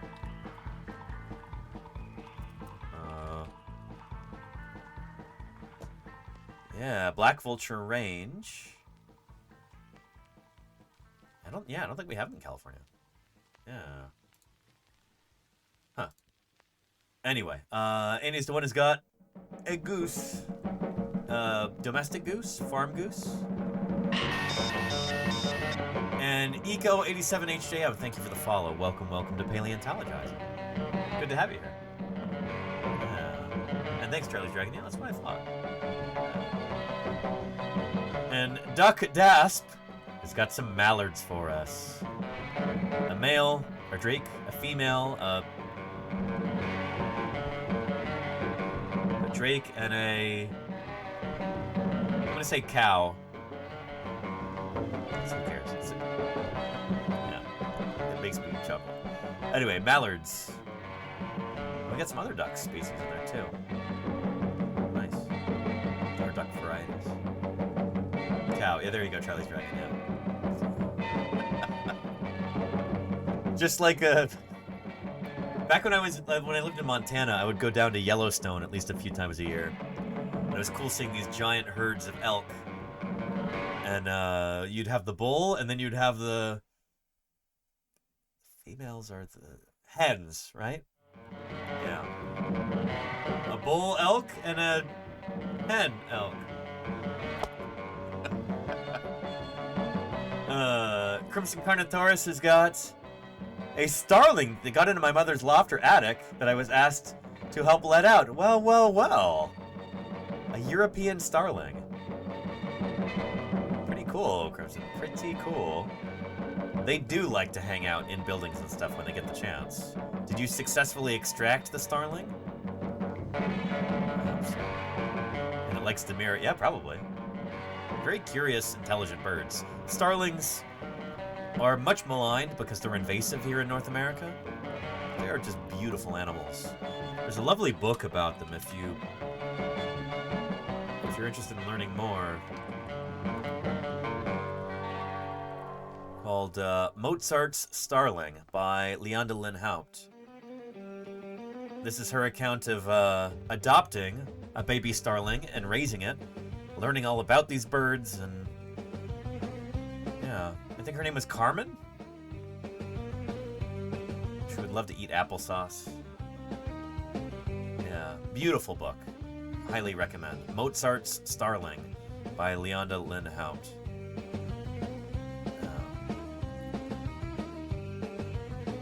They are super vocal, RB. In fact, they can talk if you teach them to.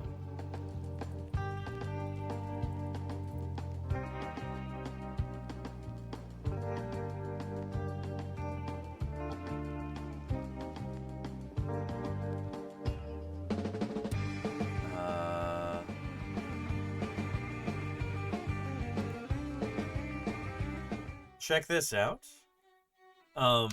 So rather than just making this like a cute parlor trick, this person decided, in order to have this bird be like a good bird ambassador to teach people about the story of the European starling, they taught her to say certain phrases relevant to the species' invasive introduction to the North American continent. Check it out.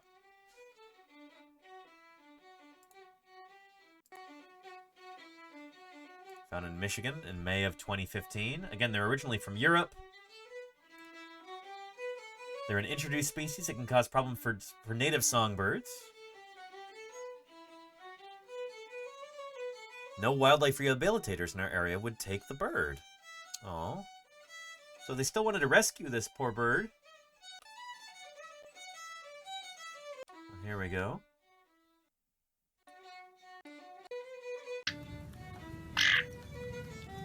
Aww.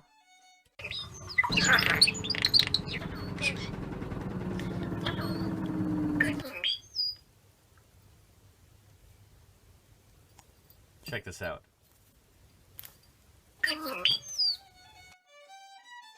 So not wanting the bird to be some sort of novelty act, yet recognize its growing vocabulary, we guided the bird to mimic phrases relevant to the species' introduction to the North American continent. European starling. European starling. Central. So isn't this a thing that Pokemon do, where they say their name?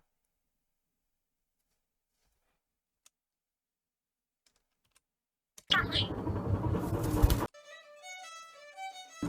European starling. European starling. European starling. Central Park, New York City. Yep. So starlings were intentionally introduced from Europe to Central Park in New York City, and there was only, I think it was like 10 of them at the time. And they spread out across the entire continent after that. They just took over. Central Park, New York City. Central Park. Central Park, New York City. William Shakespeare. So yeah, some well-intentioned maybe, but the story is frustrating. There were some Shakespeare fans who wanted to bring all of the birds that were mentioned in Shakespeare's plays into North America. They're like, why not? That sounds cool. And then you just get so some of the birds immediately died. They just couldn't survive in North America. And then some of them did too well, and they just absolutely took over. And now there's literally millions of starlings in North America, and they're invasive. They take over habitats of other birds and push them out, and it's a big problem. Central Park. Central Park, New York City. European starling. William Shakespeare. 200 million European starlings. There you go. And I want to say it was 10, not 100, but whatever. William Shakespeare. Shakespeare bird. Shakespeare bird. European starling. Yeah. Super cool. So I'll give you a link to this video. We're spending too long on this. Shoot. We gotta get through these birds. But cool. Crimson, you had one in your home. Pretty neat. I hope you successfully rescued. And Kacklin's Werf says, ironically, in Amsterdam, where starlings are native, they're being pushed out by rose-ringed parakeets who are invasive. That is ironic. I guess turnabout is fair play, huh? That's so funny. Here's a crow in the park. From Fake, very nice. Is that a crow or is that a raven? I think it is a crow. Yeah, nice, nice. And Clipper's got a cassowary in a Thailand rescue. My friend who lived in Bozeman one time is out there now. Very cool, Claire. This is probably my favorite living bird. Cassowarius cassowarius, the great southern cassowary. Oh, man. Very cool. That's why we have cassowary emotes. Yes, indeed. That's awesome, Claire. Yeah, there we go. Nice. And Fake says, I spent a couple of hours in the park observing a nest hole conflict between two parakeets. Well, well, well. Yeah, they'll do that. Mommy Does says, stopped at a gas station and couldn't help but admire the adaptability of these little finches. They make the most out of life even if it's next to a busy interstate at a gas station. Good for them, you know? Look at that. Birds thriving, even in areas that have mostly been destroyed by people. Good for them. And some dinosaurian resilience there. And doing some dust bathing. There you go, Rushman. Yeah. Yeah, very cool. Nice. Thanks for posting, Mommy Does. Good stuff. Here.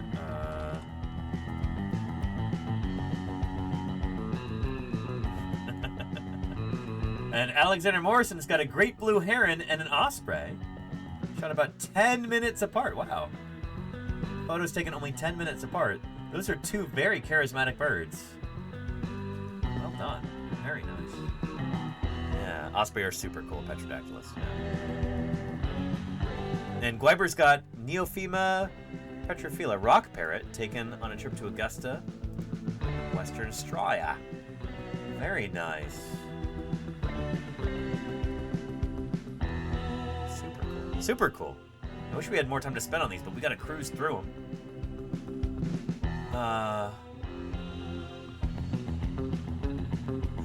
Dinosaur Dave, my goodness. Forgive me because I sinned. I hit this beautiful frog mouth with my car late last night. I was going about 100 kilometers per hour. and it clipped the driver's side pillar. Oh. I stopped, spun around, went back, stopped traffic, and scooped it up and called the local wildlife hospital. Dinosaur Dave. Doing things right. Well done. Gonna be okay, though? 10 minutes later, it was in their care, and they said it might have wing damage, but otherwise seemed okay. They said they'll text me when they release it. Thank you for doing the right thing, Dinosaur Dave. Paleo salute to you right there. So frogmouths are incredibly cool birds, and they are active at night, so yeah, not surprising, I guess, that they'd be out and about late at night while you're driving. But yeah, like, just what a wild, cool bird the frogmouth is. Look at that. You can see why they're called frogmouth, you know? They really do kind of look like a Jim Henson creation, don't they? Straight out of Labyrinth or something like that. Maybe Pan's Labyrinth.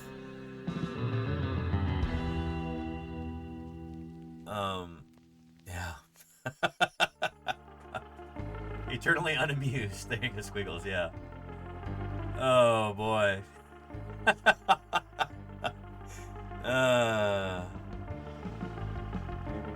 Yeah. Anyway, very cool, Dinosaur Dave.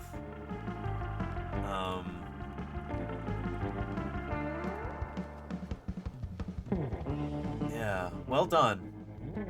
Saving this poor bird. Squiggle says, I heard the crows absolutely going insane today and looked outside expecting a red-winged hawk or a Cooper's or a peregrine falcon. I found them harassing a poor owl of very decent size. Poor guy or gal was just trying to sleep. Aww. Bird drama. They'll do that. Yeah.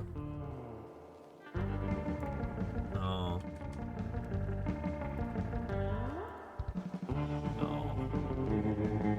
Yeah, here she was out there again today, but I couldn't get a better pic. Sorry, no worries, Squiggles. Maybe next week. But so cool that you've got a local owl. It's a good neighbor to have, you know?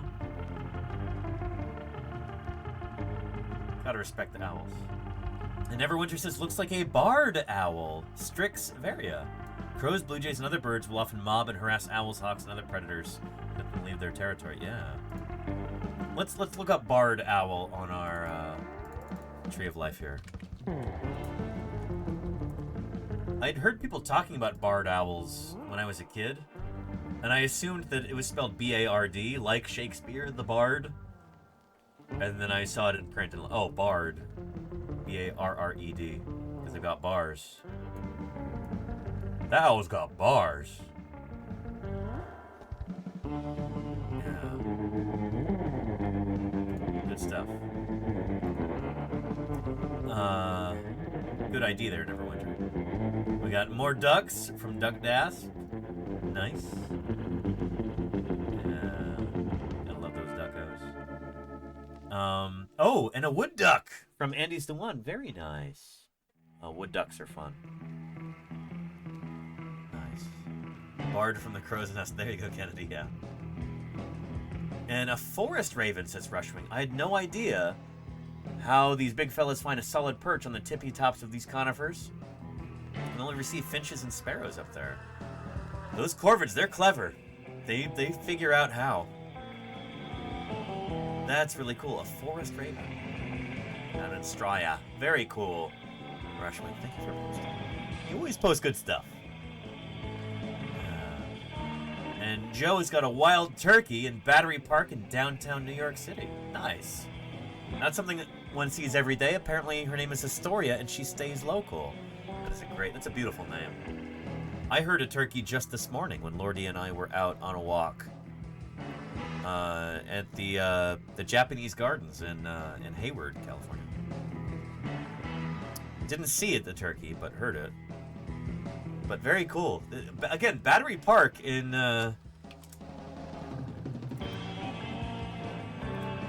this is in the middle of an island, Manhattan Island. That's Battery Park right there.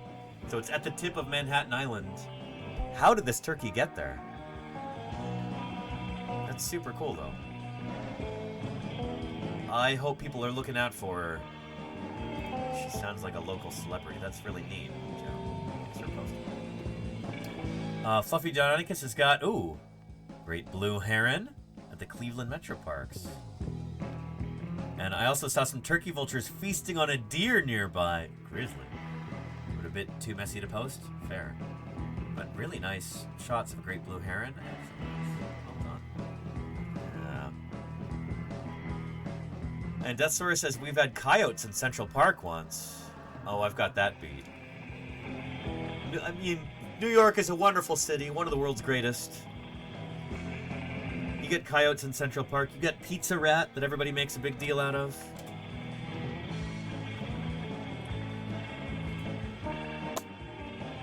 Let me one-up you there, though.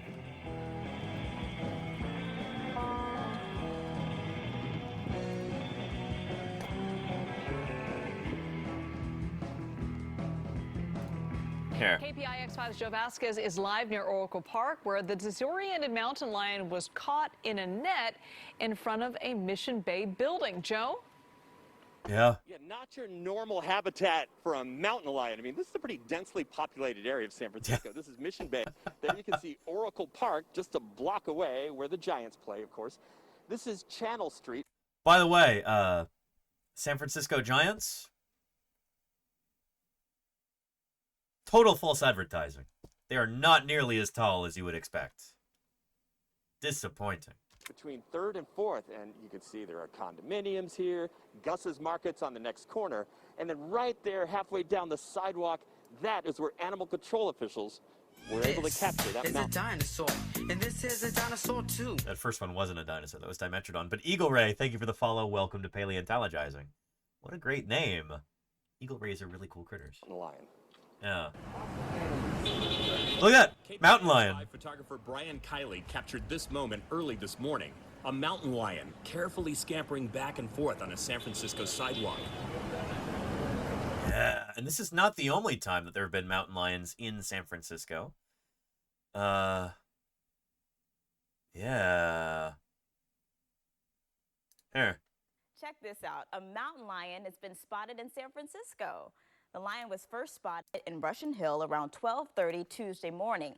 Video posted to Twitter shows it walking in front of a car near Greenwich and Jones. And then around 3:30, the lion was spotted walking through the park. So that is San Francisco Bay right there. So this is as far north as you can physically walk, basically, on the San Francisco Peninsula. So I guess the mountain lion could have tried to cross the Golden Gate Bridge, but that's like, what, 2 miles or something? Not going to do that. So probably came up north from near Santa Cruz. Lot outside the KGO TV studios along the Embarcadero. It's not clear where the animal went after that or where it came from.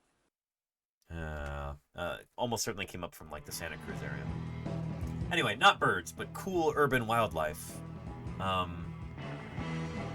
Yeah. And Squiggles, that's exactly what it was. A young male who was off to go find more territory. And I think eventually went back down south near Santa Cruz. Yeah.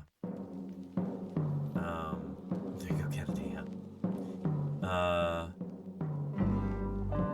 But yeah, and Charlie's Dragon.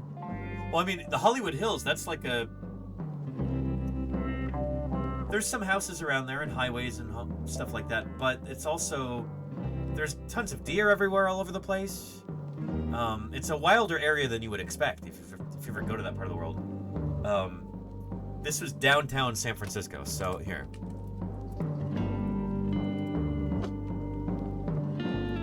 Here is the San Francisco Peninsula here. So the ABC studios are going to be... So this is along the Embarcadero. This is where that mountain lion was spotted, right along here.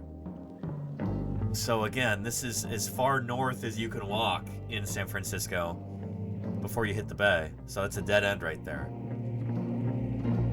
Yeah, and as you can tell, very, very dense. Very urban area. Yeah. Anywho. Yeah, good stuff. Anyway, cool, Fluffy Deinonychus. Very nice, great blue heron there. Let's get back to our birds. I keep getting distracted. Ah! And Crimson's got some golden swans. Nice. It's cool lighting here. And I was on the way to the bus home. I decided to walk through the harbor. So you never know where you're going to run into some dinosaurs. Pretty neat.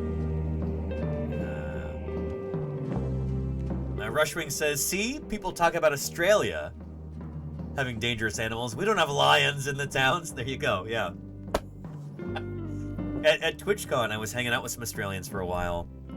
And they were like, yeah, you know, people make a big deal about how everything in Australia is dangerous, but, you know, sure, we have spiders and venomous snakes, but we don't have bears. One gal was like, yeah, I'd much rather encounter a spider or a snake than a grizzly bear. So, you know, different strokes for different folks, I guess, you know? Yeah. Neverwinter's got an eastern kingbird. Holy cow, look at this photo. Look at that. Gorgeous.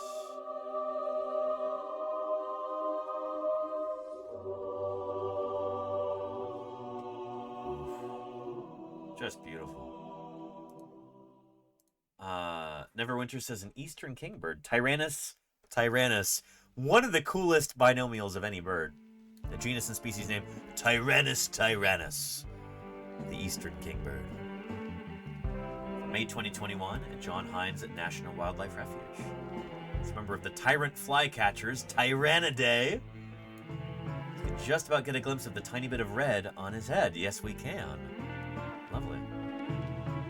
Which is a display feature usually only seen in courtship rituals. Another diagnostic feature is the white markings on the tips of the tail feathers. There are white tips to the feathers, as if it were dipped in white paint. Kingbirds take their name for their fiercely territorial nature, often terrorizing other birds. They get too close to their nest or relentlessly chasing off predators. This is super cool. Neverwinter, holy cow. Thank you for another stellar post as usual. And Murph says, back in the incarceration unit, the aviary, and these birds are doing some hard time. This pair is in for repeated trespassing. Also, anyone know why they have the branches locked up? Frogmouths! Oh, that's great. Very cool, Murph. Yeah, look at these hardened criminals here. Bird jail. That's great, Murph.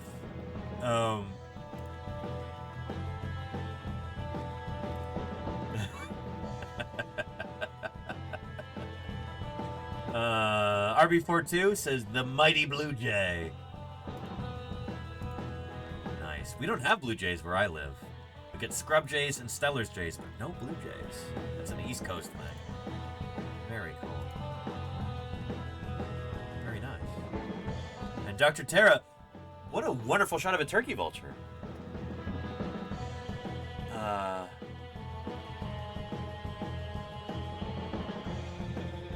Violent scenes, yes. It's not the most gentle of birds, at least appearance-wise, but they are beautiful in their own way. Turkey vultures. They've got an important job, you know? Cleaning up carcasses and stuff. Nature's cleanup crew. And Salamander says some bird activity from the new house. Dark-eyed juncos, white-throated sparrows, house sparrows, song sparrows, house finches, black-capped chickadees, downy woodpecker, tufted titmouse, and some kind of flicker, I think. We got birds galore here.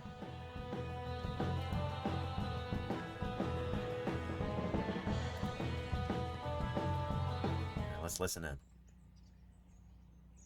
That is some excellent bird habitat there. Lots of different kinds of trees, some of them pretty mature. Different yards. There's probably a lot of bird feeders in the area, too. This is the sort of thing where, like, if you train yourself to identify different bird calls, you'll know where everybody is. This is so cool. That is awesome, salamander. Holy moly. Good habitat. And another one.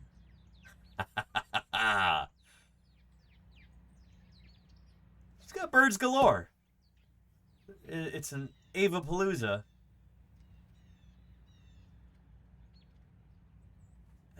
Top Trike says that must be beautiful to wake up to in the morning. Sure, yeah.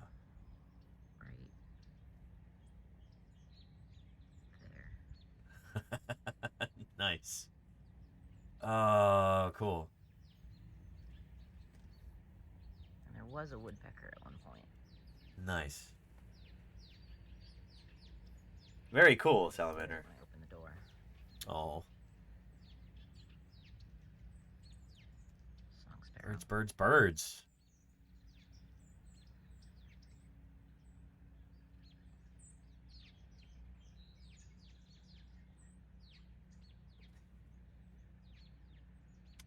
Good stuff, salamander.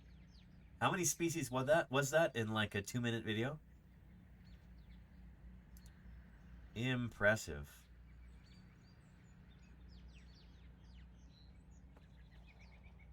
And what a great yard to put feeders up in, too. Shoot.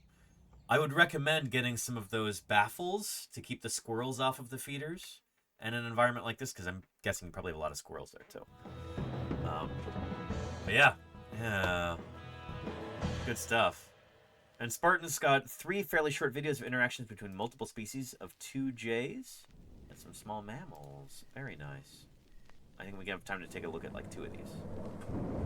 Oh yeah, it looks like a scrub jay there. There's peanuts in the feeder, and there's a squirrel. Oh, you've got a scrub jay and a Stellar's jay. Very cool. So, like me, you live in a place where the ranges of scrub jays and Stellar's jays overlap. Super cool. Very nice.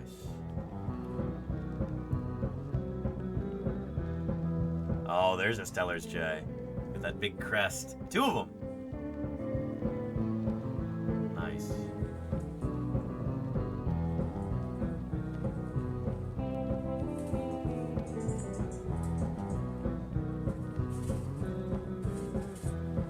Squirrels. You got a lot of chutzpah. Anyway, very cool, Spartan. Thanks for posting. And Chaotic Kitten's got some birds and seals. Took a boat tour in Dublin Bay on February 8th, 2025. It's Dublin, Ireland? Or Dublin, California? Dublin, Ireland, I presume. Those look like... not harbor seals. Who are they? I don't know what kind of seals those are, but those look... that looks like a cormorant and some gulls. Very cool. But yeah, that's a cormorant in the upper right there. I don't know if it's a double-crested or what, but cool stuff. And Cacklin's Wharf has got a jackdaw perched on a street sign smack bang in the middle of the old part of the village of Cromany, the Netherlands. Nice. That is a prime spot there. Very picturesque.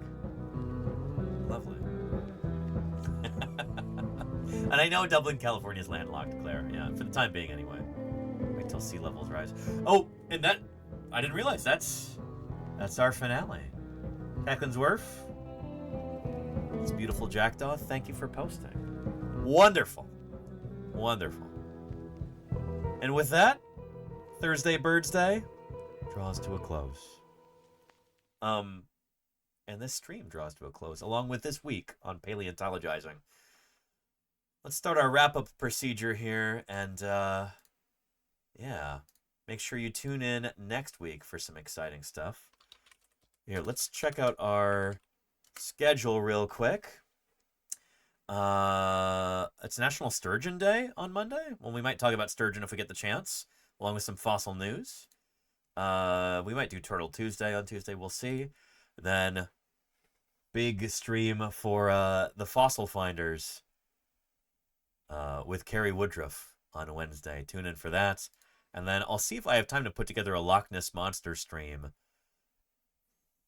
which we might do a bit of a bait and switch and mostly end up talking about leatherback turtles. We'll see. But yeah, next week it's going to be a lot of fun. I hope you can tune in then. Let's run our credits here. Let's wrap up today's stream. Don't go away just yet. We're going to see if we can raid into somebody else doing some science here on Twitch.